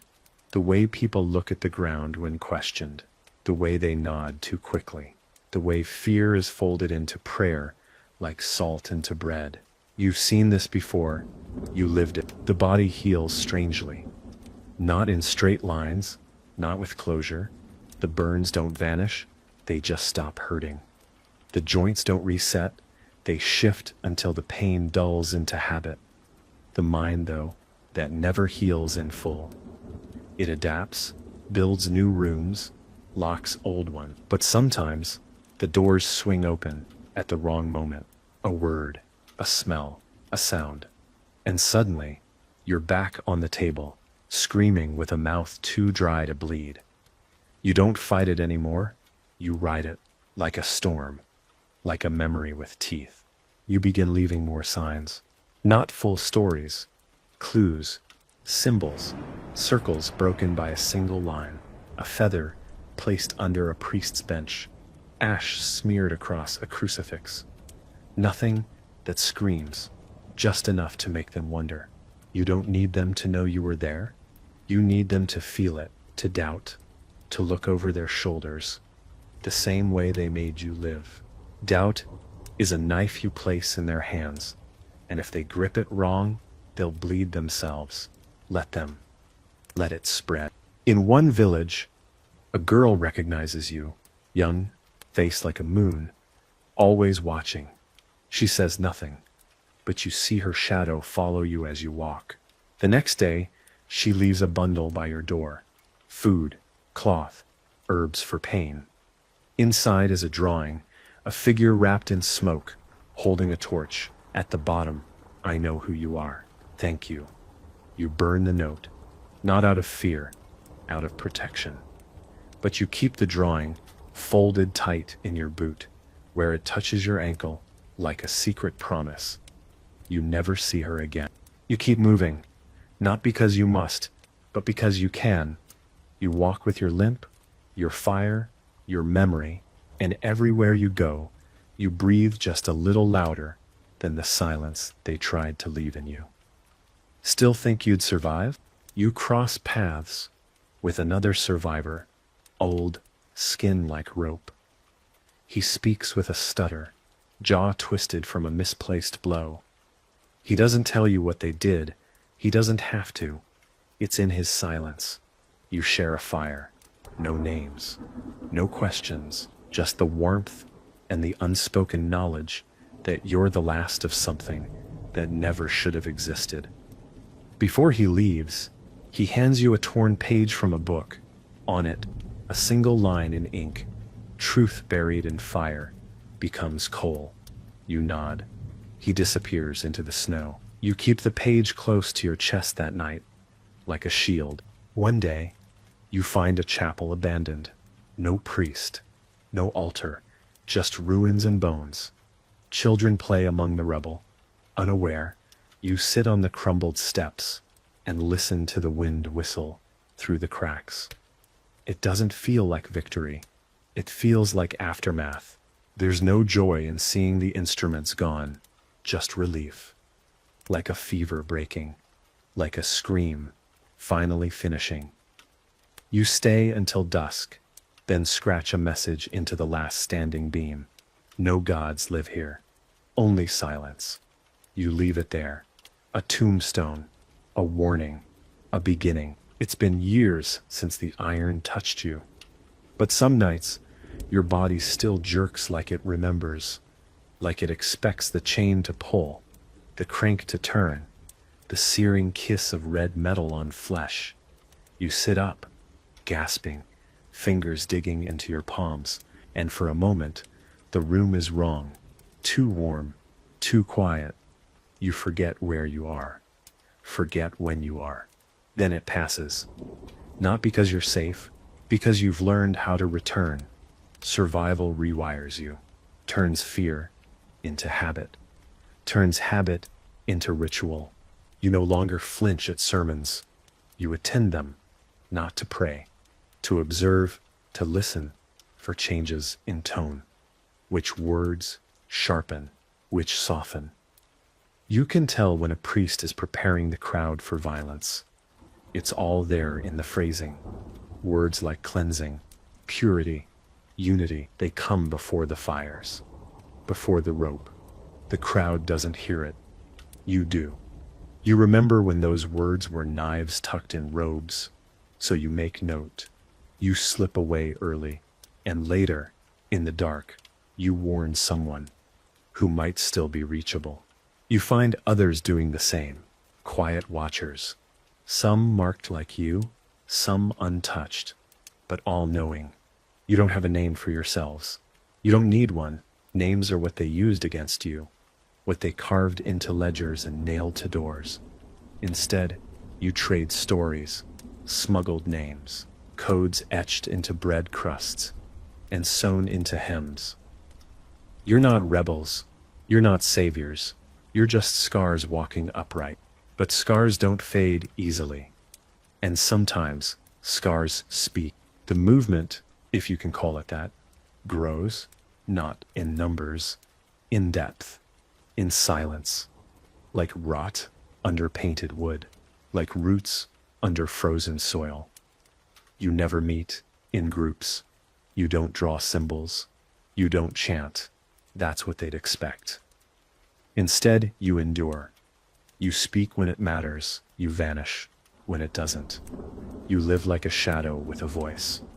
And that voice whispers, "This is not over. This is not forgotten." Even if they burn every name, even if they salt the earth, memory doesn't die with the body. In one town, a young woman is taken, not for heresy, for being inconvenient. She refused to marry the mayor's cousin, claimed the church protected her. It didn't. You find her weeks later, released, bruised but breathing. She stares at you like a dog waiting to be struck. You don't touch her, just kneel. Say 3 words. "I believe you." That's all. That's what no one gave you. She doesn't cry. She just breathes. You stay nearby for days. She doesn't ask you to. You just are. Sometimes you wonder what they'd do if they saw you now. The inquisitors, the guards, the men who smiled while you screamed. Would they feel guilt? Doubt? Would they look away? You doubt it.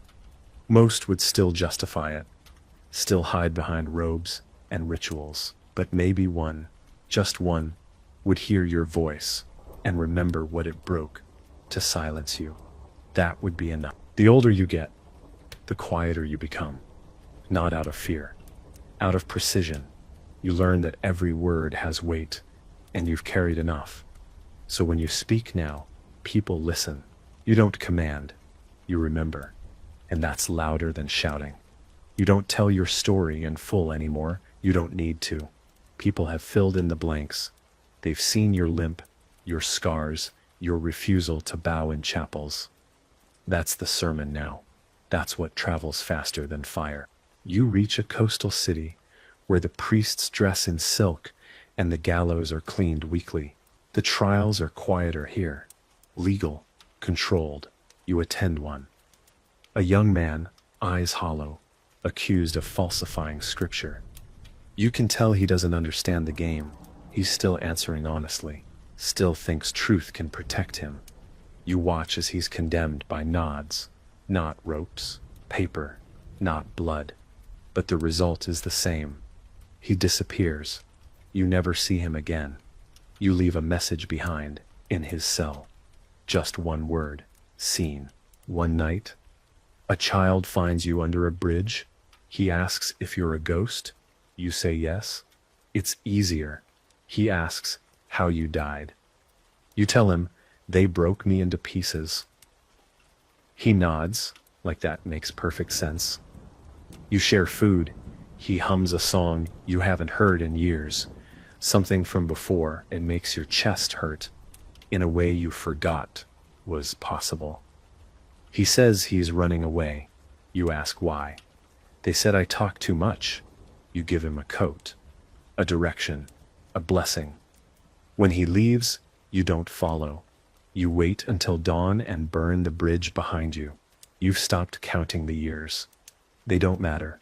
You track time in ruins, in whispers, in the way fear rises and falls like a tide. You've seen the fire return more than once. Different flames, same heat. But now, sometimes, someone resists. Not always with weapons. Sometimes with silence. Sometimes with stories. A woman stands in a square and recites a banned prayer. She's beaten, but she keeps speaking.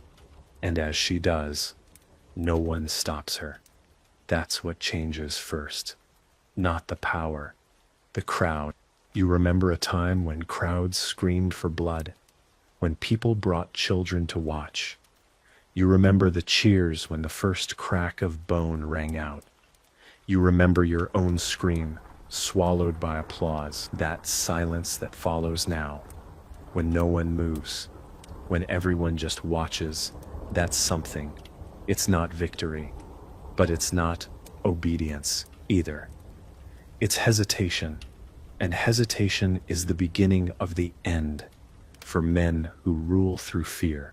You pass through a town where your name has become a warning, not a legend, not a hero, just a phrase muttered to children near fires. Don't be like them. Don't get marked. They mean it as caution. You hear it as proof. They remember, maybe not the truth, but something. And your joints ache longer now, not with pain, with memory. You wake and feel the echo of rope around your wrists, not from outside, but from the inside out, like your bones remember the pull, the twist, the surrender. You stretch carefully each morning, not to stay strong, but to stay real, to remind yourself, this body, this ruined body, still moves, still walks, still breathes. You've made it longer than anyone thought possible. Even you, especially you. You start to see faces in the crowd who look like you used to, not physically, spiritually, people balancing on the edge of disbelief, people asking questions in the wrong tone, people standing just a little too straight in the presence of power. You don't warn them anymore. You approach them differently. You listen, because the ones who are about to fall don't need saving. They need seeing. You ask them where it hurts, not if. You already know it does. One of them is a teacher, eyes sharp, voice soft. She tells you the bishop banned 3 books this year. She found 6 more to teach instead. You smile. That's the kind of heresy you love. Quiet, relentless, intelligent. You leave her with a list of names, not people, testimonies, stories that should not be forgotten. She copies them by hand, passes them on. You hear one of them a month later in a town miles away, told slightly wrong, but burning just the same. That's how it works now. Memory is fire. You carry the spark, others spread it. You revisit the place it happened, the original place. Stone, half swallowed by vines, the table gone, the chain rusted through.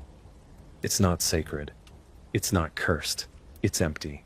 Just a room where pain happened once, and then again, and then again. You sit there for hours, not in mourning, in recognition. You touch the wall where your blood once ran.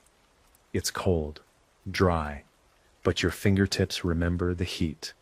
You place a single nail on the floor, a gift, a warning, a relic. Then you leave, and as you walk into the next town, hood drawn, breath white in the air, someone leans close and whispers, "You were right. You don't turn. You don't smile. You just nod. Slow, steady, and keep walking. You don't cry. That part of you is long dead. But you feel something like silence, shaped like peace. Not comfort, just completion. The past can't be undone, but it can be outlived." That's what survival is. Not healing, not triumph, just continuation, breath after breath, step after step, a refusal so quiet it sounds like endurance. You're not chasing justice anymore. You gave that up long ago when you realized justice was a word carved by the same hands that held the iron. You're chasing something else now, something smaller, sharper. You're chasing memory, not to relive, to make sure what happened to you, what's still happening to others, doesn't dissolve into rumor or get rewritten into righteousness. You've seen it before, the rewriting, the priests calling torture penance, the crowds calling screams cleansing. You refuse to let it become holy. A merchant tells you of a priest who disappeared in the night. No blood, no fire, just gone. You say nothing. You know the pattern. Survivors rarely take revenge, but sometimes someone else does. Maybe a brother, a daughter, a stranger who saw too much. You don't celebrate, you don't mourn, you just keep walking. Because it was never about punishment.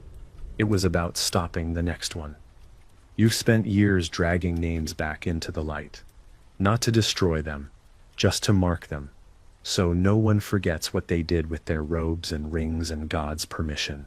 You sleep under bridges now, less often. Doors open more easily. Some towns have changed. You notice it in how women speak, in how old men hesitate before blessing their food, in the way children don't immediately flinch when a stranger asks a question. It's not safety. Not yet. But it's friction. The machine no longer spins freely. There's grit in the gears, and you helped put it there. One whispered story at a time. You keep a journal now, a new one. The last was full. This one is not for names. It's for moments. A smile from someone who used to tremble. A prayer said, without fear. A child who says they want to be a healer, not a priest. Small things, insignificant to most, but to you they're tremors before a quake. You never thought you'd live to see even this. You thought your story would end in a ditch, in smoke, in silence. You were wrong. Sometimes survival is the story. One night, a girl asks if you're a hero. You almost laugh.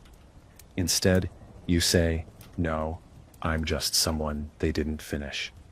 She looks confused. You don't explain. There's no way to describe what it means to live half dead for years, dragging your own name behind you like a chain. But you place your hand on her shoulder and say, "You don't need to be a hero. You just need to keep going. That, you've learned, is enough." You sleep near the fire that night? The warmth doesn't reach the scars, but it doesn't need to. You've carried your cold long enough that it's part of you now. You don't dream, you just rest. And when the morning comes, you rise without groaning, without flinching, without fear. Still think you'd survive? You've started teaching people how to vanish. Not in the magical sense, in the practical. Where to step to avoid echo. How to read a face before it hardens into accusation. How to hide ink inside wax. You never call it training. That makes it sound organized. It isn't. It's survival, passed hand to hand. It's experience carved into instinct. You teach the way a wounded animal shows its cubs how to flinch before the trap snaps. No speeches, no oaths, just scars exchanged silently. Sometimes people ask you for a name. Not yours. A label, something to call this thing you've created. This network of quiet defiance. You always say no. Names are how they catch you, how they justify the fire. Movements can be burned, but echoes can't. So you don't give them a flag. You give them tools, words, signals, a gesture that means not safe, a knot that means already gone. The tools spread faster than fire. That's the only thing you've ever wanted. A woman shows you a page she copied from your journal when you thought lost. It's not word for word, but it carries the tone, the rhythm, the ache. She says she reads it before sleeping, and again when she wakes. You don't know what to say. You're not used to being seen like that. Not as warning, but as wisdom. You touch the page gently. It smells like smoke and ink. It's been read 100 times. That's more permanence than any monument. You nod. She understands. The cities are slower to change. Power sticks to stone. But even there, you see small shifts. Guards who look bored instead of cruel. Priests who speak more about love than fear, or at least pretend to. People have started questioning out loud. Not often, not publicly, but enough. The silence is cracking, and every crack is a chance to breathe. You know it won't last. These things come in waves, but you also know how to swim now, and better, how to teach others. You visit a grave, one you made long ago, in secret. No name on the stone, just a mark, a symbol for pain that couldn't be spoken. You place a hand on the earth and whisper, "Still here." You don't expect an answer, but you feel something. Not peace, not forgiveness, just stillness, like the ground remembers too. You stand there until the wind shifts. Then you walk away without looking back. Some ghosts deserve to sleep. Later, you sit by a fire with a stranger who carries a brand on his back. He asks how you made it through. You don't lie. You say, "I didn't. Not all of me." He nods, says, "Then the part that survived must be the part that mattered." You stare at the flames and let that truth settle in your chest. Not heavy, not sharp, just real. The older you get, the less you fear being hunted. Not because you think it's over, but because you've stopped hiding. You walk through towns with your hood down now. You speak your truths without softening them. If someone's watching, let them. If someone reports you, let them try. What can they do that hasn't already been done? What cage could hold what you've become? You're not the victim they hoped you'd stay. You're the memory they tried to kill, walking, speaking, refusing to fade. One town posts your face on a board. A sketch, crude. You stand in front of it for hours, watching people walk by. Some glance, some avoid it. One man spits on the wood. You never learn who put it there or why, but the next day it's gone. Not torn down, taken.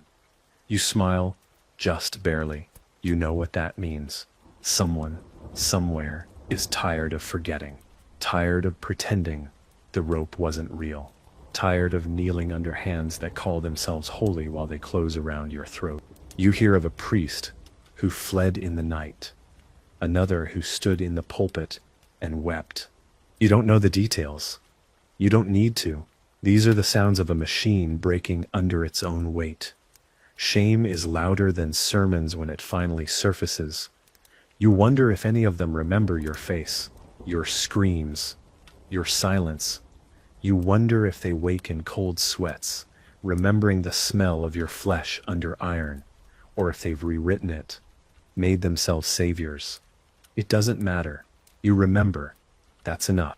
There's a village where people gather every year to share names, not just of survivors, of the lost. Those who never made it out, they write them on stones, place them in a circle. No fire, no prayers, just presence.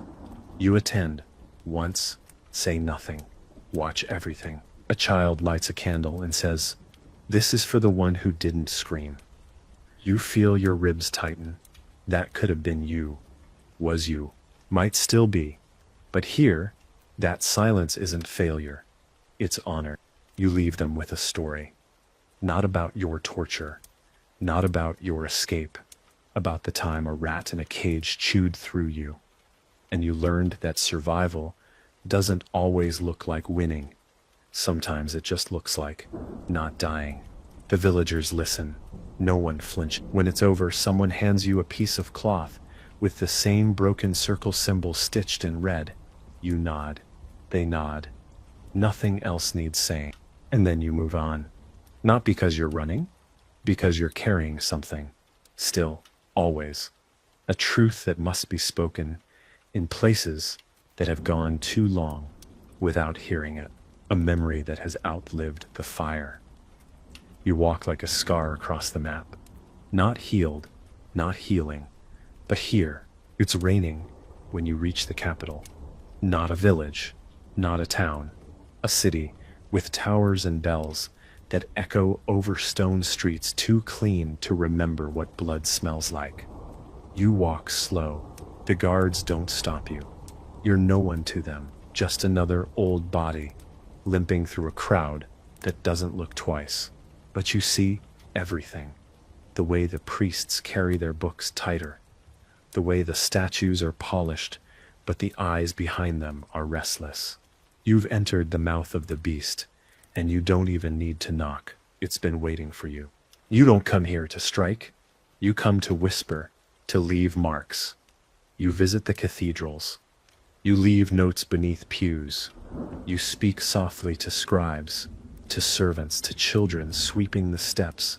You tell them stories, not of fire, but of what came after, of what they tried to bury. Not every ear listens, but the right ones do. And every whisper plants something: doubt, disgust, defiance. It doesn't take much, just a crack, just a pause. You know how faith collapses, not in explosions, in silence that grows too large to ignore. You walk into a library and leave a copy of your journal hidden behind a volume of sermons. Not the original. That's buried somewhere safe. But this one is close enough. You wrote it by firelight, with fingers that no longer hold steady. The ink runs in places, but the words are clear. You know someone will find it. Maybe today, maybe years from now. And when they do, they'll read what you lived, what was done, what was survived. That's all you've ever wanted, for the truth to have its turn.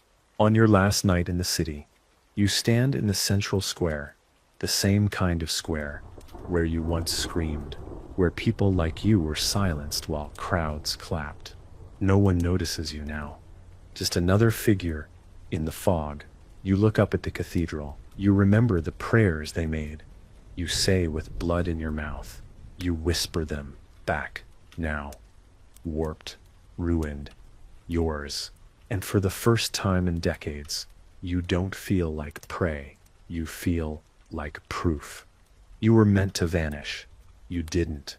And as you walk into the mist, cloak heavy with rain, you feel your body begin to slow.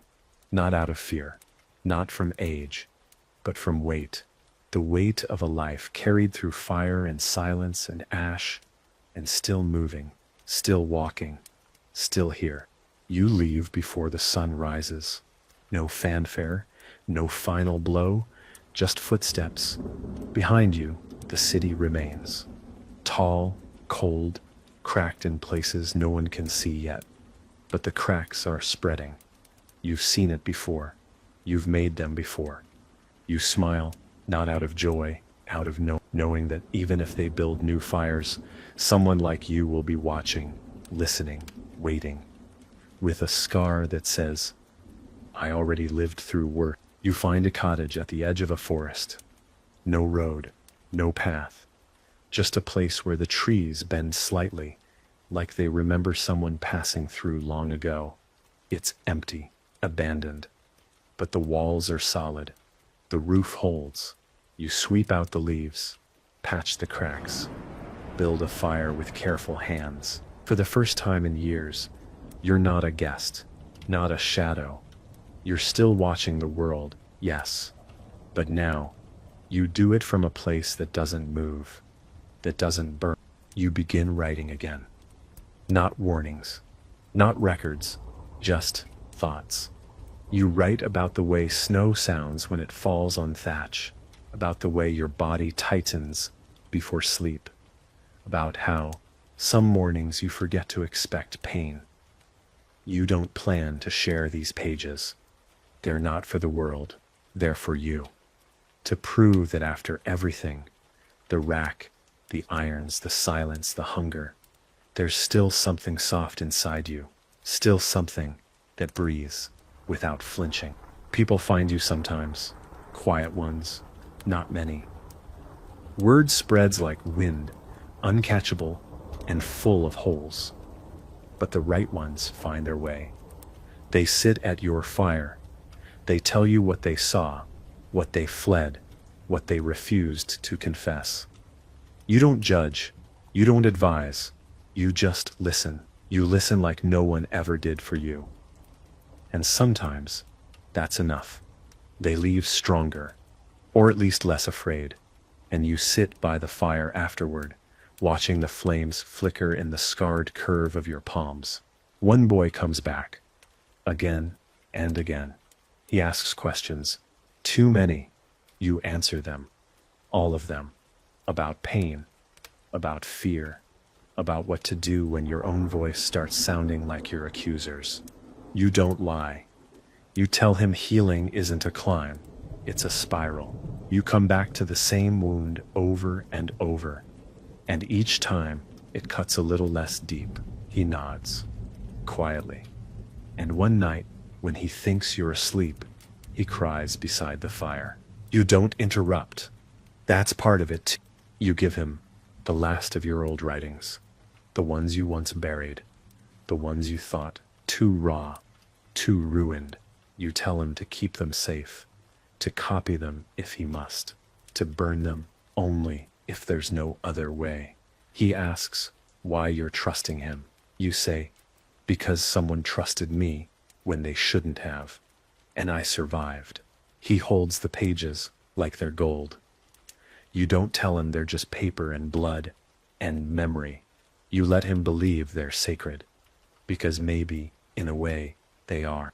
That night, the wind howls, the trees bend, but the roof holds, the fire burns, and you sleep with your hand resting lightly over the place where your ribs still ache. Not from a wound, from memory, a reminder. You didn't win, but you weren't destroyed.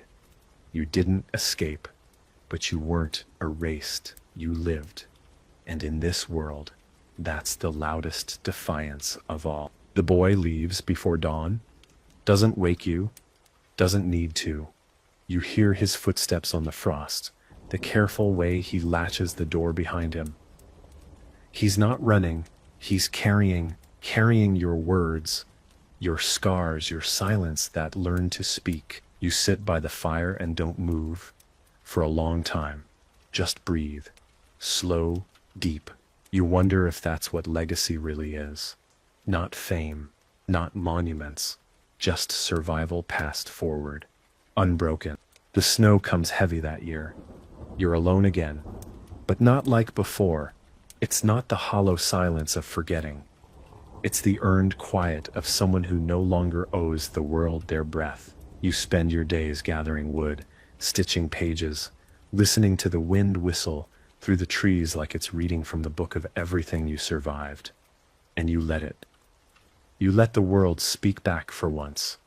You don't need to fill the space anymore. One day, a woman arrives at your door. Older, weathered, her hands bear the ink stains of a writer, but her eyes hold something harder, the same steel you carried in your worst years. She says nothing at first, just places a small bundle on the table. A copy of your journal, rebound, recopied, read by too many to count. You pick it up, and your hand shakes. She watches. They're listening, she says. Not all, not enough, but some. You don't cry. You just nod. The world outside still burns. Somewhere, someone is still being accused. Someone else is still being silenced. But here, in this cold, quiet corner, there's warmth. Not enough to fix anything, but enough to keep the breath steady, enough to make space for others. That's what you've built. Not a rebellion, not a doctrine, just a shelter for memory, for pain, for the possibility that the next person might not have to endure it alone. She stays the night. You don't ask her story. You don't need to. The way she moves, the way she flinches when the fire snaps, it's all there. She's been through it. Her scars aren't visible, but they shape the way she sits, the way she watches the door, even when it's shut.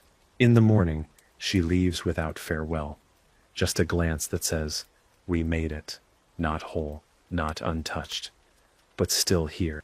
You watch the forest shift with the seasons, snow to thaw, thaw to bloom. Time moves strangely when you're not running. You age, you ache, you breathe, and you wait.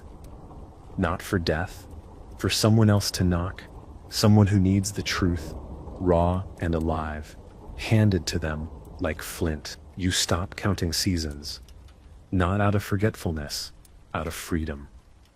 The cold comes, and you welcome it. The thaw returns, and you don't brace for pain. You move through it all like a tree that's grown around its damage. Scarred, yes, but rooted. You don't flinch when the wind rises anymore. You just listen. Sometimes you think the wind remembers too, carries pieces of your breath from places you thought you left behind. More travelers arrive. Some stay a night, some for days. They don't always talk about what brought them. They don't need to. You see it in their posture, the way they hold their hands too close, the way they pause before sitting, like they expect the chair to betray them. You offer tea, fire, silence, and slowly, carefully, they unfold. Not all the way, just enough to begin again. That's what survival becomes after a while. Not a fight, but a rhythm. A girl with burn marks on her palms asks you, "Will it ever stop hurting?" You don't answer right away. You could lie, could tell her yes, but instead, you say, "Eventually, it stops being the loudest thing." She nods like she already knew. Just needed permission to believe it. You wrap her hands with clean cloth. Teach her how to breathe through the cold. When she leaves, she looks back once. That's more than most. You take that look and tuck it into your chest, like kindling. Letters start arriving. You don't know how they find you. Scraps folded into the seams of firewood deliveries. Notes tucked into boots, left at your door. Always unsigned, always desperate. Some just ask, "Is it true?" Others list names, lost ones, accused ones, the dead. You respond with stories, not answers. Stories of people who broke and still spoke, who screamed and still walked. You know better than to promise hope, but you can promise witness. And sometimes that's enough. The church shifts again, not softer, smarter. They speak less of sin now, more of order, of unity. They wear cleaner robes, use gentler words, but you see the same hunger behind their eyes, the same structure beneath the smile. They've learned that fire leaves marks, that rope leaves martyrs, so they use silence now, absence. They erase people instead of destroying them. It's quieter, but no less cruel. You begin carving stories into wood, not parchment. Wood can't be burned so easily. You hide them in trees, under floorboards, inside walls. You've become folklore now, a half myth passed in whispers. The one who didn't die, the one who saw the fire and walked out carrying names. You didn't ask for that, but you accept it. Because if someone somewhere feels braver when they say your name, then the pain was not wasted. Your hands don't work like they used to. You wake some mornings and they won't close or won't open. You massage the joints, whisper old names like they're spells, and eventually the ache loosens. You've written so many pages, held so many flames, carried so much weight with those fingers. They've become more memory than muscle. You don't resent them. You thank them quietly. They're the reason anything still exists, of what you endured. One day, a stranger arrives without speaking. She sets a bundle by your door and turns to leave. You call out. She stops, but doesn't turn. "You wrote this," she says. Her voice is smoke and gravel. You nod. She doesn't say thank you. She just says, "I kept going because of it." Then she walks away. You don't open the bundle until sundown. Inside are copies, dozens. Your words re-inked, rebound, passed hand to hand. Smudged, creased, wept on. A lot. That night, you sit by the fire and reread what you once wrote through blood and fever. It feels distant, like someone else's story, but also not. You remember every word, every breath between them. The pauses when your hands shook, the moments you thought you'd never finish. You don't correct anything. You don't rewrite. Let it stand. Let the rawness speak louder than polish. Truth doesn't need to be pretty. It needs to be kept. More people arrive in the coming weeks. They don't ask for healing. They don't beg for miracles. They just want to speak, to say names, to recount the moment they stopped being people and became proof.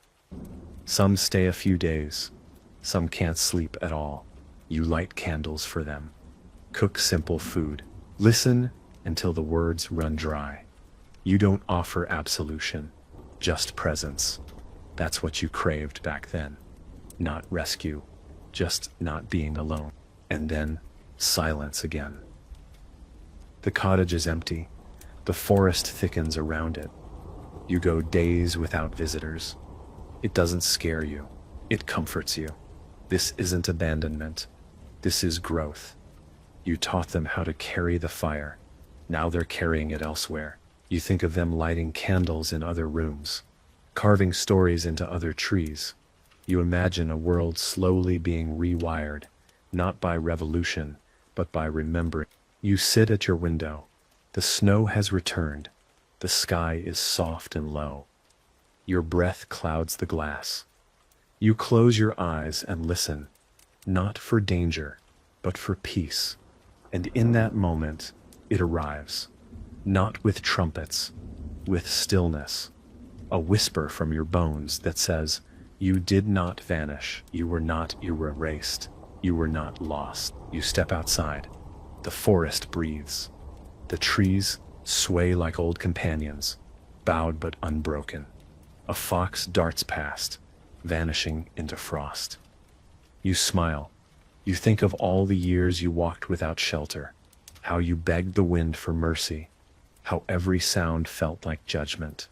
Now the silence feels holy, not like a church, like a truth too deep for words. This is what they tried to take from you. Your right to be still, your right to exist in peace. A traveler arrives near dusk, wrapped in furs, face weathered, eyes sharp with hunger that's not for food. He carries no symbols, no tools, but he carries the look, the survivor's look. He says only one thing before the door closes behind him. I was told you remember. You nod, no names exchanged, no need. He speaks that night, slow, halting. His story spills out in bursts, like blood from a reopened wound. You don't interrupt. You just sit beside the fire and let it burn quietly between you. You wake before the sun, not out of fear, out of instinct, the kind you never unlearn. You stoke the fire, boil water, wrap your joints before they ask you to. Every motion slow, deliberate. Your body is a ledger now. Every crack and scar a record of what was done and what you refused to let end you. You no longer flinch at your reflection. The face looking back is worn, half shadow, half smoke, but it's yours, and you've earned every line of it. He stays 3 days, never asks what happened to you. That's the mark of someone who's lived it. They know the story is written in posture, not paragraphs. When he leaves a pouch of ash behind. You don't ask what it came from. You just press it into the earth. The ground accepts it like it's taken ash before, like it remembers every name they tried to turn to smoke. You say nothing. You don't have to. The forest listens. You spend more time carving now. Symbols, warnings, names. Some real, some invented, so no one forgets there are always more than we know. You don't write for history. History belongs to the victors. You write for the haunted, the hidden, the half-dead, who still wake up breathing. Your words are not scripture. They are scars passed forward, lessons etched in the grain of old wood. One day, someone will find them and feel less alone. That's all you ever wanted. The fire crackles behind you. You close your eyes and hear not screams, but breath, not chains, but wind, not verdicts, but memory, steady and quiet, and sharp as a blade. You are not healed, but you are whole in your ruin. And as the night wraps itself around your home like an old cloak, you whisper the same question you've asked since the beginning. Not to yourself, but to the world. You feel it coming. Not death. Closure. Not the kind written in books or spoken from pulpits, but the quiet kind. The kind that settles in your bones like warmth after a storm. You've lived so long in aftermath that you almost forgot how endings feel. But this is not an end in fire or chains. This is the end they never imagined for you, still breathing, still speaking, still whole enough to remember. You sit at the edge of the woods one morning, watching frost melt into earth.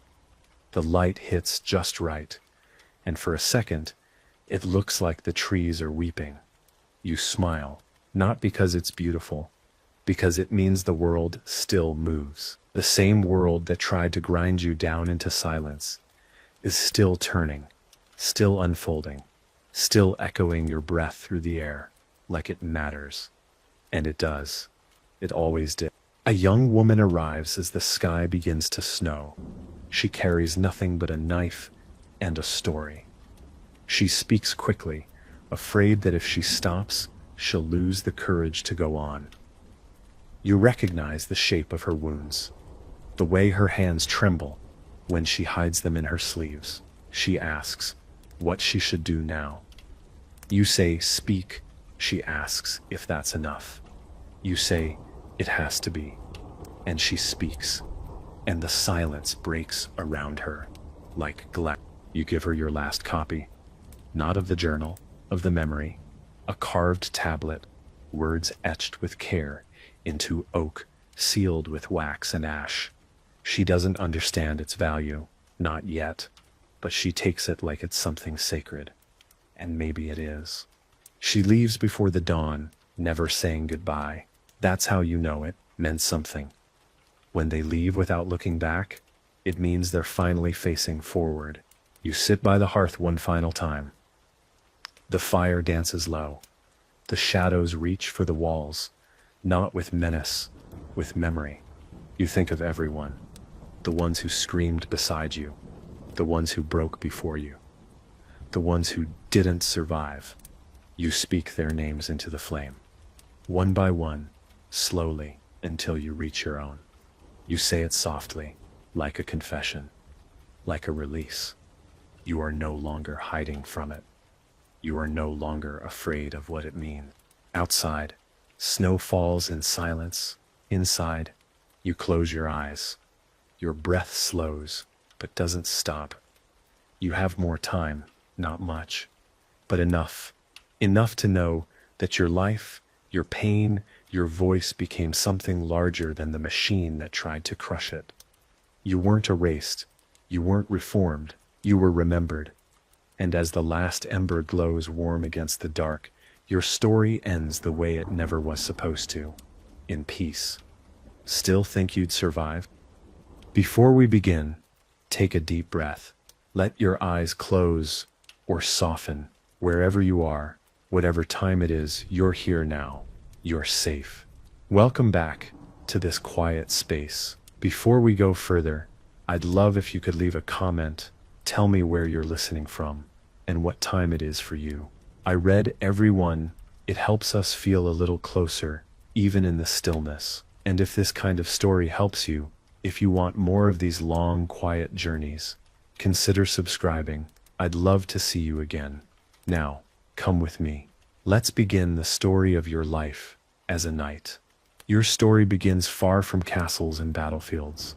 It begins in the soft green belly of the countryside, where the hills rise gently and the sky holds its color longer than you remember. You are a child, not poor, but not noble, just enough to eat, just enough to be left alone. You live near the edge of the woods in a cottage warmed by stone and smoke, and the sound of your mother's voice humming through the beams. Your father is a cooper, a barrel maker, and you help him sometimes, though your fingers aren't strong enough yet. He laughs when you drop the mallet. You'll be strong enough someday, just not today. You remember that line for the rest of your life. You carry it into places he never lives to see. You don't dream of glory, not yet, but you do dream of horses, of riding beyond the fields you've seen, of wearing something that shines, Sometimes, while fetching water from the stream, you find smooth stones and pretend they are coins. You store them in a pouch and say they are for your war horse's feed. You tell stories to the chickens, practicing your heroic voice. You rescue sticks from puddles and call them lost swords. And one day, when you're 11, a real knight passes through your village. His armor is not gleaming, it's dull with dust. Dented at the knees, the mark of someone who's seen the worst of things and kept going anyway. But he looks like a story. He speaks to no one but the priest, stays one night, leaves before sunrise. But you see him, and he sees you, just for a moment. That look becomes a fire under your ribs that doesn't go out. You begin training in secret.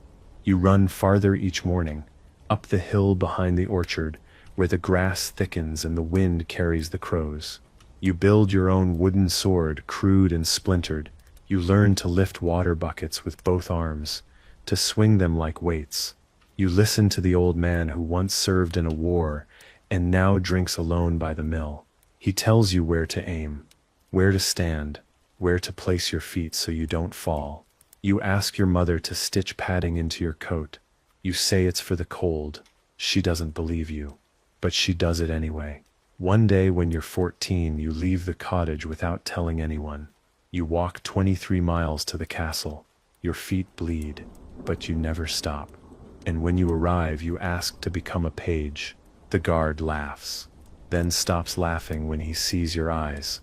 They take you in, not because you're special, but because you didn't ask to be. You work harder than anyone.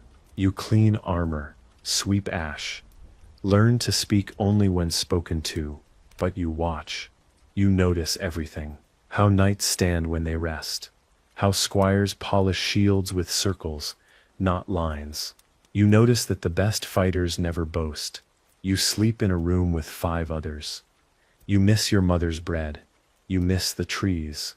But one morning you hold a sword for the first time. Not pretend, not wood, not play, real, cold, waiting. And something in you changes, not loudly, just a shift. Like the wind turning. You are still a child, but now the path ahead is clearer, not easier, but yours. The sword is heavier than you expect. Your fingers ache after only a few minutes. You don't say anything. You just shift your grip. Try again. Your mentor is a man named Sir Darren. He's not tall, not loud, but when he walks into the practice yard, even the birds go quiet. He doesn't praise, doesn't yell, just corrects, with precision, with calm. When you swing too wide, he says, waste of motion. When you lunge without balance, he says, fall in battle once you'll remember. And when you land your first clean strike after months of trying, he says only good. But that one word fills your chest like sunlight. Training becomes your world. Before dawn, after dusk, you practice forms until your legs tremble. You spar with squires older, stronger. You lose, often, but you never stop. You begin to notice pain not as something to avoid, but as a language, a message. You sleep on a cot so thin it might as well be the floor. You eat quickly, speak rarely, dream of nothing but steel and silence. Yet, in the quiet moments, you find something else growing, a calm, a certainty. You are not yet a knight, but you are no longer pretending. One day, a visitor to the castle watches you train. She is older, sharp-eyed, wears a pendant of pale blue stone. She speaks to the steward, then points at you. That one, she says. Send him. You don't know what it means. But the next day, you ride out with 3 others, older squires. A caravan guard mission, not glamorous, not glorious, but real. You ride in the rain. You sleep in a barn. You chase off thieves who are more hungry than dangerous. You learn how to patch leather with cold hands, how to keep watch without drifting, how to look like you know what you're doing even when you don't. No one thanks you. But at the end of the journey, the merchant nods and says, you didn't run. And for some reason that means more than you expected. You ride back to the castle changed, not taller, not tougher, just more still. When you're 16, you see your first battlefield, not as a knight, not even as a fighter. You're there to help, carry water, deliver orders, hold the reins of the war horses while the real soldiers mount. But you see what war looks like. You smell it. Steel and sweat and something deeper. Fear, maybe, or memory. You watch Sir Darren ride into the fray without shouting, without ceremony. You see him on horse, a man in red armor. You see him fall once, rise again. You carry a wounded soldier back to the cart. He's young, bleeding from the thigh. He asks, "Did I do something worth remembering?" You lie and say yes. He dies before nightfall. After the battle, you sit alone beneath a tree. You've washed your hands 4 times, but they still feel wet. You stare at your sword, still sheathed, untouched, and you wonder if you're meant for this. Not the fight, the aftermath, the weight of it. Sirdarin finds you. He doesn't speak, just sits beside you. After a long time he says, "A sword is the last thing a knight should be known for." You nod. You don't understand yet, but you will. You will carry that line through every oath, every march, every decision. One day it will save a life. One day it will save yours. You are 17 when you are given your own horse. Not gifted, assigned. She is not beautiful. Her coat is patchy in places, her left ear torn from an old fight, but her eyes are steady. Her name is Bren, and the first time you ride her, she tests you, pulls left, stops without asking. But you do not pull harder. You speak softly. You wait. And within a week you ride as one. She does not gallop unless she chooses to. You never force her to. This is your first true bond as a knight. Not with steel, not with command, but with a creature who owes you nothing. You groom her at night with your own hands. You never ask a page to do it. Some knights mock this. Others watch quietly, and then start doing the same. There comes a time when you are called to stand in court. The lord of the castle asks your name, asks what you want. You say, "To serve." He frowns. "Not to rise." You say, "If the rising does not serve, it is not rising." Behind him someone smiles. Someone else writes your name on a ledger. You don't ask why. Later, Ser Darren tells you it means your name will be remembered. You think about the boy you were, the stones in your pouch, the pretend battles in the orchard. You think about your father's hands, the way your mother folded bread into your satchel. You whisper to yourself, "Let memory be enough." You don't want glory. You want to be good. And good takes longer. You begin to mentor younger pages, not because anyone tells you to, but because you remember how it felt to be unnoticed. You teach them not just how to hold a blade, but how to read a face. You tell them how knights must listen before they act, how fear is not something to conquer, but something to understand. One boy asks you, "What's the hardest part?" You think for a long time, then say, "Coming home." He doesn't understand. That's fine.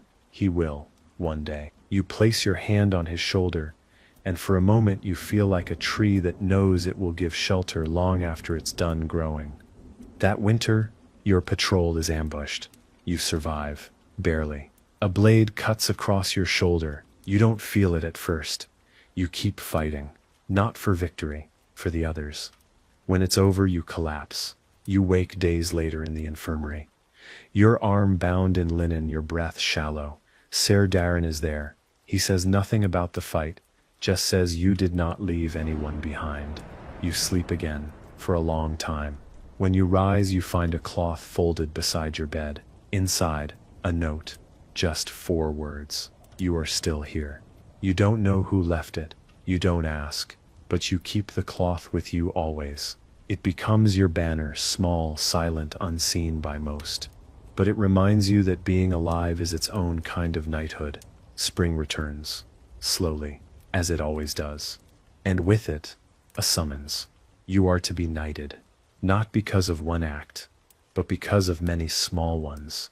because you did not run, because you listen, because you wait before drawing steel. You kneel in the hall before the court. You do not tremble. You do not burn with pride. You feel quiet, grounded, like a door closing gently behind you, a new one opening ahead. The sword touches each shoulder. The room fades. All you hear is your own breath, and a memory of your father saying, "You'll be strong enough someday, just not today." Today you are strong enough not because you seek power, but because you've learned how to hold it softly. They call you sir now. The first time it happens, you almost don't turn your head.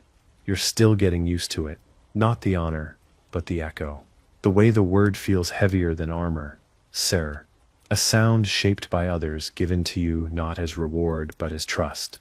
You accept it quietly, not with grand speeches, but with smaller things. You rise earlier than you used to. You clean your own tack. You keep bread in your satchel for those with less. The squire assigned to you is nervous. His name is Marin. His eyes are too big for his face, and he speaks too quickly. But he learns. And when he stumbles, you say nothing. You just show him again. One day he calls you sir with more steadiness than before. You say you'll call someone else that one day. Make sure you earn it first in silence. Your first command comes sooner than expected. A border dispute. Nothing noble, nothing sung, just fields, rights, fear. You're told to go, not to fight, but to calm. You take Bren. You wear no plume, no colors, just a plain cloak. When you arrive, the air is brittle with tension. Farmers holding tools like weapons. Soldiers with swords they hope not to use. You dismount. Speak slowly. You listen before you speak. You ask names before sides. It takes hours, days, but the blade never leaves your sheath. A child tugs your cloak and says, "You look like someone who doesn't shout."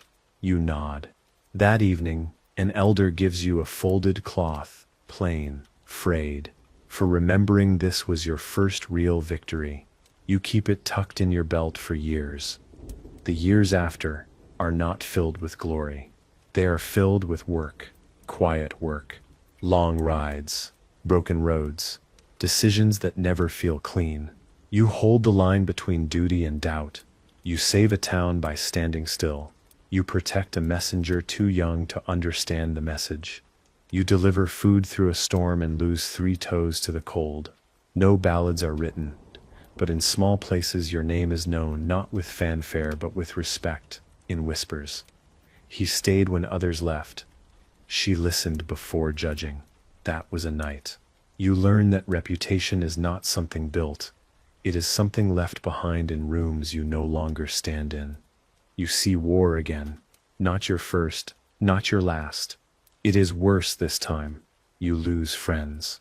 You hold the hand of a soldier who can no longer see. You carry the wounded farther than your body should allow. You write letters for the dying, and when the final horn blows and the banners are lowered, you do not cheer. You sit beside a burned oak and close your eyes. The wind touches your face like an old friend who no longer has words. That night, a fellow knight gives you a cup of wine and says, "I would have followed you into worse." You nod. And later, alone, you take out your folded cloth from years ago and hold it between your palms. You say nothing. It says enough. One winter, you return home. Not the castle, not the court. Home. The cottage still stands. Smaller now, the woods thinner. Your father's tools still hang on the wall. You sit in the same spot by the fire. Your mother is gone. Your father too, but you feel them there. In the way the chair creaks, in the scent of ash and flour. You place a folded cloth on the mantel. No message, just presence, just proof that you returned. That the boy who dreamed of armor came back with something better than glory. He came back with memory, and the knowledge that a knight is not made on the battlefield, but in the spaces in between where no one is watching, and you choose the quiet path anyway. Time does not announce itself. It settles. You notice it in the way your hands close more slowly, in the ache of joints after long rides, in the way young knights look at you, not as one of them but as something they are trying to become.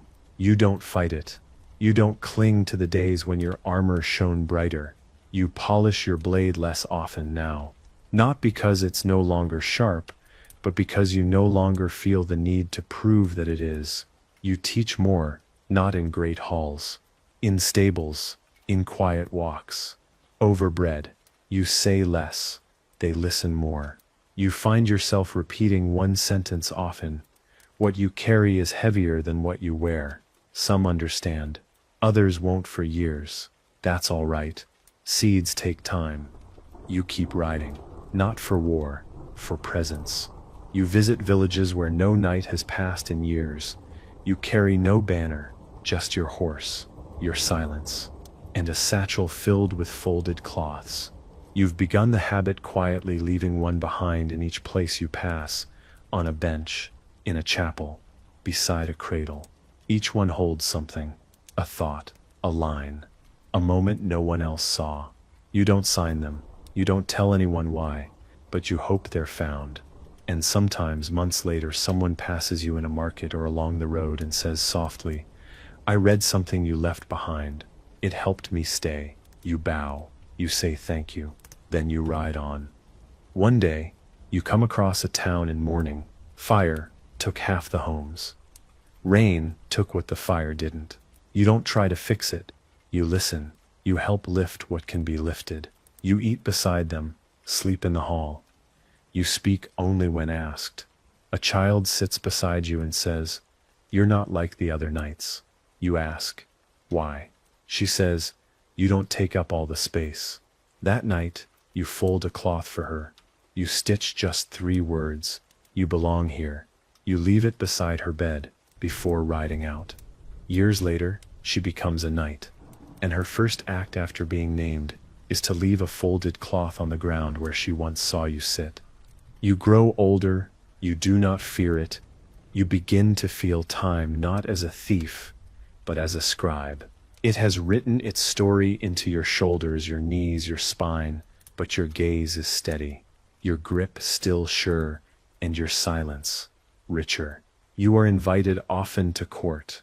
You decline more than you accept. You are asked to lead. You recommend others. You do not seek position, you seek peace. And when you find it, you protect it, not with steel, but with your choice to remain steady when others sway. You become a story, not a legend, something quieter. The kind of tale people pass over bread. There was a knight once who stayed behind after the battle to bury even the enemy dead. You never hear them speak it, but you feel it in how strangers look at you with recognition they can't explain. One night, in the quiet between seasons, you sit alone beside a small stream. Your horse grazes nearby. You unfold a cloth you've carried since you were a squire. It is frayed. The words have faded, but you remember what it said. You are still here. You breathe it in. You fold it again. And then you take a fresh piece. You hold it in your palm, smooth it out, then stitch a single word into the edge. Stay. You do not know who it is for, only that someone someday will need it. You place it beneath a stone, then rise. The night is cool, the wind is soft, and as you mount your horse you do not look back, not because you don't care, but because you have finally learned what matters does not need to be watched to endure. It only needs to be left with care. The world shifts slowly when you've been watching it long enough. Castles change banners, rivers change course, roads grow where forests once stood, and you, still breathing, still riding, begin to see the long story, not just the moment. You pass a village you once helped defend. No one remembers your name, but someone has built a bench where you once stood in the rain. There are flowers growing beside it. A child is sleeping on it, safe. You leave a folded cloth beneath the bench. No note, just the fold. You walk away without needing to be thanked. Some would call that humility. You call it returning something that was never yours to begin with. You begin writing, not for fame, not for record, just to remember. You write lines you've whispered to trees. Names of the ones who didn't return, thoughts you couldn't say aloud in war. You do not bind these pages, you fold them. Each one becomes a cloth, and each cloth a kind of offering. You place them in a wooden chest at the edge of your dwelling, not to preserve, just to rest. When visitors arrive, some ask to see them. You never refuse. But you do ask, will you take one with you, if you feel it belongs to you? Some do. Others simply read and weep. The chest never empties. You keep writing, not daily, just when the air feels heavy with memory. Marin visits you, now a knight in his own right. He wears scars and softness with equal weight. He brings bread, tells you what the world is like now. He still rides out, still protects, still listens. You ask him, what do they call you now? He shrugs. The quiet one, he says. You smile. You hand him a folded cloth, one you wrote years ago, never knowing who it was for. It says, let them underestimate you. Still waters carve the deepest paths. He holds it with both hands. Doesn't speak. Doesn't need to. That evening he helps you feed the fire. You sit in silence for nearly an hour. When he leaves the next morning he bows, not formally, just enough to say, you shaped what I became. Your body grows slower, but your mind stays sharp. You wake with the dawn even when there's no ride to take. You tend a garden now, small, stubborn, generous with herbs. Children come sometimes to help, though they tire quickly. You teach them not how to fight, but how to fold. You show them how cloth can carry what voice cannot. A girl once asked, is this magic? You said, no, but it's close. And she believed you. They start leaving cloths in your garden gate. Some with drawings, some with words. One just had a single stitched heart. They don't know what to call you. Some say knight, some say elder, some say friend. You don't correct them. Each name is true in its own time. One morning, long after frost has left the fields, you wake with the kind of ache that speaks clearly, not pain, but release. You dress slowly, feed the horse now old, but still proud. You sit at your writing table and fold one last cloth. It says only this was enough. You place it in the chest. Then you step outside. The wind is warm. The sky is open. And for once you do not feel the weight of your armor, because you are not wearing any. You sit beneath the old tree you planted when you first returned from war. You close your eyes, and you breathe, not out of duty, not from exhaustion, just because it is a good day to be still, and in that stillness you do not end. You fold, gently, into memory, into legacy, into the quiet that carries. The garden remains. The tree stands. The chest of folded cloths stays dry, even in the rain. No one announces your passing. There is no parade, no decree, no statue cast in your image. And yet, people arrive, slowly, wordlessly, one by one. A child who once played in your garden leaves a bundle of time at the gate. A former squire lays a stone beside the tree with your name scratched in soft lines. A rider from the far north ties a folded cloth to the branch of the tree and says nothing before riding off. Someone places a spoon on your windowsill. Someone else leaves a cup of warm broth. It is as though the world in its own quiet language is saying, we remember you, not for your victories, but for your stillness.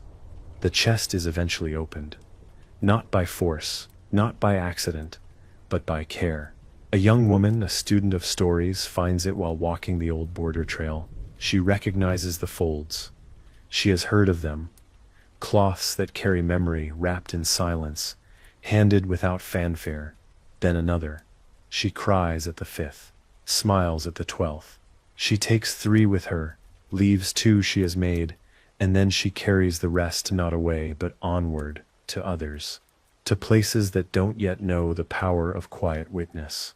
She does not claim them. She doesn't have to. Her presence carries their origin, and that's enough. Years pass. The tree grows thick with time. Its roots shift the path slightly. Travelers who sit in its shade feel rested without knowing why. The garden blooms longer each year, even when frost comes early. No one owns the land, but everyone tends to it. Someone refills the well, someone clears the leaves. Cloths still appear beneath the bench. Folded notes are tied with twine and tucked into the bark. It is not a shrine. It is a place that listens. The kind of place people find when they aren't sure what they're looking for, and leave with something they didn't know they were missing. Peace, pause, permission to be quiet. In the listener's archive, hundreds of miles away, a single package arrives. It is wrapped in coarse linen. Inside are 6 cloths, a sprig of dried mint, and a page with no salutation, just a line. This night taught us how to stay. The archivist reads it slowly, folds the page into a soft triangle, and adds it to a growing collection marked Those Who Remained. A new volume is started. Your name is written, not in bold, but in a hand that looks like it was written while remembering how someone once made you feel safe. The cloths are placed between volumes of other quiet warriors, other listeners, other steady hands. You are not alone there. You never were. And in places where your feet never stepped, nations that speak other tongues, lands where the wind smells of spices you never tasted, there are now folds. Cloths wrapped around grief or hope or quiet joy. A girl carries one in the hem of her cloak. A soldier folds one into his armor. A teacher leaves one on every student's desk before the final lesson of the year. And not one of them knows your whole name, but they know how to wait, how to breathe before answering, how to hold space without rushing to fill it. They've inherited you, not in blood, but in practice. In the stillness you carried like a banner no one saw, but everyone felt. You are not gone. You have simply become the silence that helps others remember who they are. He is young, barely grown, his armor still too loose around the shoulders. His name is Kalen. He walks like someone learning to carry something sacred. The world around him moves fast, too fast. Lords argue, roads crack, small villages go unguarded.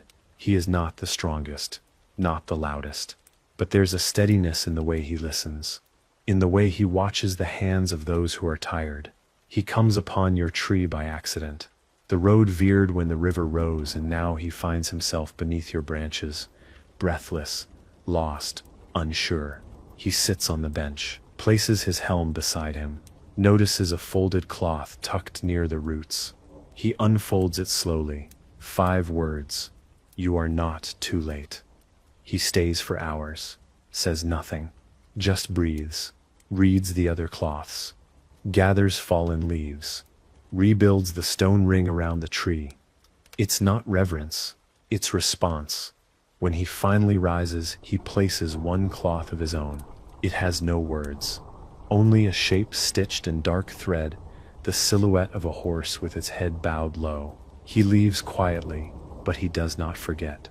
Weeks later, in a town cracked from conflict, he kneels beside a crying boy, says nothing, just sits until the crying fades. Then he offers him a folded cloth, blank, warm, and walks away. The boy opens it days later and tells his mother, I think it held stillness. She doesn't understand, but she tucks it into her sleeve. Kalen begins to fold often. He leaves cloths on thresholds, inside ruined barns, beside broken walls. He becomes known not for his sword, but for what he does after the fight. A woman with frostbite wakes to find one tucked into her glove. A horse limping through cold fields finds one tied gently to the gate, its fabric infused with balm. No one catches him leaving them. No one needs to. The cloths become a rumor, then a rhythm. And when someone finally asks, why do you do it? He says, because someone did it before me. That's all. No name, no story, just a continuation. A long inhale after a held breath. In a quiet town near the sea, a healer receives one. It's folded into the crook of her door. She carries it for weeks before realizing it helps her breathe easier at night. She doesn't know why. So she starts folding too, for her patients, for strangers, for herself. Her sister begins to write inside hers, small blessings. You're still good. The pain doesn't mean you failed. Let go slowly. That counts too. The folds travel beyond the healer's town. People who never met Kellen begin to say his name anyway. The cloth knight. The one who leaves gentleness where others leave dust. The knight who stays after the battle. He hears the whispers. He never answers them. He's too busy folding the next one. At the archive, a new package arrives. Inside cloths, more than a dozen, different hands, different threads, different silences. One envelope, no sender, just a phrase. It's spreading again, like it used to. Philly, older now, opens the cloths, one by one, smiles, cries, just a little. Ash places them in the newest volume. Rhoda traces the horse silhouette onto a ledger page. Fen plays one soft note on the reed flute and says, "This feels like the beginning again." Philly nods, says, "No, not the beginning, the remembering." And somewhere riding through dusk, with folded cloths pressed against his ribs, Kalen feels the air grow warmer, not from sun, from legacy, from a path made soft by someone who walked it without ever needing to be seen.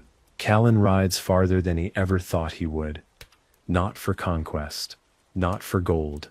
He rides because the folds have begun to guide him, not with maps, but with need.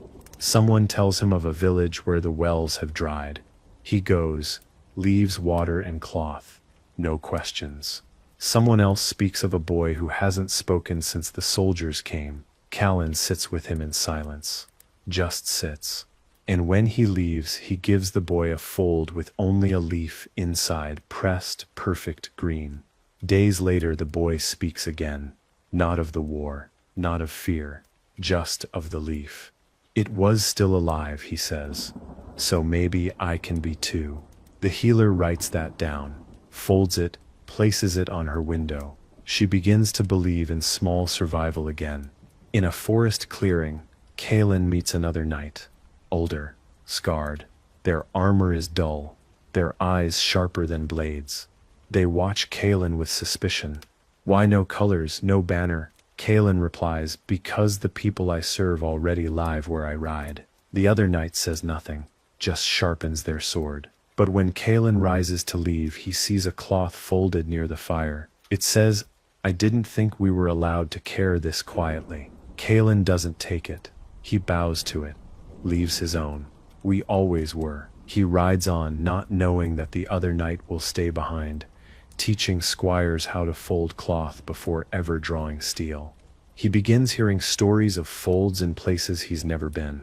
A folded note under a prisoner's plate, a cloth tied around the wrist of a child walking home alone, a merchant who gives out one with every purchase, no charge, no explanation, just comfort.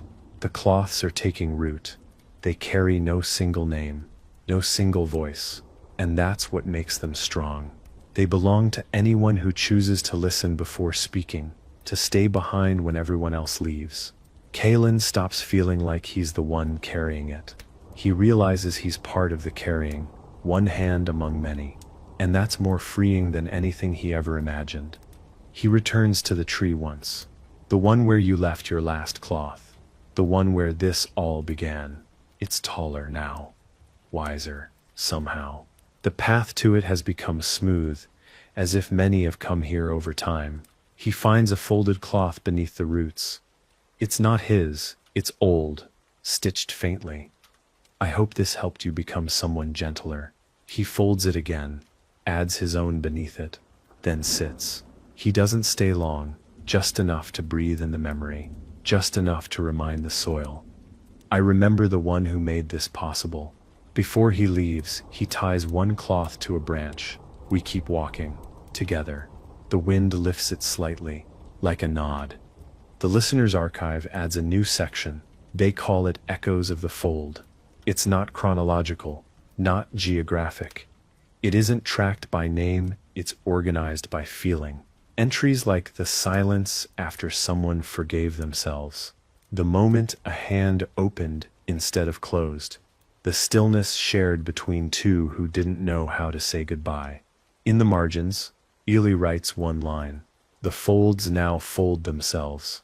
And that evening, as the wind curls through the archive's open windows, she lights a candle and reads the first page aloud, not for an audience, but for the quiet that has always listened back. And far away beneath a wide night sky, Kalen folds a new cloth and writes nothing inside it, because this one he knows will speak for itself. The land begins to shift again. Seasons pass faster now. Callan grows into his face. His shoulders no longer hold tension. They hold trust. Villagers know him not for his sword, but for his silence. He doesn't stay long anywhere, but when he leaves, something remains. A deeper quiet, a steadier breath. In one town, the baker begins giving folded notes with every loaf. In another, a carpenter teaches apprentices how to fold fabric before sanding wood, saying, "So your hands remember gentleness first." No one calls it knighthood, but it is. Not with ceremony, not with titles, just the kind of presence that doesn't need to be explained to be felt. Callan writes less now. He folds more. He listens more. In one village, a boy asks, "How do I become like you?" Callan kneels, places a cloth in the boy's palm, and says, "Start by listening to someone who's never been asked how they're really doing." The boy does. And years later, he too becomes known for his quiet. The world doesn't always notice this kind of lineage. It moves too fast, too loud. But those who pause know. Those who carry the folds know. And the path, once narrow, begins to widen with others walking it beside him, not behind, not in front. Together, not in uniform, but in rhythm. There is one village where no one speaks when he arrives. Not because they are unkind, but because they are grieving. A storm took too much. A fire came after. Kalen says nothing. He helps rebuild. He gathers stones for the wall. He shares his bread. On the third day, someone leaves a folded cloth on the table where he eats. Inside, one line, "You reminded us how to hold each other without falling apart." He presses the cloth to his chest, then tucks it into his satchel. Later, he walks to the center of town and lays down his sword, not as surrender, as offering, as promise. "Use it," he says, "only if you can't find another way." They nod, they keep it, but it is never drawn.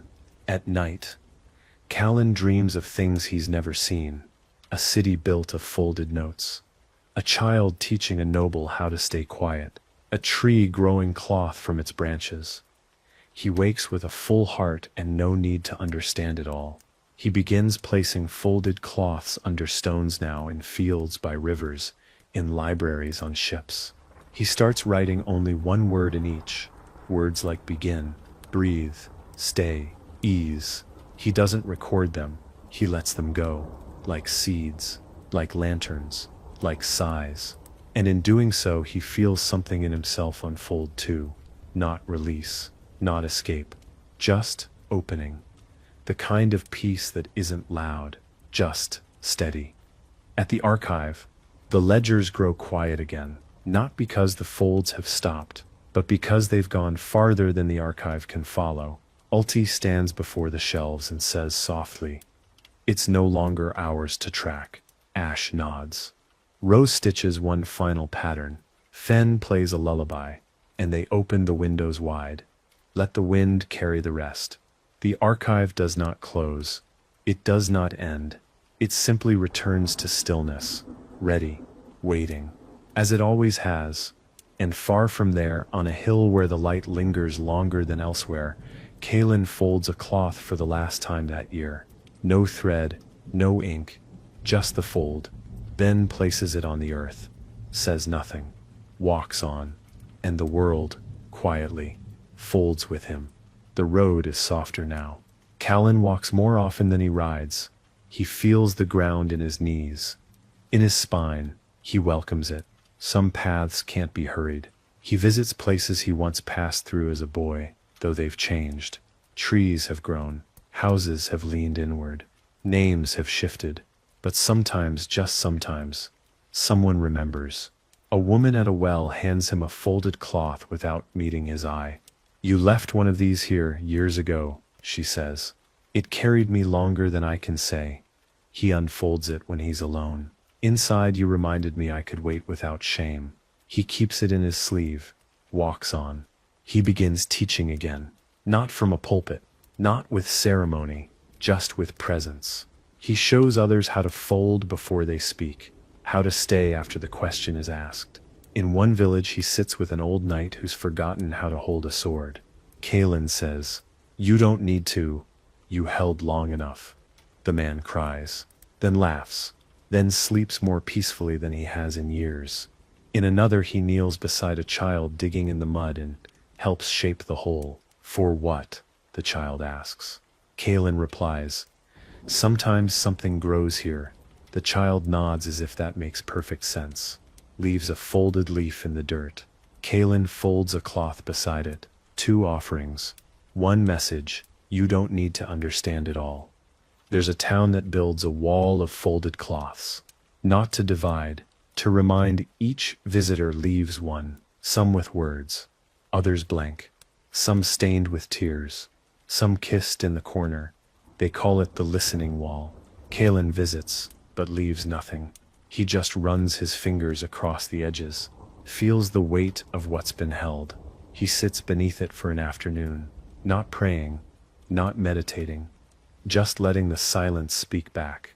Before leaving, someone hands him a cloth from the wall. "We think this one waited for you." He opens it. Inside only this: "You are still part of the reason we trust each other." He places it over his heart, walks away with quieter feet. The horse is gone now. Old age took her gently. Kalen buried her himself, folded a cloth for her, tied it to a low branch above the resting place. "You carried me farther than I earned." He hasn't ridden since, doesn't need to. His presence travels farther than hooves ever could. He moves through the world like a page turned slowly, deliberate, full of margin. He doesn't fill space, he offers it. And people take it, sit beside him, say things they haven't said to anyone, leave lighter. Not because he solves anything, but because he doesn't try to fix what was never broken, just bruised, just waiting to be heard. At night he dreams of water, always water. Sometimes still, sometimes moving, sometimes rain falling on a folded cloth that doesn't open.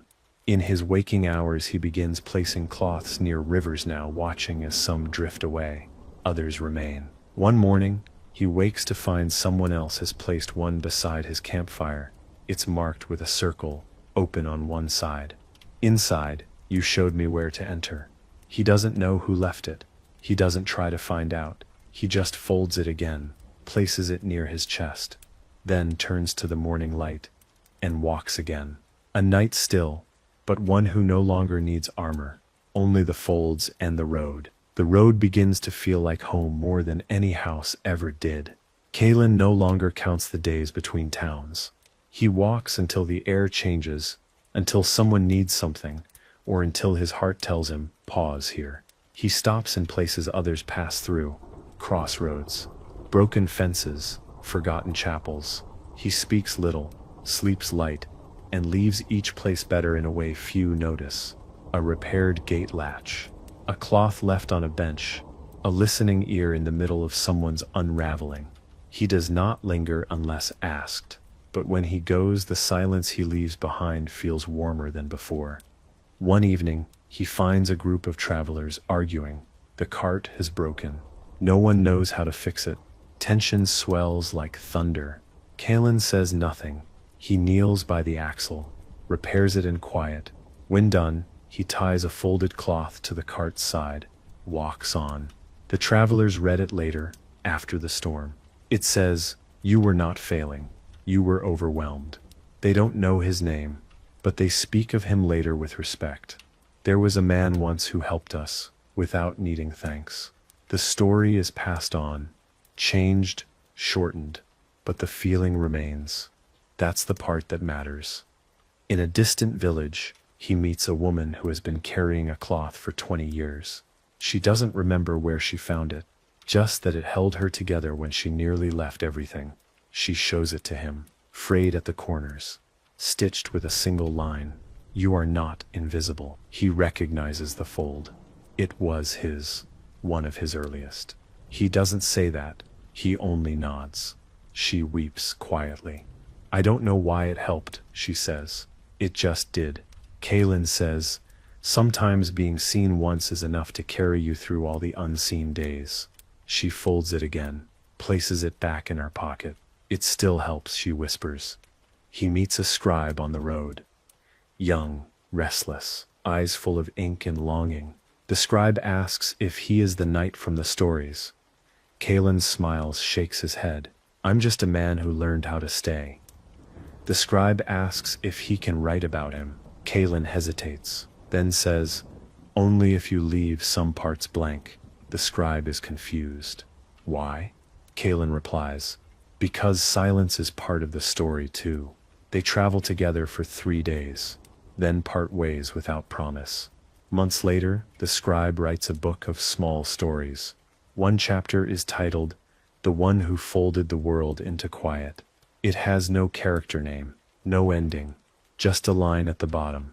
"He helped me hear myself." And one day, after a long ride through rain and memory, Kaylin returns to the sea. Not because he planned to, because the road led him there. The waves speak in the voice of things too old to be unkind. He walks the shoreline, leaves a folded cloth in the sand. No message, just the shape. Later, a child finds it, picks it up, doesn't open it, just holds it against her chest. Her father asks why. She says, "It feels like it's listening." And that night, she dreams of a man in a long cloak, walking into the horizon with the kind of peace only those who have stayed long enough to become still ever carry. The sea becomes a companion, not one you speak to, but one you walk beside. Kaylin spends weeks near its edge, resting in a fishing village where no one knows his name. He helps repair nets, mends a child's boot with thread from his satchel, says very little but always listens when others do. The townsfolk begin leaving folded cloths by the shore, not as tribute but as practice. Some have drawings. Some have songs written in trembling lines. One simply says, "Thank you for teaching us that patience doesn't mean waiting. It means caring slowly." Kaylin finds it one morning tucked into the hollow of a driftwood log. He folds it tighter, keeps it close. Not for memory, for company. A traveler from a distant country arrives in the village. He carries scrolls, speaks 3 languages, and calls Kaylin teacher, though he's never met him. "The folds reached us," he explains. "We thought it was folklore, but then we started folding ourselves, and something changed. People stopped shouting. People started staying longer after someone cried." Kaylin listens, then hands the traveler a blank cloth. "It's yours now," he says. "Do what the world needs with it," the traveler asks. "And if I fail," Kaylin answers, "then fold again." The next day the traveler leaves a cloth behind. It reads, "You reminded me that quiet doesn't mean small." He does not say goodbye, just continues the path. Seasons turn again. Callan begins to slow, but not with regret. His steps remain sure. Even if shorter, he no longer seeks new places. He waits for the folds to lead him. One day, a child knocks at the door of his small stone home near the sea. She holds out a cloth, creased, stitched, handled too many times. "Did you write this?" she asks. Callan reads it. There is time still. He looks at her, smiles gently. "I did," she asks. "Can you teach me?" He nods. And so day by day he does. Not just how to fold, but how to see without judgment, how to sit without fixing, how to speak only when silence has been fully heard. She is his first apprentice, not by blood, but by breath. Her name is Liz. She folds quickly but unevenly at first. "Slow down," Callan says. "Let the cloth teach you its shape." She learns. She watches. She writes her first message at dusk. I forgive myself for not being ready sooner. He doesn't praise it. He just folds one in return. You came when it mattered. They begin leaving cloths together. One at the market, one in the chapel, one between the pages of a lost book. Liz grows into the work, as if it were always waiting for her. And Callan, watching her fold with quiet certainty, begins to feel the thread of his own story soften, like a page reaching its final lines, not with a stop, but with a breath. Liz asks one night, "Do you miss the battles?" Callan looks at the fire, thinks for a long time, then says, "Only the ones where I chose peace instead." She doesn't speak, just nods. The next morning she finds a folded cloth beside her bed. It says, "When the sword is heavy, let it rest." Not every day must be carried. She carries it for years, even after Callan's steps fade from the earth and into memory. Even after the sky begins to hold its color a little longer over the sea where he once stood. And when people ask her what he was like, she always answers, "He showed me how to become something without needing to be seen." Liz stays by the sea, long after Callan is gone. She keeps the house swept, the bench by the tree repaired, the folds dry and clean. People still come, not every day, not in crowds, but steadily, quietly. Some ask about the man who once lived there. She tells them the truth. He listened longer than most people speak. They sit with that. Some weep, some leave a cloth, some walk away lighter. She doesn't try to explain the folds. She lets people learn by folding.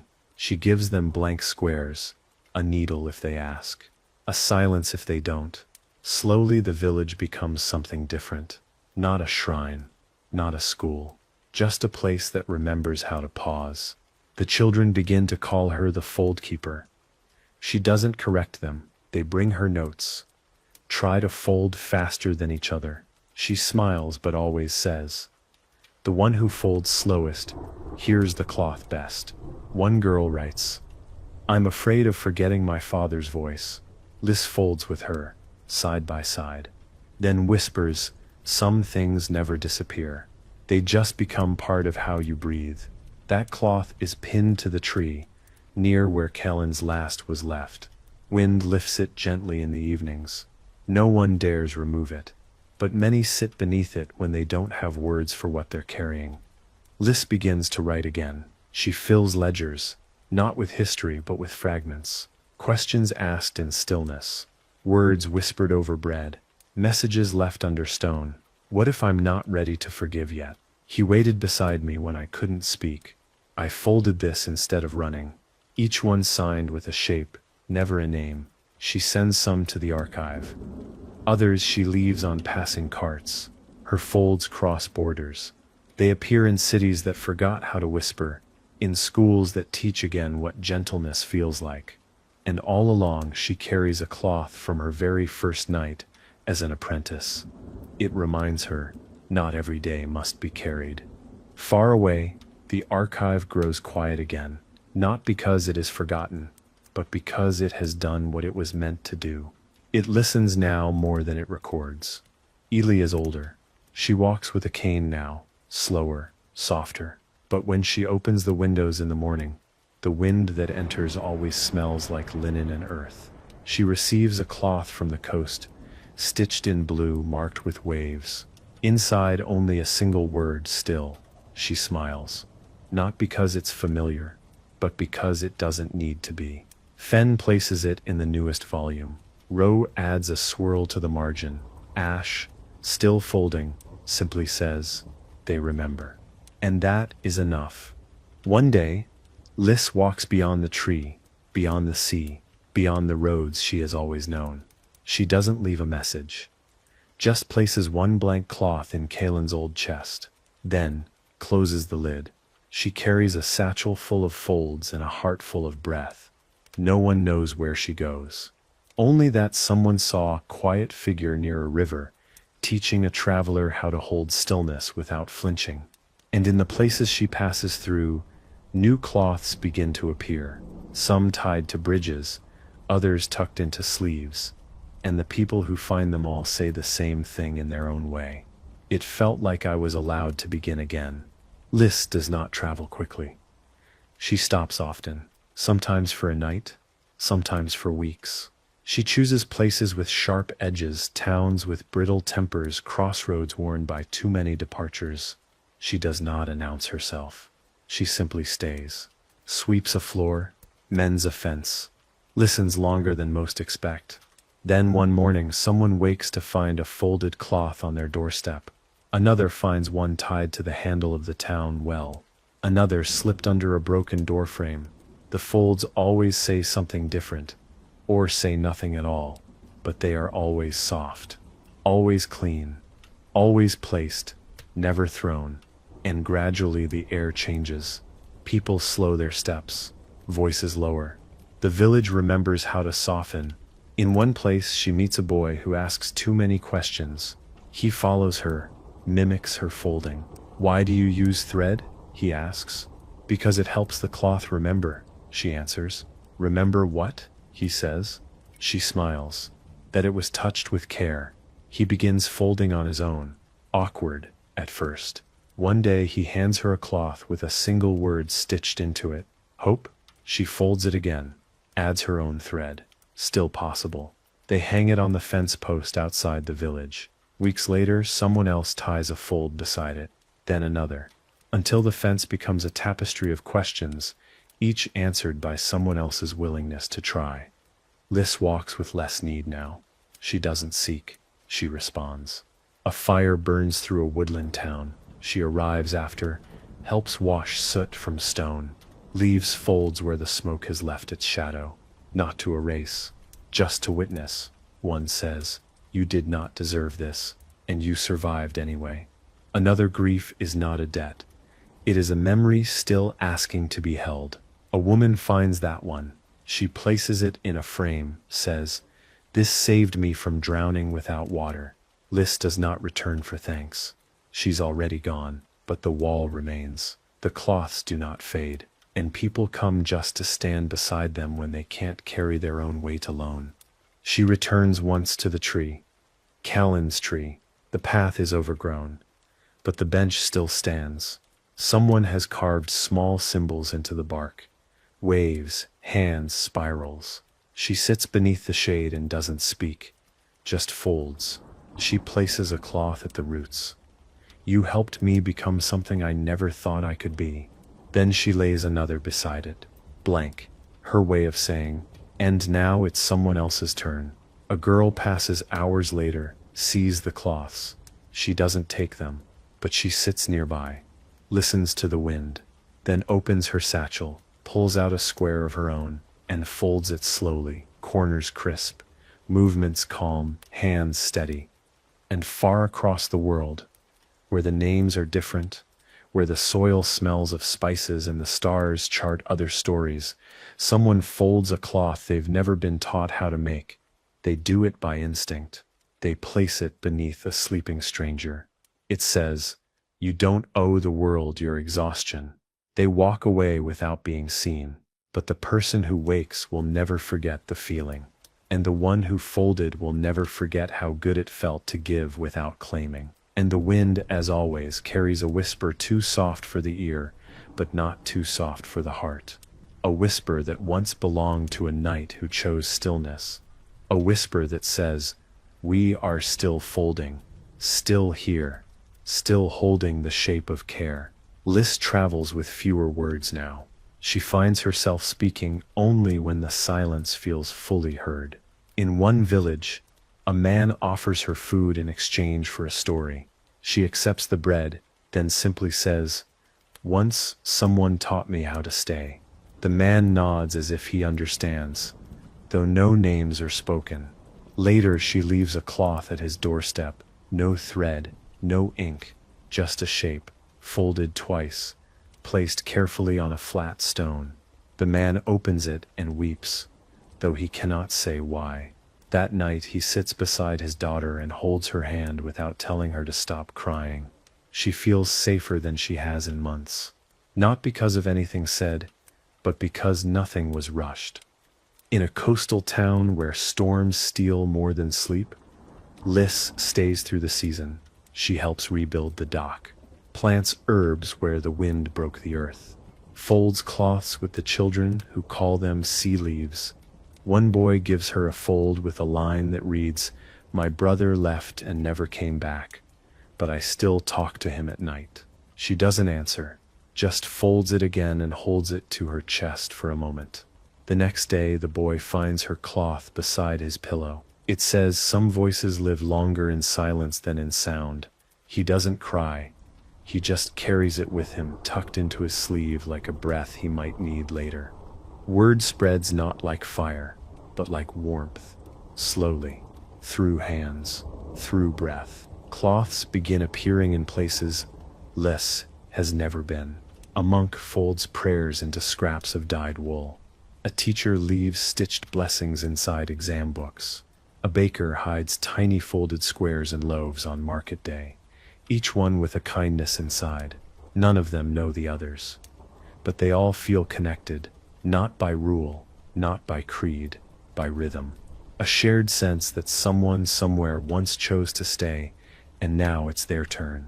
And in every town where a cloth is placed, something changes. People speak softer, wait longer, see each other. Liz grows older. Her hands are still steady, but her legs tire more easily. She walks with a staff now, oak, wrapped in linen at the grip. A folded cloth is tied just beneath the handle, one from her early days with Callan. It reads, "You don't have to hold everything alone." She touches it sometimes when the road feels too long, and when strangers ask what it is, she smiles. A promise I keep making. In one village, someone offers her a home. She thanks them, stays for a time, then leaves before the offer turns into expectation. She always moves on gently. Her presence never feels like absence once it's gone, only like something that taught people how to breathe deeper. One night she dreams of Callan, not as he was but as she remembers him, not in armor, just seated at the edge of the sea, folding a cloth she cannot read. He looks up at her, nods once, says nothing, but in the dream she knows what it means. When she wakes, she finds a blank cloth at her side. She folds it without writing, places it in a hollow tree, and whispers, "Let this become someone else's first." She keeps walking, slower now, but steady, always steady. The fold, after all, is not just in the cloth. It's in the way she moves, the way she pauses, the way she listens. And wherever she goes, the world becomes just a little more ready to hold something gently. Liz reaches a crossroads she doesn't recognize. Not from maps, not from memory. The path to the left winds through fields golden with grain. The right, into hills wrapped in mist. She doesn't decide quickly. She sits beneath a tree for the afternoon, folds a cloth, and waits for silence to answer. That night she dreams again, not of Callan this time, but of the first cloth she ever folded. She can still remember the stitch, still feel how clumsy her fingers were, and in the dream, she unfolds it. Inside, begin again. She wakes smiling, takes the path into the mist, not because it's clearer, but because it feels like the quieter invitation. The hills are steep, fewer people live here, the villages are smaller, the silence is longer. She stays in a town with no name on the sign. The people are kind but cautious, their lives worn thin by loss. A fire years ago, a sickness after. They've learned to live with tight voices, with quiet eyes. Liz doesn't push them. She just tends to the garden outside the inn, sweeps the chapel floor, folds a cloth each evening and leaves it on the steps. At first, no one touches them. Then one disappears. Then another. One morning she finds a folded cloth waiting for her in return. No words, just the fold. She holds it longer than she expected. The children begin folding first. They use scraps of linen, old letters, bark peeled soft by rain. They ask questions without asking. They bring her pieces to read, not aloud, just with her hands. One says, "I think I miss someone I never met." Another, "My mother says we can't afford to cry anymore." She folds one for them in return. We do not need to understand something to be allowed to feel it. The children leave it pinned to the door of the schoolhouse. By the week's end, it has been copied 6 times. No one says who did it. No one needs to. A teacher in the village begins writing again. Just small lines. Stories from before the fire. Notes to students who struggle. Words she used to be afraid would come out wrong. She gives one to Liz before she leaves. Folded into a shape Liz has never seen. It's from my grandmother's people, the teacher says. She used to say folding is a way of holding without gripping. Liz unfolds it later. Inside you help me make room again. She doesn't keep it. She ties it to a tree just beyond the village path. She knows someone else will find it, and when they do it will say what it needs to. She doesn't have to know who. The fold will carry the message. As she walks, she begins to hum more often. Not songs, just breath given shape. She leaves fewer cloths now, but each one holds more space. One is left on a mountaintop caught beneath a smooth stone. It reads, "You can rest here, even if it's not the end." Another is folded into the hollow of a traveling merchant's bag. It says, "You are not too much." That one makes it across 4 regions before someone finally opens it during a storm and weeps into it. They carry it with them until it falls apart, threadbare from use. Still, they keep it, because even broken it reminds them someone once folded this with care. That was enough. Liz comes to a village where no one smiles. Not out of cruelty, but out of exhaustion. The harvest was thin. The well runs dry every 3rd month. People speak in short phrases, eyes low. She doesn't try to cheer them. She simply stays, helps mend a broken fence, folds a cloth and places it at the hearth of the inn, where she's given a bed. No words, just a blue thread, spiraled gently into the corner. It's still there in the morning. The day after, it's gone. No one says a thing. But when she returns from the field that evening, she finds a folded cloth left for her in return, simple and wrinkled, made from an old curtain. Inside one line, "You reminded me that I could still give something." She begins to leave behind fewer explanations, fewer written words. Instead, she lets the cloth carry its own kind of knowing. In one mountain village, she folds a cloth for a midwife who never speaks, only works. She tucks it under the woman's chair. The next morning, the woman nods to her for the first time, then places a folded cloth in return. Inside, "I never knew silence could mean someone saw me." That cloth is never read aloud. But days later, the midwife begins teaching young girls how to fold during long births, saying, "It steadies the breath. It spreads from there, quietly." The cloths begin showing up in homes before storms, under pillows before hard decisions, in aprons and pockets and between pages of worn books. Liz receives a letter by hand one morning, delivered by a traveler who doesn't know the sender. The paper is creased. Inside only, "I left a cloth in the city, tied to the gate. Days later it was gone, but I think it helped someone. I think they needed it. I never told anyone it was mine. It's the best thing I've done in years." Liz folds the letter gently. No reply needed, but she places it beneath a stone beside her bed, and the next time she folds, her hands move slower, more deliberately. She doesn't stitch anything. She just breathes into the cloth before placing it near a well that hasn't given water in 3 days. That night, rain comes. No one credits her, but a child ties a dry cloth to the well post. The next morning and writes, "Thank you for not giving up when it was dry." She returns once more to the place where she first met Kaelin's memory. The sea, the tree, the old stone bench. The branches are thicker now. New carvings have appeared. Some careful, some rushed, all sincere. Someone has built a small shelter nearby. Not large, just enough for resting travelers. Inside it, Liz finds a chest. Not Kaelin's, but similar. Someone has been folding here too. Dozens of cloths, all blank. One, though, has a phrase stitched in unfamiliar thread. "The one who came before left something I didn't know I needed. I don't know who they were, but I hope I make them proud." Liz sits with it a long time, then adds a cloth of her own. Her last one here. "You have."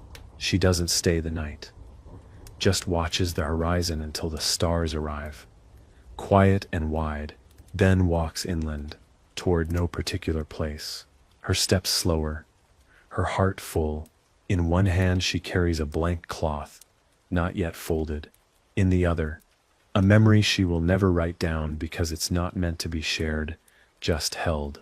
And behind her in the soft dark air, a wind stirs through the trees, lifting the edge of a single cloth, tied gently to a low branch.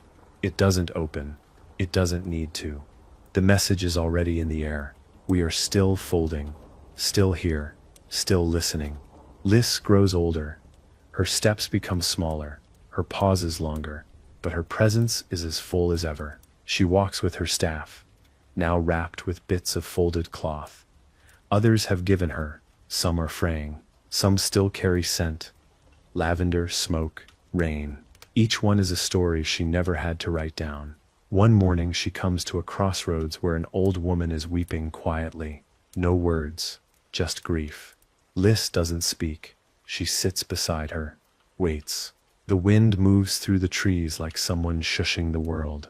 Finally the woman says, "No one waited for me." Liz reaches into her satchel, hands her a cloth, folded 3 times. Inside just I did, I am. The woman holds it like something she forgot she needed, says thank you with her whole body. Liz stops folding every day. Not because she's forgotten, because she no longer needs to prove she remembers.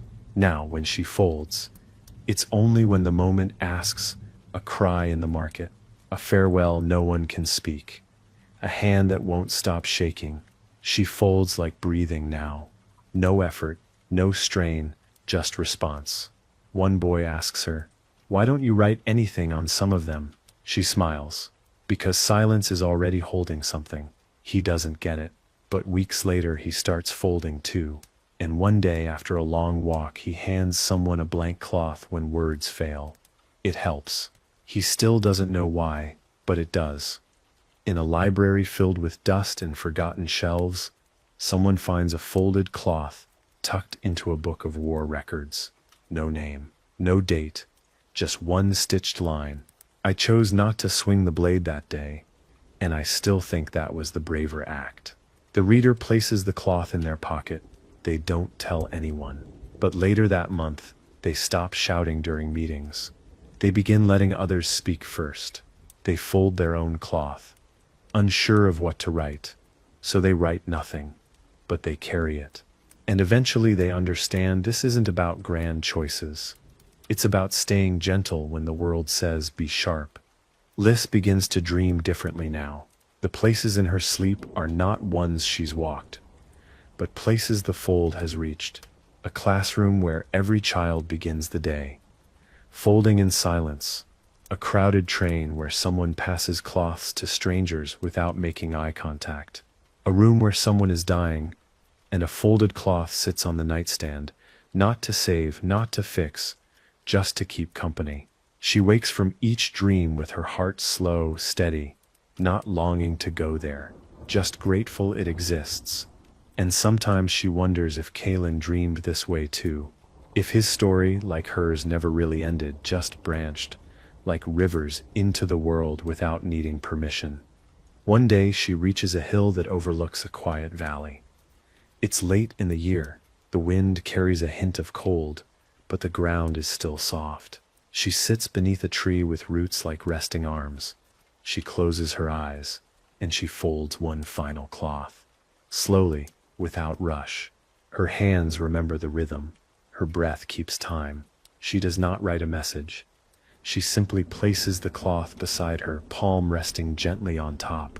She stays like that for a long while, until the sun sets, until the wind stills, until the sky grows heavy with stars, and the cloth held by her hand in the earth waits not for a reader but for someone ready to begin again. Liz is no longer seen in the villages. Her path simply faded into the trees, into the quiet, into the folds she left behind. But her presence, like Kalen's before her, remains. In the way people speak a little slower in the mornings. In how children in a hill town know how to tie cloth with calm hands before they learn to ride. In the baker who keeps one cloth always folded beside the register, stitched with "You're doing better than you think." She never speaks of where it came from. She only glances at it when her hands begin to shake, and that glance steadies her. A young woman named Ellen finds a cloth in a market stall, folded inside a basket of onions. It's creased with time, but the stitch is fresh. It says, "Not everything that grows leaves a mark you can see." She doesn't know what it means. Not at first, but she places it inside her apron pocket and begins to notice the world differently. A neighbor who always looks away when spoken to, a child who draws at the edge of the crowd, an old man who fixes shoes without ever charging enough. Ellen begins folding, not perfectly, not quickly, but with care. She leaves her first cloth beneath a cracked bench. Someone takes it, leaves a pebble in its place. Ellen doesn't seek out instruction. She follows the folds. Each one feels like a map, not of geography but of heart. One leads her to a town still aching from a loss they cannot speak aloud. She says nothing when she arrives, just listens, helps where she can, leaves a cloth beneath a tree. It says some pain is not meant to be named, only shared. The next morning she finds someone has left a folded ribbon on her doorstep. It smells faintly of rosemary. No words, just a gesture. She ties it to her pack and walks on. It flutters as she moves. A new kind of banner, soft, unclaimed, true. In another place, someone folds books instead of cloth, dog-eared corners. Messages scribbled in margins. They say, "It's the same spirit, just different material." Ellen visits their little shop and finds a whole shelf of pages marked with tenderness.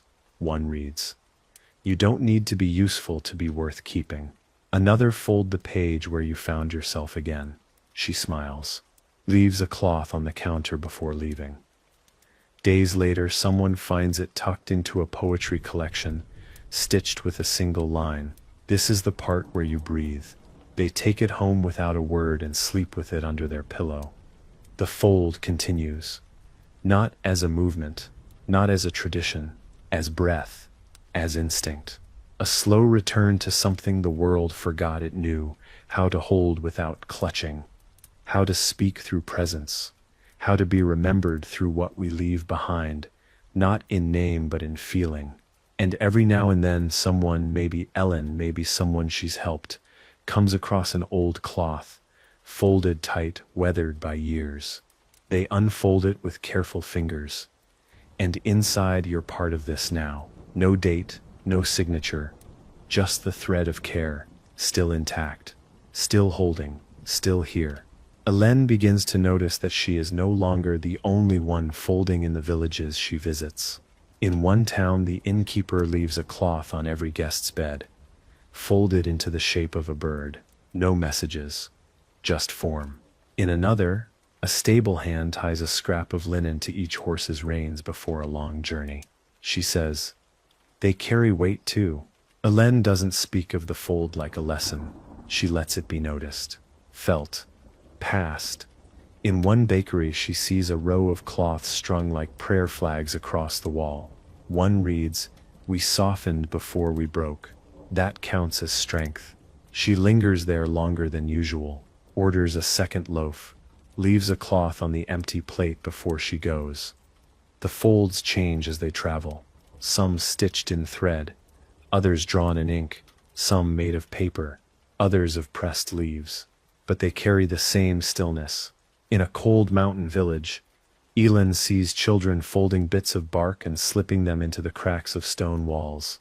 When asked why, one says, "So the wind remembers not to howl so loud." She kneels and helps him fold another. They place it together between two stones. Later that night, snow falls softly, and no one is kept awake. It isn't magic, it's memory. Something the world holds gently because someone once showed it how. One evening, she finds a cloth beneath her own pillow. She didn't place it there. Someone has folded it carefully, stitched only a single spiral. No message. But she feels something settle in her chest when she touches it.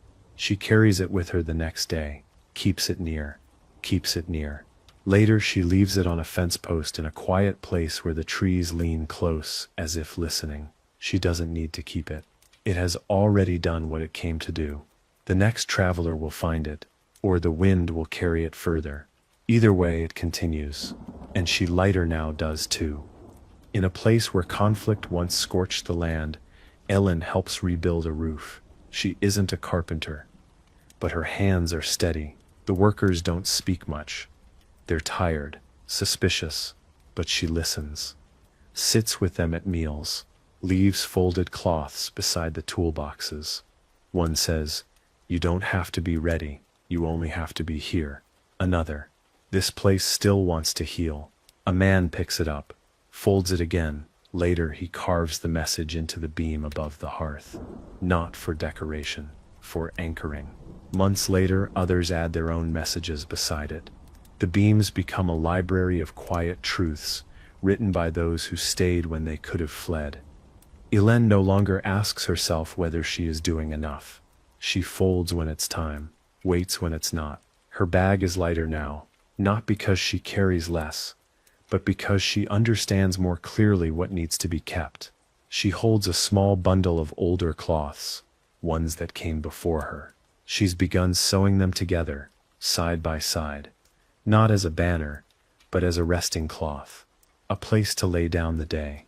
She tells no one about it, but when someone weeps in her presence, she unfolds it, lays it across their lap, and says, "You don't have to speak yet." Most of them don't, but all of them stay longer than they thought they would, because the fold is not just in the fabric, it's in the way she stays. Elaine spends a season in a town built along the edge of a quiet river. The stones are smooth, the days pass slowly, the people speak in low voices, often finishing each other's thoughts. They've endured much here, a flood, a famine, then silence that grew between neighbors like ivy between bricks. She doesn't ask what happened, she just offers what's needed. Repairs a bench, weeds a garden, folds a cloth each morning and leaves it near the water's edge. The river never answers, but each morning the cloth is gone, and in its place a stone, polished, dry. She begins to understand the river listens too.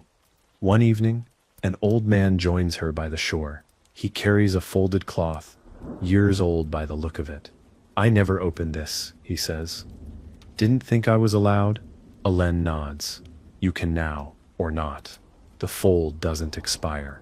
He laughs, then opens it slowly, with both hands. Inside, what you felt was real. You didn't imagine being left. He weeps, not loud, just enough. He folds it again with trembling fingers. "I think I'll keep it now." She doesn't answer. She places a new cloth beside his. That night they sit in silence while the river keeps time. She begins to notice a pattern in the way people leave cloths for each other, not in the messages, but in the moments. A cloth is folded most often after someone listens, after someone stays through the silence that comes after truth is spoken. Elaine watches this unfold in real time. A mother folding for her son after years of silence. A shopkeeper folding for a customer who couldn't make up her mind. A farmer folding one and leaving it on the gate of someone he once shouted at. The cloths don't erase the past, but they soften its grip, like laying down a blade that was never meant to be held so tightly for so long. One night, Elaine wakes from a dream, a figure wrapped in light, not speaking, just folding. Their hands are familiar, strong, patient. And when they lift their head, she doesn't recognize their face, but she feels a peace settle in her like snow on a still roof. The next day, she finds a fold placed on her pack. No one saw who left it. Inside, "You are not the end of this. You are a bridge." She holds it for a long time, then tucks it between the pages of her journal. She begins to write more after that, not about herself, about others. Stories she's heard while listening, lines people whispered when they thought no one was paying attention. And she starts teaching, not by declaring it, just by doing it openly. In the square, in the shade of a tree, on the steps of the bakery, Children join her first, then others. Soon folding becomes part of the rhythm of the town, a quiet act like sweeping or planting, not sacred, not rare, just natural. And one morning she wakes to find dozens of cloths strung across the river like a bridge of soft breath, none of them signed, but every one of them folded with the kind of gentleness only learned by staying. She walks across them slowly, with her eyes closed, trusting the fold, trusting the way forward is made not by pushing, but by pausing. Ellen leaves the riverside village without fanfare, just before dawn, before the baker stirs, before the children run through the square. She ties one cloth to a branch near the path. It reads, "You taught each other how to stay." Then she walks, not with urgency, just direction. There's no destination, only a sense, something waiting to be witnessed. Her feet find a road where the wind carries stories, not sounds. She listens, not with her ears, with her breath. Each step feels like a question asked slowly. Who still needs space to unfold? And the road answers by opening to her. She reaches a town split by a long, cracked wall, not a fortress, just a boundary that outlived the reason it was built. The people live on either side but don't speak. No anger, just habit. Telen stays in the space between. She sweeps the middle street, buys from both markets, leaves folded cloths where children can find them. It's safe to reach again. What you miss might miss you too. Slowly the cracks in the wall are filled, not with mortar but with messages. Pieces of cloth placed where the stone has worn away. A child draws a smile on one. A widow ties her wedding ribbon through another. No one announces the change, but it happens anyway. The first time someone from one side crosses to the other, it's to return a lost cat. No one cheers, but someone folds a cloth afterward and places it on a doorstep. It felt good to be kind again. That evening, Ellen folds one herself, tucks it beneath a stone. It says, "Sometimes it only takes one thread to begin the mend." She walks on. The wall remains. But now it hums, not with warning, but with witness. Not with defense, but with memory, and the silence that once separated now holds something different. Readiness. Elen finds herself in a city next. Loud, layered, moving faster than thought. At first, she feels small, unfolded, forgotten, but she doesn't rush. She finds the quiet places between buildings, beneath bridges, on rooftops where pigeons gather without complaint. She folds cloths from paper scraps, from fallen garments. She leaves them in bookshops, in waiting rooms, on tram seats, each with only one thought. You don't need to earn rest. Someone already sees the strength in your softness. It's okay to not know yet. Some are taken, some aren't. But the city feels a little different as she walks it, as if it's listening again. A girl finds one of Ellen's folds on a rainy evening, tucked into the spine of a park bench. She doesn't open it right away. She holds it, walks with it, sleeps with it under her hand. When she finally unfolds it, it says, "The story you don't know how to tell yet still matters." She reads it twice, then folds it again, carries it for weeks, then leaves it somewhere else.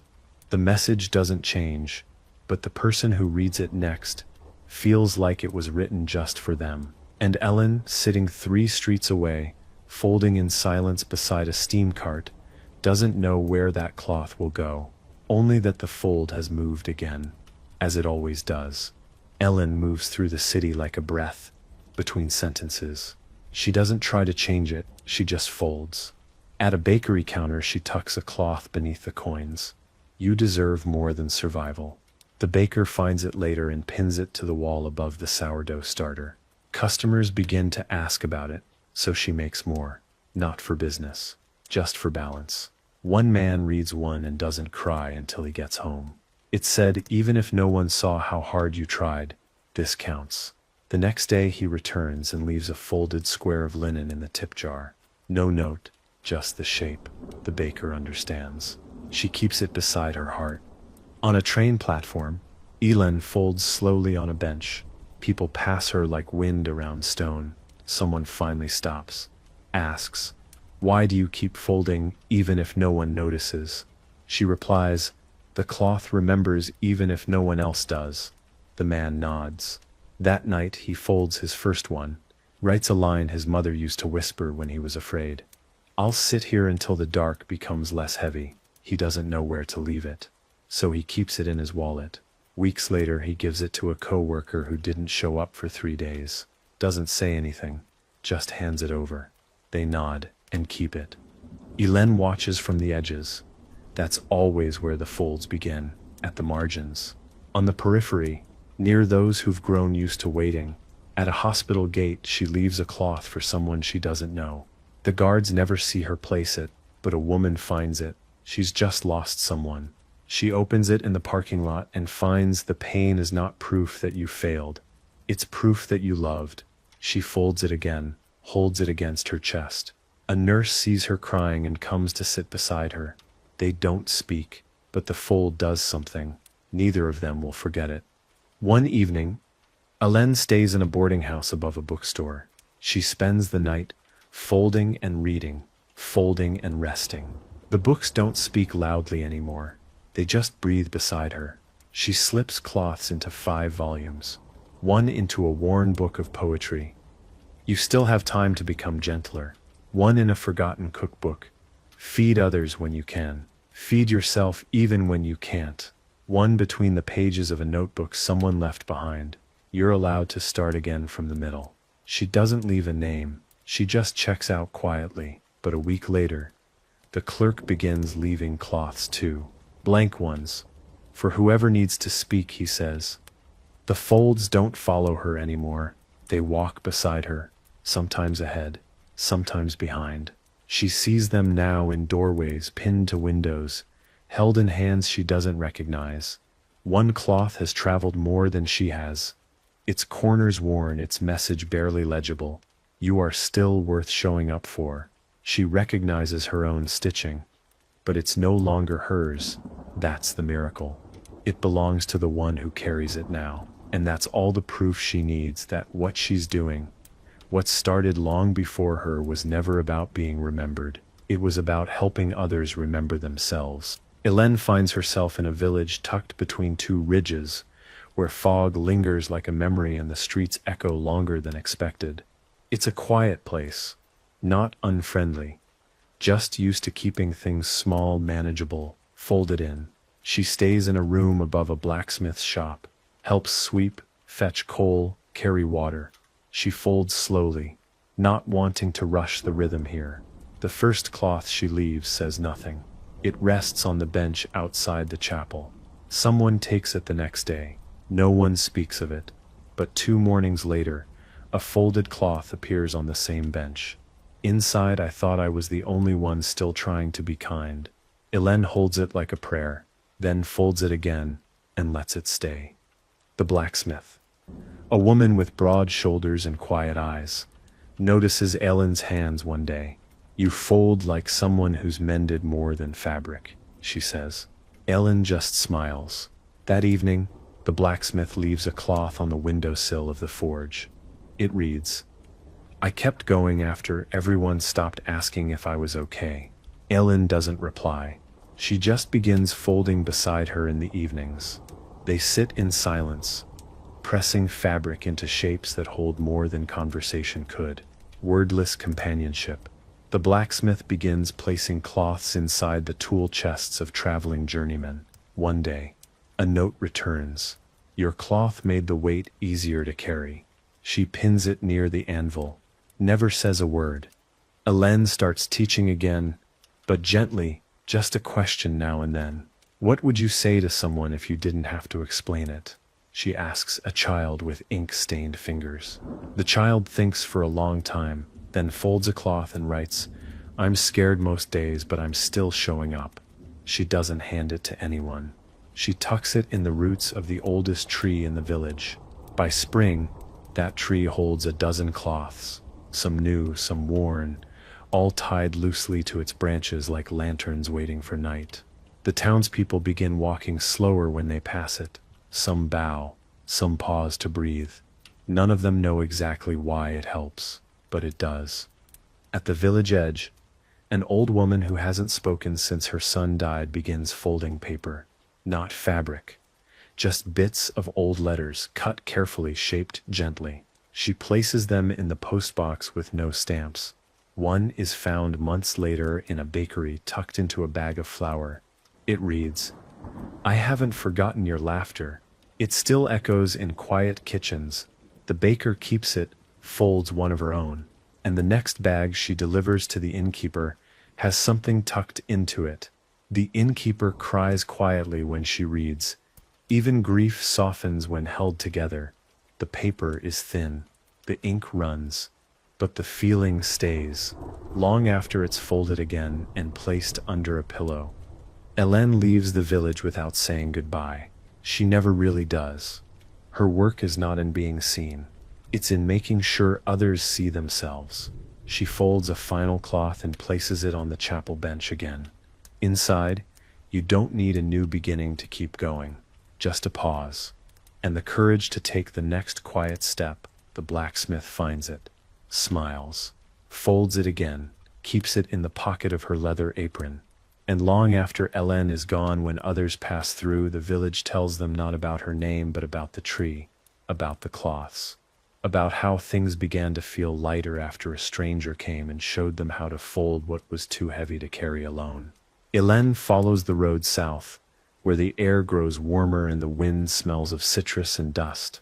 She stops less often now, not because she is restless, but because she is more careful about when to stay. Not every place needs her.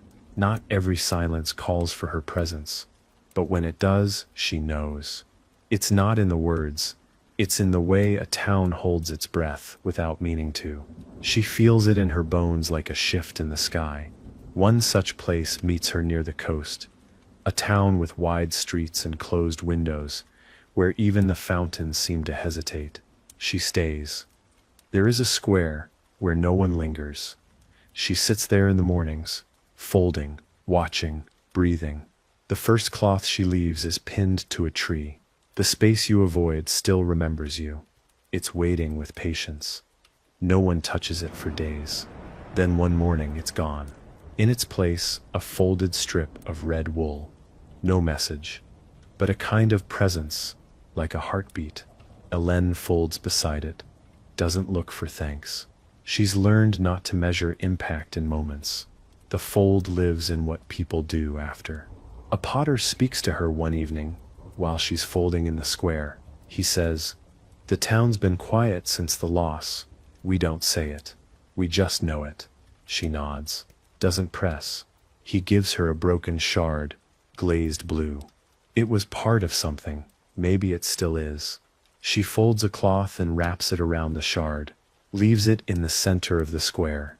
The next day, someone places a second shard beside it, then a third. In a week, the townspeople have left dozens, all different, all broken, all wrapped.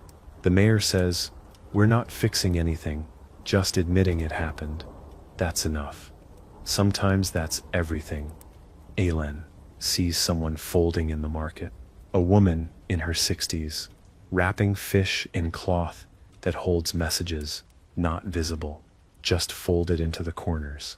When asked why, she says, "People take more care when they think someone's speaking to them." One fold reads, "Your hands are doing holy work, even when they tremble." A man unwraps it at home and weeps into the cloth. He places it on his table and eats beside it in silence. Later, he begins folding napkins for guests. One guest leaves his with a note stitched in the edge. "I stayed longer than I planned. Thank you for making space." The table becomes a place where silence doesn't feel like absence anymore. When Hélène finally leaves, the town holds no ceremony, just cloths tied to doors. Windows left slightly open, a potter's wheel turning again. The market hums. Not loud, but open. She folds a cloth with no words, tucks it under a stone by the fountain. As she walks out of town, a child runs past her in the opposite direction. Hands full of fabric, eyes steady, breath even. She smiles. Doesn't stop her. She knows the rhythm. That child will fold. Maybe soon. Maybe years from now. But the thread has passed again. Not pulled. Just placed. And the fold, as always, carries on. Aylin walks further inland, where the land flattens and the wind doesn't sing. It simply stays. The towns here are simpler. Fewer names on signs, fewer stories told out loud. But she feels something in the silence. Not emptiness, just waiting. In one town she finds an inn with no sign, just a small red thread tied to the door. When she enters, no one speaks, but someone has already placed a folded cloth on her table, inside. If you've come to rest, you're welcome. If you've come to stay, you already have. She folds her own and leaves it tucked into the edge of the window. It says nothing. The silence between them holds enough. She spends days there without marking them.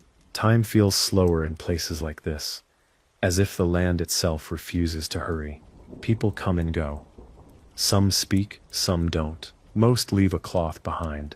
Some with thoughts. I was afraid I forgot how to be kind. I didn't know I needed to be seen so quietly. Others just fold and walk away. The innkeeper keeps them all in a wooden box near the hearth. It's never locked. Anyone can read. Anyone can add. Ellen spends one whole afternoon just unfolding them, then folding them again.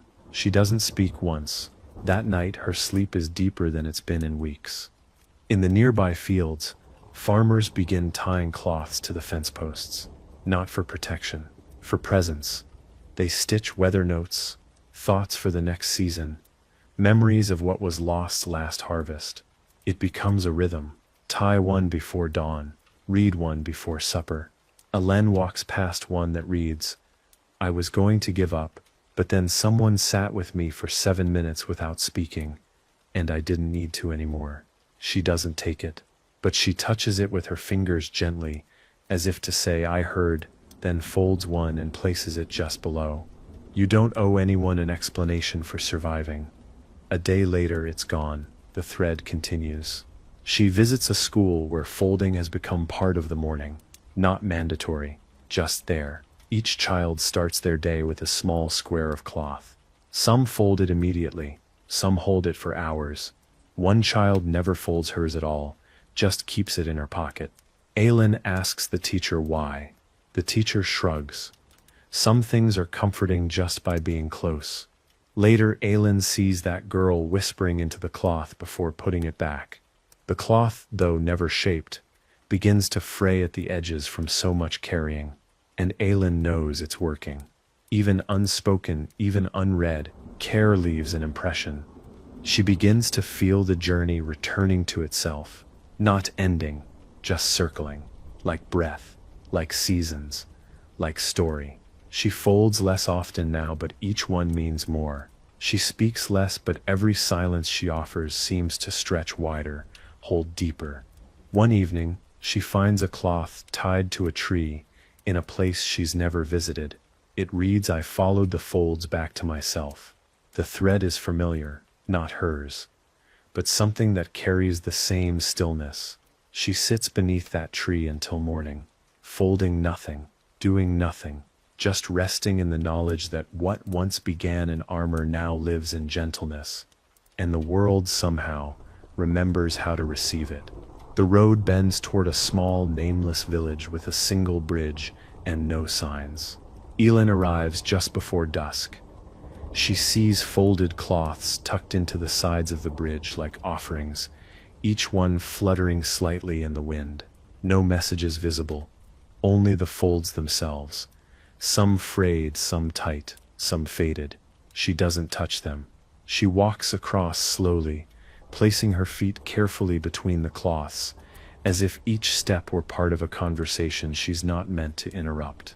Halfway across, she finds a stone with a cloth laid over it. She lifts the edge. Inside it reads, It mattered that you came. She folds it again with slow fingers and nods to the air. She stays in a cottage owned by no one. The townsfolk tend it like a shared secret, clean, stocked, silent. There's a fire already built in the hearth when she arrives, and a basket of folded cloths near the door. She doesn't write. She doesn't fold. She just rests. For 3 days she says almost nothing. No one visits. And yet each morning she finds something new, a cup of tea left steaming on the step, a folded shawl draped gently over the rail, a cloth hung above the threshold with a simple knot. Not messages, just presences. The way the fold always begins. Quiet, careful, kind. On the 4th day she finds a young man sitting on the bridge. He's holding a folded cloth in his lap but hasn't opened it. She sits beside him without asking. After a long silence he says, "I've carried this for a year. I thought I had to be ready before I read it." She nods. He opens it. Inside, "Read this when you finally believe you're still worth the space you take up." His hands begin to shake. He doesn't cry, he just breathes. And she breathes with him. Later he folds it again and ties it to the bridge where others can see it. "Someone else might need it first," he says.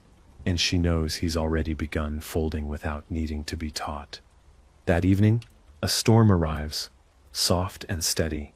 Rain taps the roof like a slow drum. Elin lights a candle and folds a cloth for the first time in days. Her hands move without thought. She doesn't plan the words, she just lets them appear. When she finishes, it reads, "I stayed longer than I planned, and somehow that's exactly what I needed." She places it beneath the tea basket. The next day, it's gone. In its place, a note stitched with coarse thread. "Then stay again, or go, but carry the quiet with you." She ties it to her staff and continues walking, not because she's finished, but because something else is beginning. She doesn't look for the next town. The fold will find her.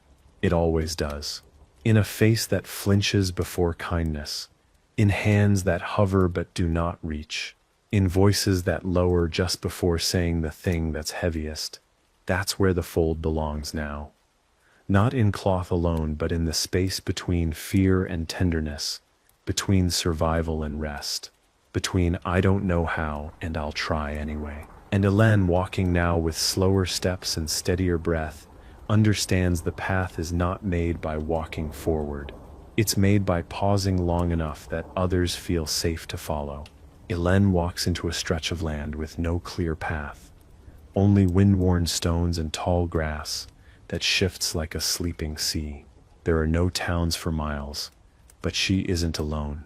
The fold is with her, in the weight of her satchel, in the rhythm of her stride, in the softness she now carries like an invisible cloak.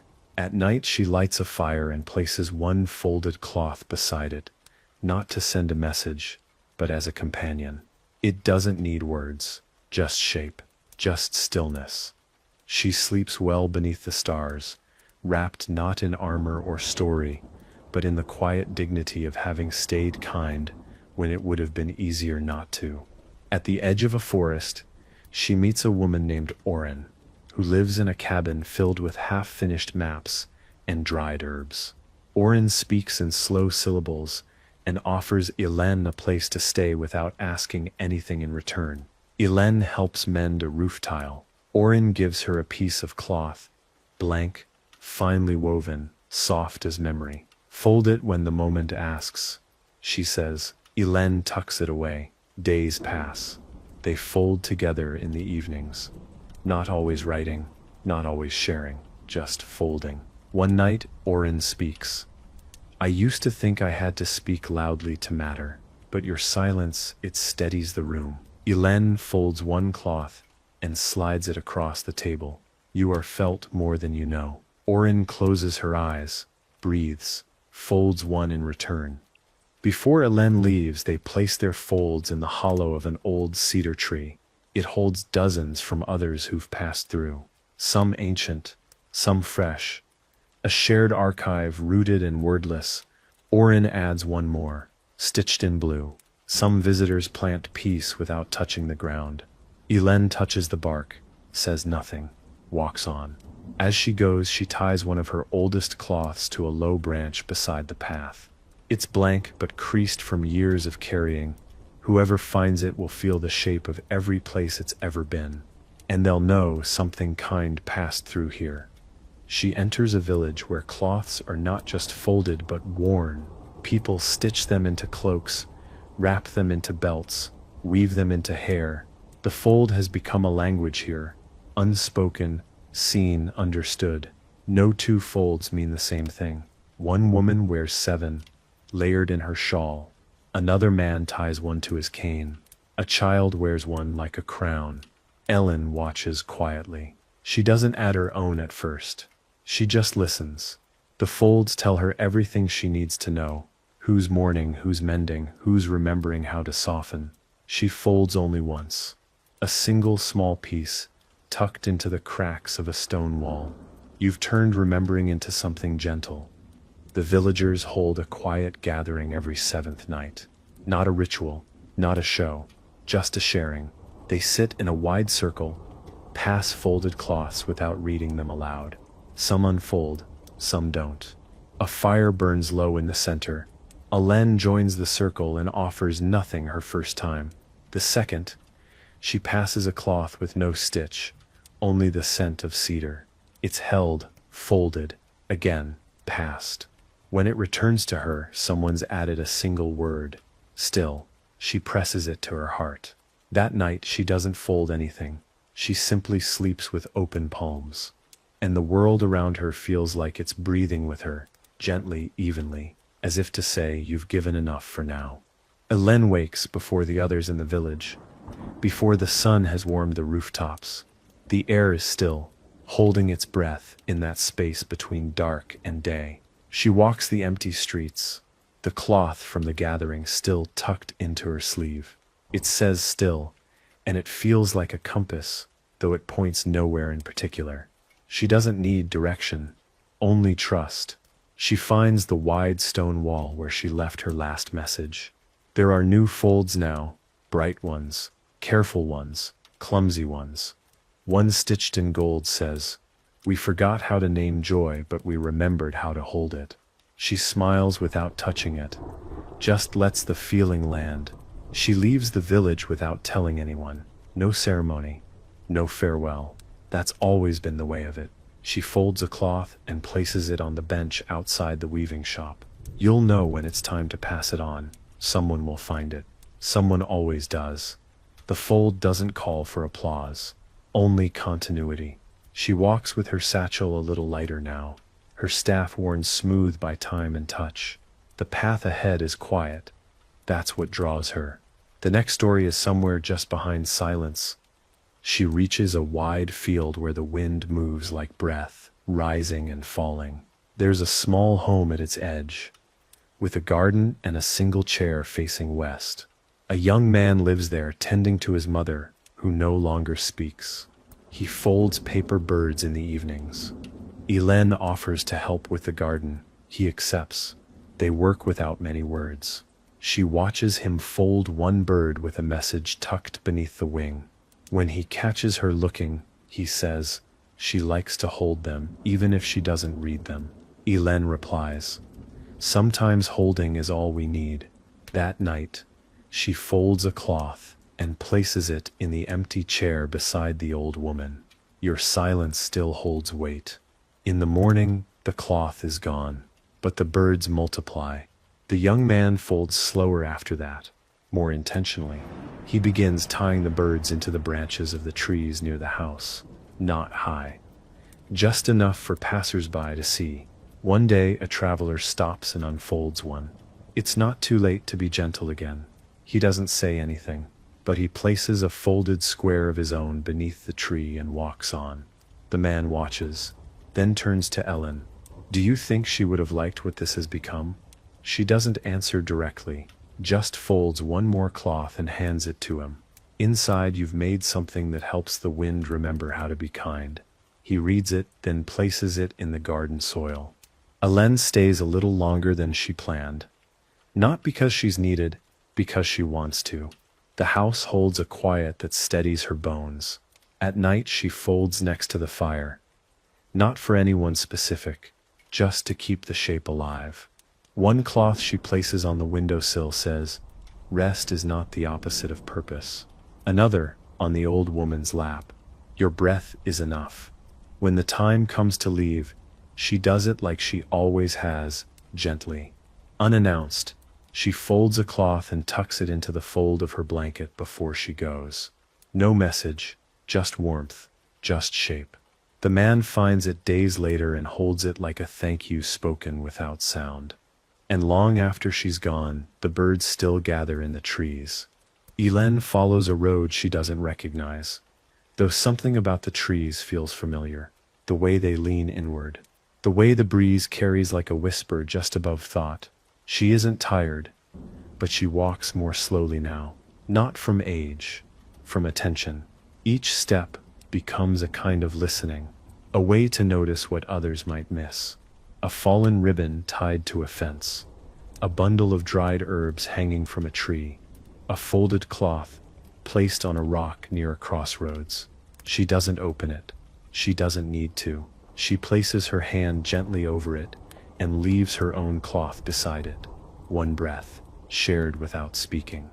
She enters a village that once built walls, though now they stand only halfway, overgrown with ivy, split by time. No one talks about the walls anymore, but Hélène notices how the people walk, how they avoid the gaps, how they laugh but not too loud. She doesn't ask. She just begins folding. At the well, near the bakery, by the schoolhouse door. The first one reads, "You are allowed to feel safe now."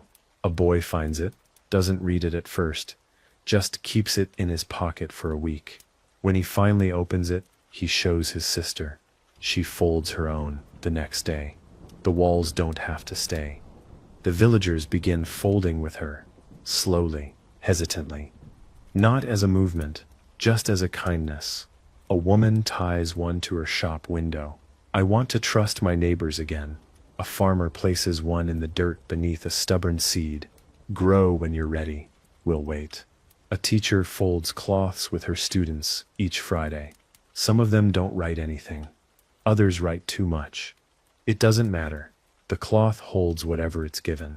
One girl stitches, "I was loud because I was afraid no one would hear me." She hangs it in a tree where it catches the light every morning.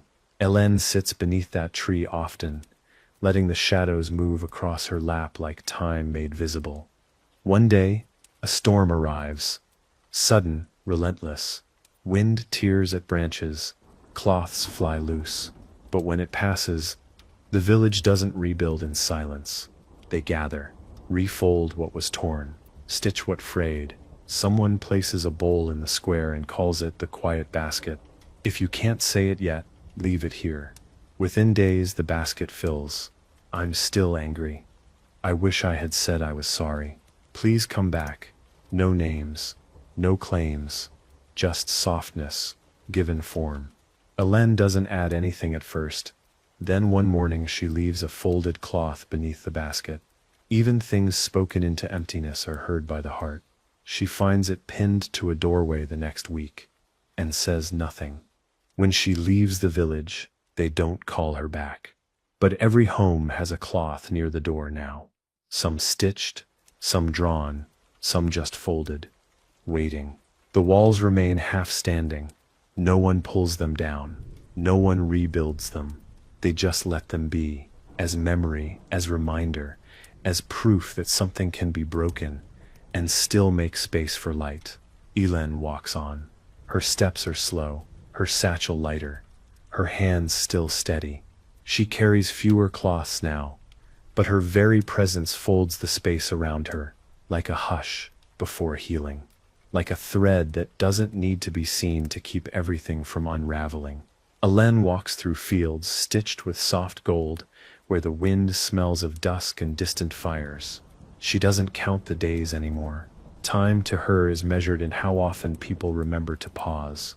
In one village she stops for a night, then stays for a week, not because someone asks, but because no one does. It's the kind of place where people pretend not to be hurting, where everyone greets each other kindly, but never says "I'm not okay." She folds her first cloth while sitting beneath the old bell tower. It reads, "There's no shame in needing to be seen." Someone leaves a cup of water beside her as the sun sets. Neither of them speak. It's enough. That village begins folding quietly. A cloth is tied to the fence of the dairy barn. The grief I carry isn't contagious, but the quiet you gave me helped. Another is tucked under the windowsill of the apothecary. Thank you for waiting while I forgot how to smile. The folds don't change everything. The work is still hard. The nights are still long, but the air feels different, like it has room for softness again. Alen watches from a bench, hands resting in her lap. She doesn't fold every day anymore, but the people do. That's what matters. A child asks her to teach them how to write smaller, so it all fits. She holds their hand, shows them how to let the breath guide the needle. Don't rush the truth, she says. It's already there, you're just letting it rest. The child writes, I miss the person I was before, folds it into a tight square, and buries it beneath a rose bush. Weeks later, the roses bloom brighter than they ever have. The gardener doesn't ask why. He just starts folding too. Elen leaves behind one cloth when she goes. She places it on the porch of a man who never made eye contact, never said more than a word. She's seen him pause beside folded cloths, but never touch them. Hers says, you don't have to speak to be part of this. He finds it, reads it, keeps it in the front pocket of his coat. No one sees him fold one, but cloths start appearing near his tool shed. One is left for the carpenter. You built more than furniture. You built space for us to stay. Another for the midwife. Your hands caught more than babies. They caught hope. When asked who wrote them, he just shrugs and walks away. Elen smiles when she hears. She continues walking, sometimes for hours without seeing another soul, sometimes into places where the fold hasn't reached yet, but she carries it with her, in her spine, in her breath, in the way she pauses before speaking, in the way she listens all the way to the end of someone's silence. She doesn't look for where to fold anymore. The folds find her. They move like light, not always direct, but always arriving. And she, once a learner, then a guide, now simply walks like someone who has become the cloth itself. Something soft enough to carry what others can't say. Something strong enough to keep shaping stillness into home. The horizon is low when Ellen comes to the last outpost before the wilderness. Just a circle of homes, a well, and a chapel whose doors haven't been opened in months. The people live simply here, as if the world has asked them to speak less and notice more. She doesn't introduce herself. She never has. She offers her hands, hauls water, repairs a broken step, folds one cloth, leaves it beside the chapel door. It's still sacred, even if no one walks through it anymore. The next day the door is open, not wide, just enough for sunlight to slip in. A boy sits beside the well, sketching folded cloths in the dirt with a stick. He doesn't speak. She sits beside him, watches. After a while he hands her a stone. It's not folded, not marked, but she understands. She places a cloth around it, no stitch, no ink, just weight and presence. He smiles, then presses it into the earth like a seed. Weeks later, others begin to do the same. Stones wrapped in cloth appear at the chapel's steps, by the well beneath benches. It becomes their way of saying, I was here, I stayed. Ellen folds slowly, respectfully. She knows she's not building something new. She's tending what already wants to grow. A man from the edge of the village stops her on her way to the orchard. What's the point of all this? He asks. Not unkindly. She folds a cloth while he watches, hands it to him. It reads, some things matter more after we stop needing to explain them. He holds it for a long time, then folds it again tighter. She never sees where he places it, but days later the path to his door is swept clean, and there's a folded cloth hanging from his window like a small flag that says, I'm trying. She doesn't respond, doesn't need to. The fold has already answered. She dreams again, not of people, but of places. Places she's been, now alive with color, trees draped in cloth, like prayer, a forge where apprentices fold messages into their tools, a market where folded napkins rest on each table like soft shields. She wakes with tears dried on her cheeks, and her fingers curled gently around a fold she doesn't remember making. It says, "You are allowed to be tired." She keeps that one, doesn't give it away. Not everything needs to be passed on. Some folds are for holding, for remembering that she too is part of what was made. At the edge of the village, a girl asks to walk with her. She doesn't say why. She just falls in step, carrying her own satchel, slightly worn. Alan glances once, sees a folded cloth peeking from the flap. "Begin when your breath steadies," it says. She doesn't ask who gave it to her. She only says, "You'll know where to go when it's time." And the girl nods, walks with her for a few days. Then one morning folds her own cloth, places it beside a stream and says, "I think this is where I turn." Alan hugs her once without speaking. The girl walks into the morning. Alan watches until the wind takes her silhouette, then folds a cloth and places it in the same place. "Go gently. I'll still be folding." Ellen walks through the flatlands where wind sings across the open space like a voice that never needed to shout. She hears the hush in it, the kind that comes after something painful has finally passed, not erased, just acknowledged. She spends a night in a stone hut left open for travelers. There's a folded cloth on the small wooden table inside. No message, just weight, just presence. She leaves one beside it. "I'm grateful someone came before me." Then she sleeps with both hands open, as if trusting the night to hold her in return. A few days later she reaches a gathering place. No buildings, just fire rings and smooth rocks shaped by long-forgotten stories. People pass through often, but they don't stay long. She does. She folds by the fire, and others begin to sit with her. One places a cloth by the flames and says, "I haven't felt like myself in years." No one replies, but someone else folds one, leaves it beside his. "We still recognize you." Aelin watches as the firelight moves over their hands. The folds become their language. The comfort is not in talking, but in shaping the silence together. Someone brings a song the next night. Not loud, not polished, just breath with shape. They hum while folding. The cloth they leave behind says, "My voice has trembled for a long time, but it's still mine." A woman folds and weeps without shame. A child writes nothing, just draws a spiral. Everyone accepts it. The folds do not demand eloquence, only honesty. One man leaves a cloth with, "I lost more than I told anyone." It isn't taken, but someone ties it to a nearby branch as if to say, "We won't forget, even if you never explain." On the fourth day, Ellen ties a cloth to a tree and sits beside it for hours.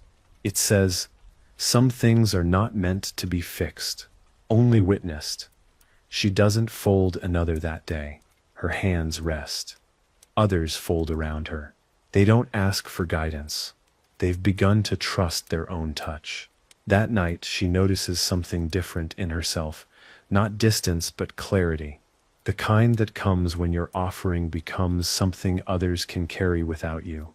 And for the first time in many days, she smiles with both sorrow and joy resting quietly in the same breath. The next morning, a traveler she's never met brings her a folded cloth. "This came a long way," he says. She opens it. Inside, the path you made is still being walked.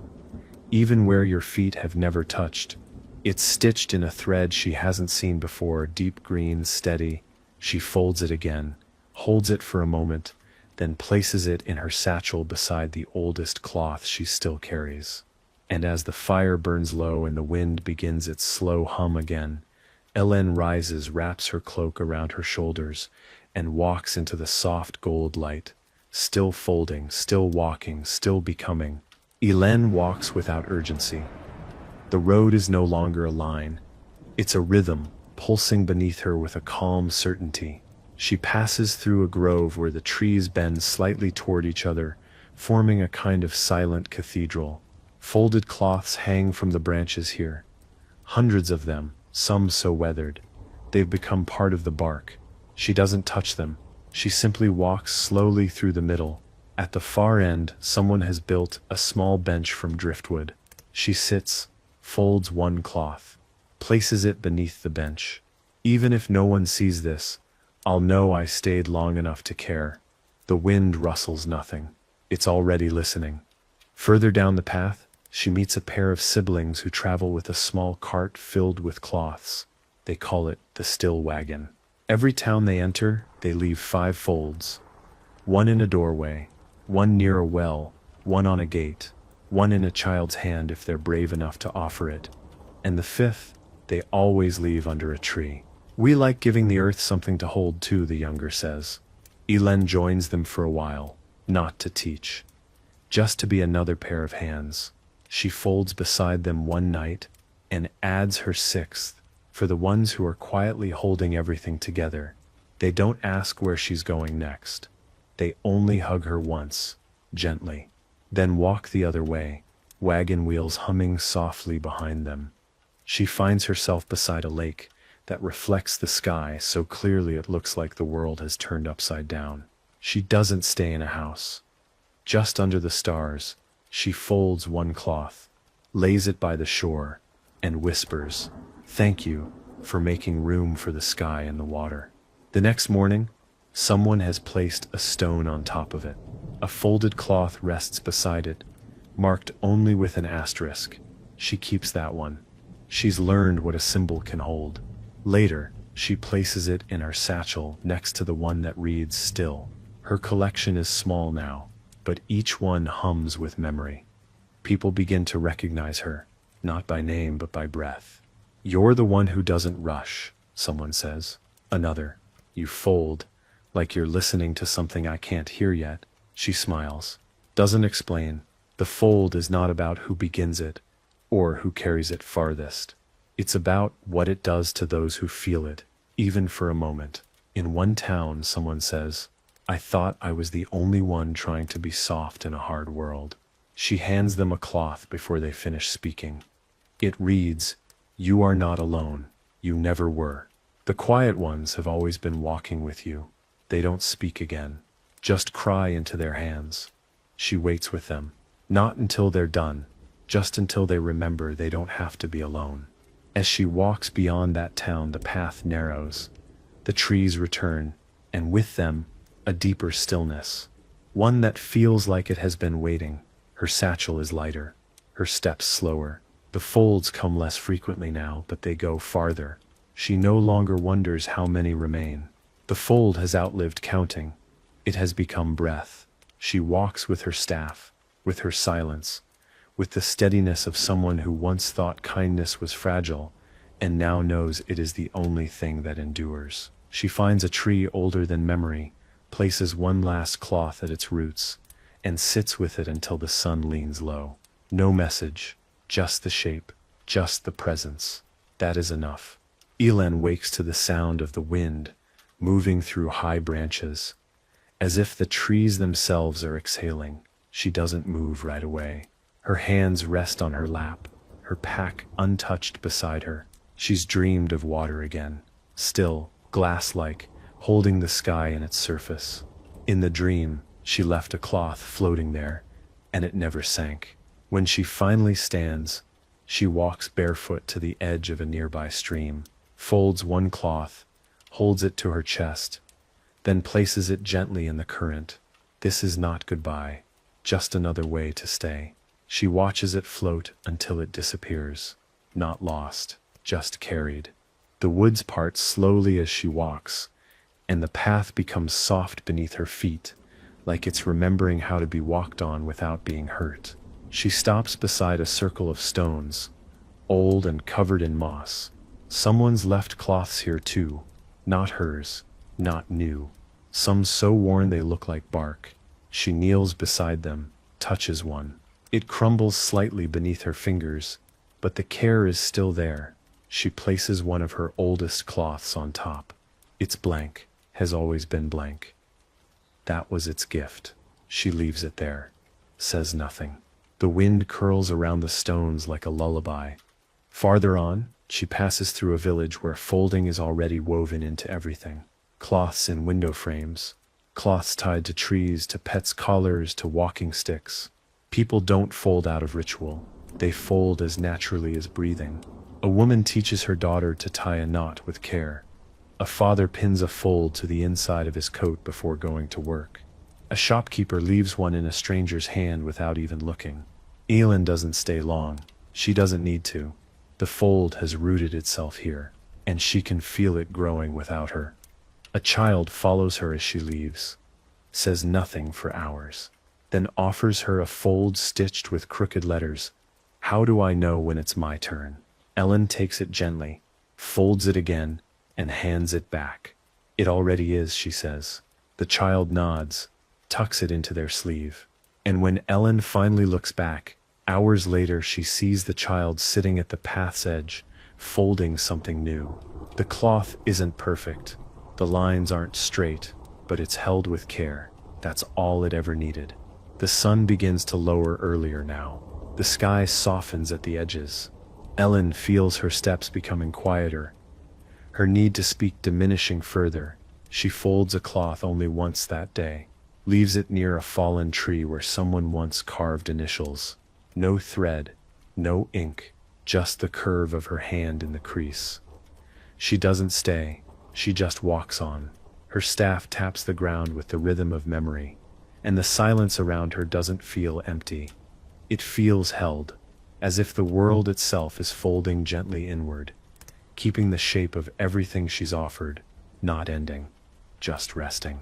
Ellen walks into a stretch of land where no signs mark the way. The air is cool here but not cold. Trees lean over the path like guardians who remember your name. She doesn't ask where she is. She doesn't wonder where she's going. Her feet move because they're ready. Her hands rest because they've done enough. She carries only one cloth now, folded and unfolded so many times it has become soft as air, thin as time. She touches it sometimes not to read it, but to remember the shape of what it has held. A clearing opens slowly at the top of a rise. There is no village, no people, just a stone round and low, as if someone placed it there not to mark an end, but to offer a place to sit. Ellen does. The light is golden around her, the kind that touches everything without asking for anything in return. She unfolds her cloth and lays it on her lap. There's nothing written. There never was, but every crease holds the weight of decades, of stories passed hand to hand. She closes her eyes and lets it rest across her knees. That's all. That's enough. She stays in the clearing for hours, or maybe days. Time has softened its grip. Birds come and go. Wind breathes through the tall grass. She doesn't fold, doesn't teach, doesn't carry. She just lets the silence wrap around her. It feels like being held by something older than memory, something that always knew she'd find her way here, not because she needed to, but because the path needed someone to walk it slowly enough to show others how. Eventually, someone arrives. A young traveler. Dust on their boots, hesitation in their step. They stop at the edge of the clearing, unsure. Aelin looks up, nods once. The traveler approaches, removes a cloth from their satchel, offers it with both hands. It's carefully folded. The stitch is uneven, the corners soft. It says, "I've been walking with this for years. I didn't know who it was for, until now." Aelin smiles, takes it and presses it gently to her chest. She doesn't unfold it. She doesn't have to.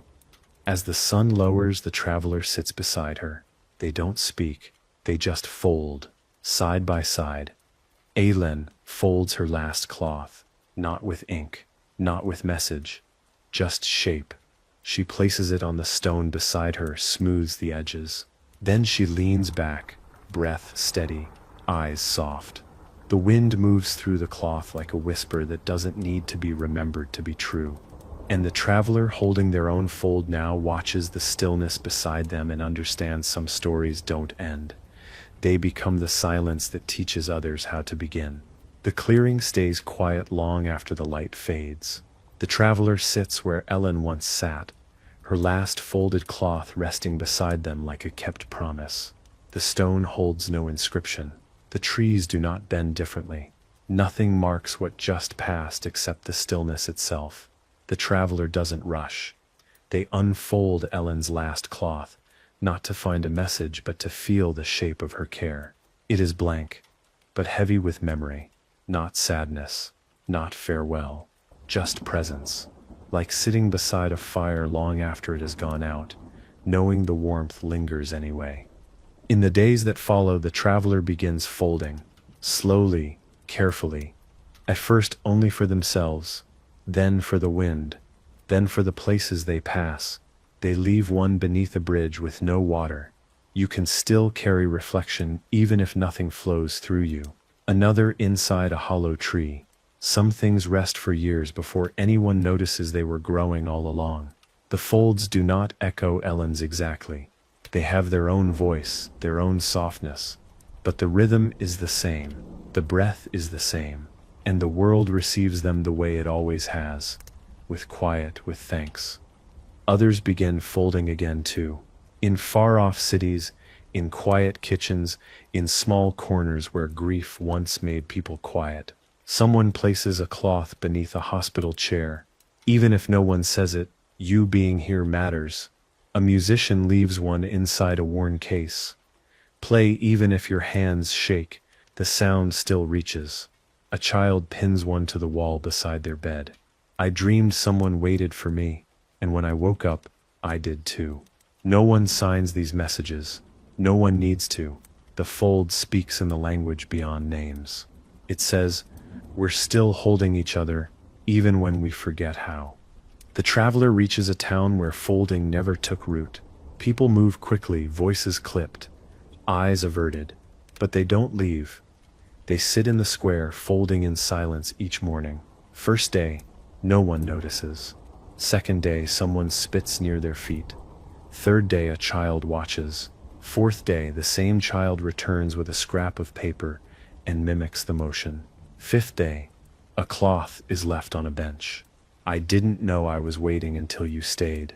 The traveler never speaks of Elen, but they carry her with them, in the way they wait, the way they listen, the way they fold, not to be noticed but to remind the air it can still be soft. On the edge of the town, the traveler places a single cloth in the branches of a young tree. It flutters as the wind passes, not pulled, not pushed, just moved.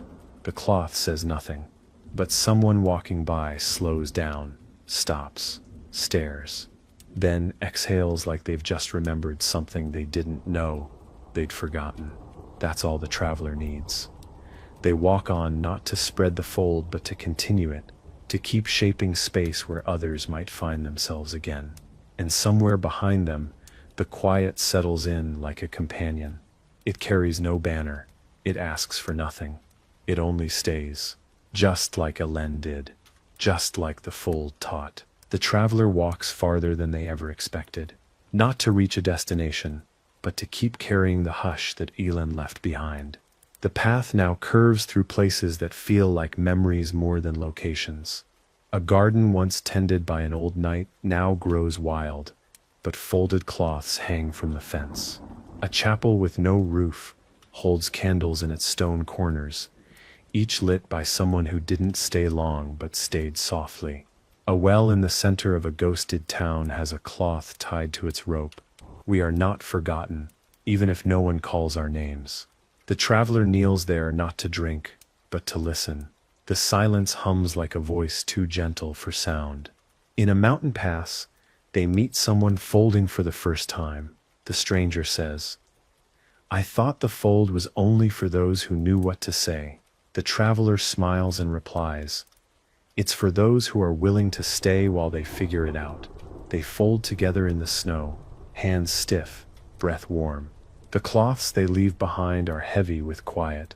One reads, not knowing is not failure. It's the start of listening. The wind lifts them into branches where they freeze into shapes that shine in the morning. The folds do not need to travel to last. They only need to land where someone is ready to feel them. In a wide field where no one has folded before, The traveler feels something settle in their chest, not an ending, a return. They unpack the cloth they were given long ago, the one Ellen never unfolded. Their hands move slowly. It is still blank, but they see the creases, the softened edges, the worn threads where her fingers once pressed. They place it on the ground, sit beside it, fold their own next to it. Two cloths, one held, one passed. Together they say more than any stitched word could. They wait there until the stars arrive, blinking in slowly like eyes learning how to stay open again. Other travelers pass through. Some stay for a night, some fold beside the cloths and move on. One ties a third cloth to a nearby stone. It says, "I didn't know I could be part of something so quiet." Another adds, "This helped me stop apologizing for how much I feel." The field doesn't become sacred.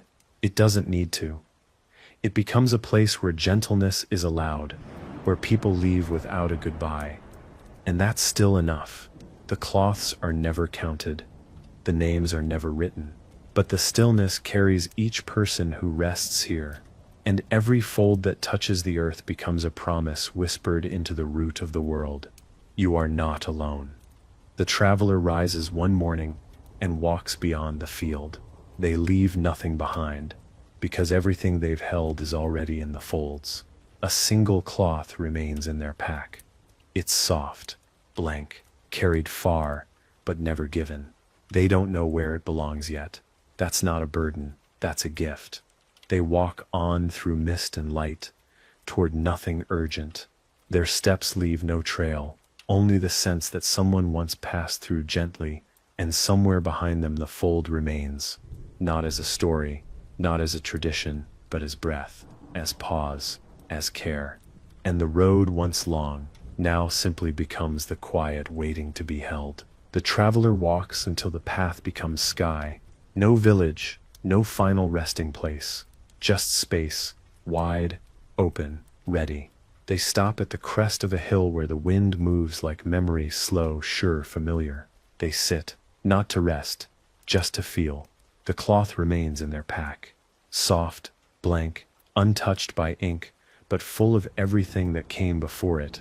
They remove it carefully, unfold it for the first time in days, not to write, but to remember, to let it breathe. They place the cloth on the grass, smooth it once, then sit beside it with open palms. They think of Callan, who first folded to stay present, of Liss, who learned to pause long enough for others to feel safe again, of Ellen, who listened so deeply the silence began to speak, of every hand that touched the fold without needing a name, and of the stories that never made it into thread, but lived anyway, folded into pockets, tucked beneath stones, tied to branches, held in trembling hands in the dark. The traveler folds the cloth again, not tight, just enough to say, "I'm still here." They do not leave it behind. Not this one. It belongs to no place. It's meant to keep going. They tuck it away, press their hand to the earth once, and stand. The sky shifts above them, not dramatically, just a little softer, a little wider, as if the world has noticed their stillness and is offering stillness in return. When they walk again, their pace is slower. Not because they're tired, because they've learned what kind of attention the world deserves. The kind that notices the folded paper tucked in a fence post, the cloth tied to a stranger's pack, the note slipped into a musician's hat that says, "Your voice helped me stay." They begin to smile more easily, not because things hurt less, but because the fold taught them how to carry things without gripping. And as they move forward, the story of the knight who folded never truly ends. It lives in the gentle hush between two strangers sharing silence, in a cloth laid on a bench without explanation, in a child who learns to fold before they learn to speak, in a weary soul who finds a message beneath their hand just when they needed it most. In you now, because you listened. And whether or not you fold cloth with your fingers, you carry the shape of it in your breath, in your slowness, in your care. The world may not know you're part of this, but the fold does. And that is enough. You are enough. You always have been.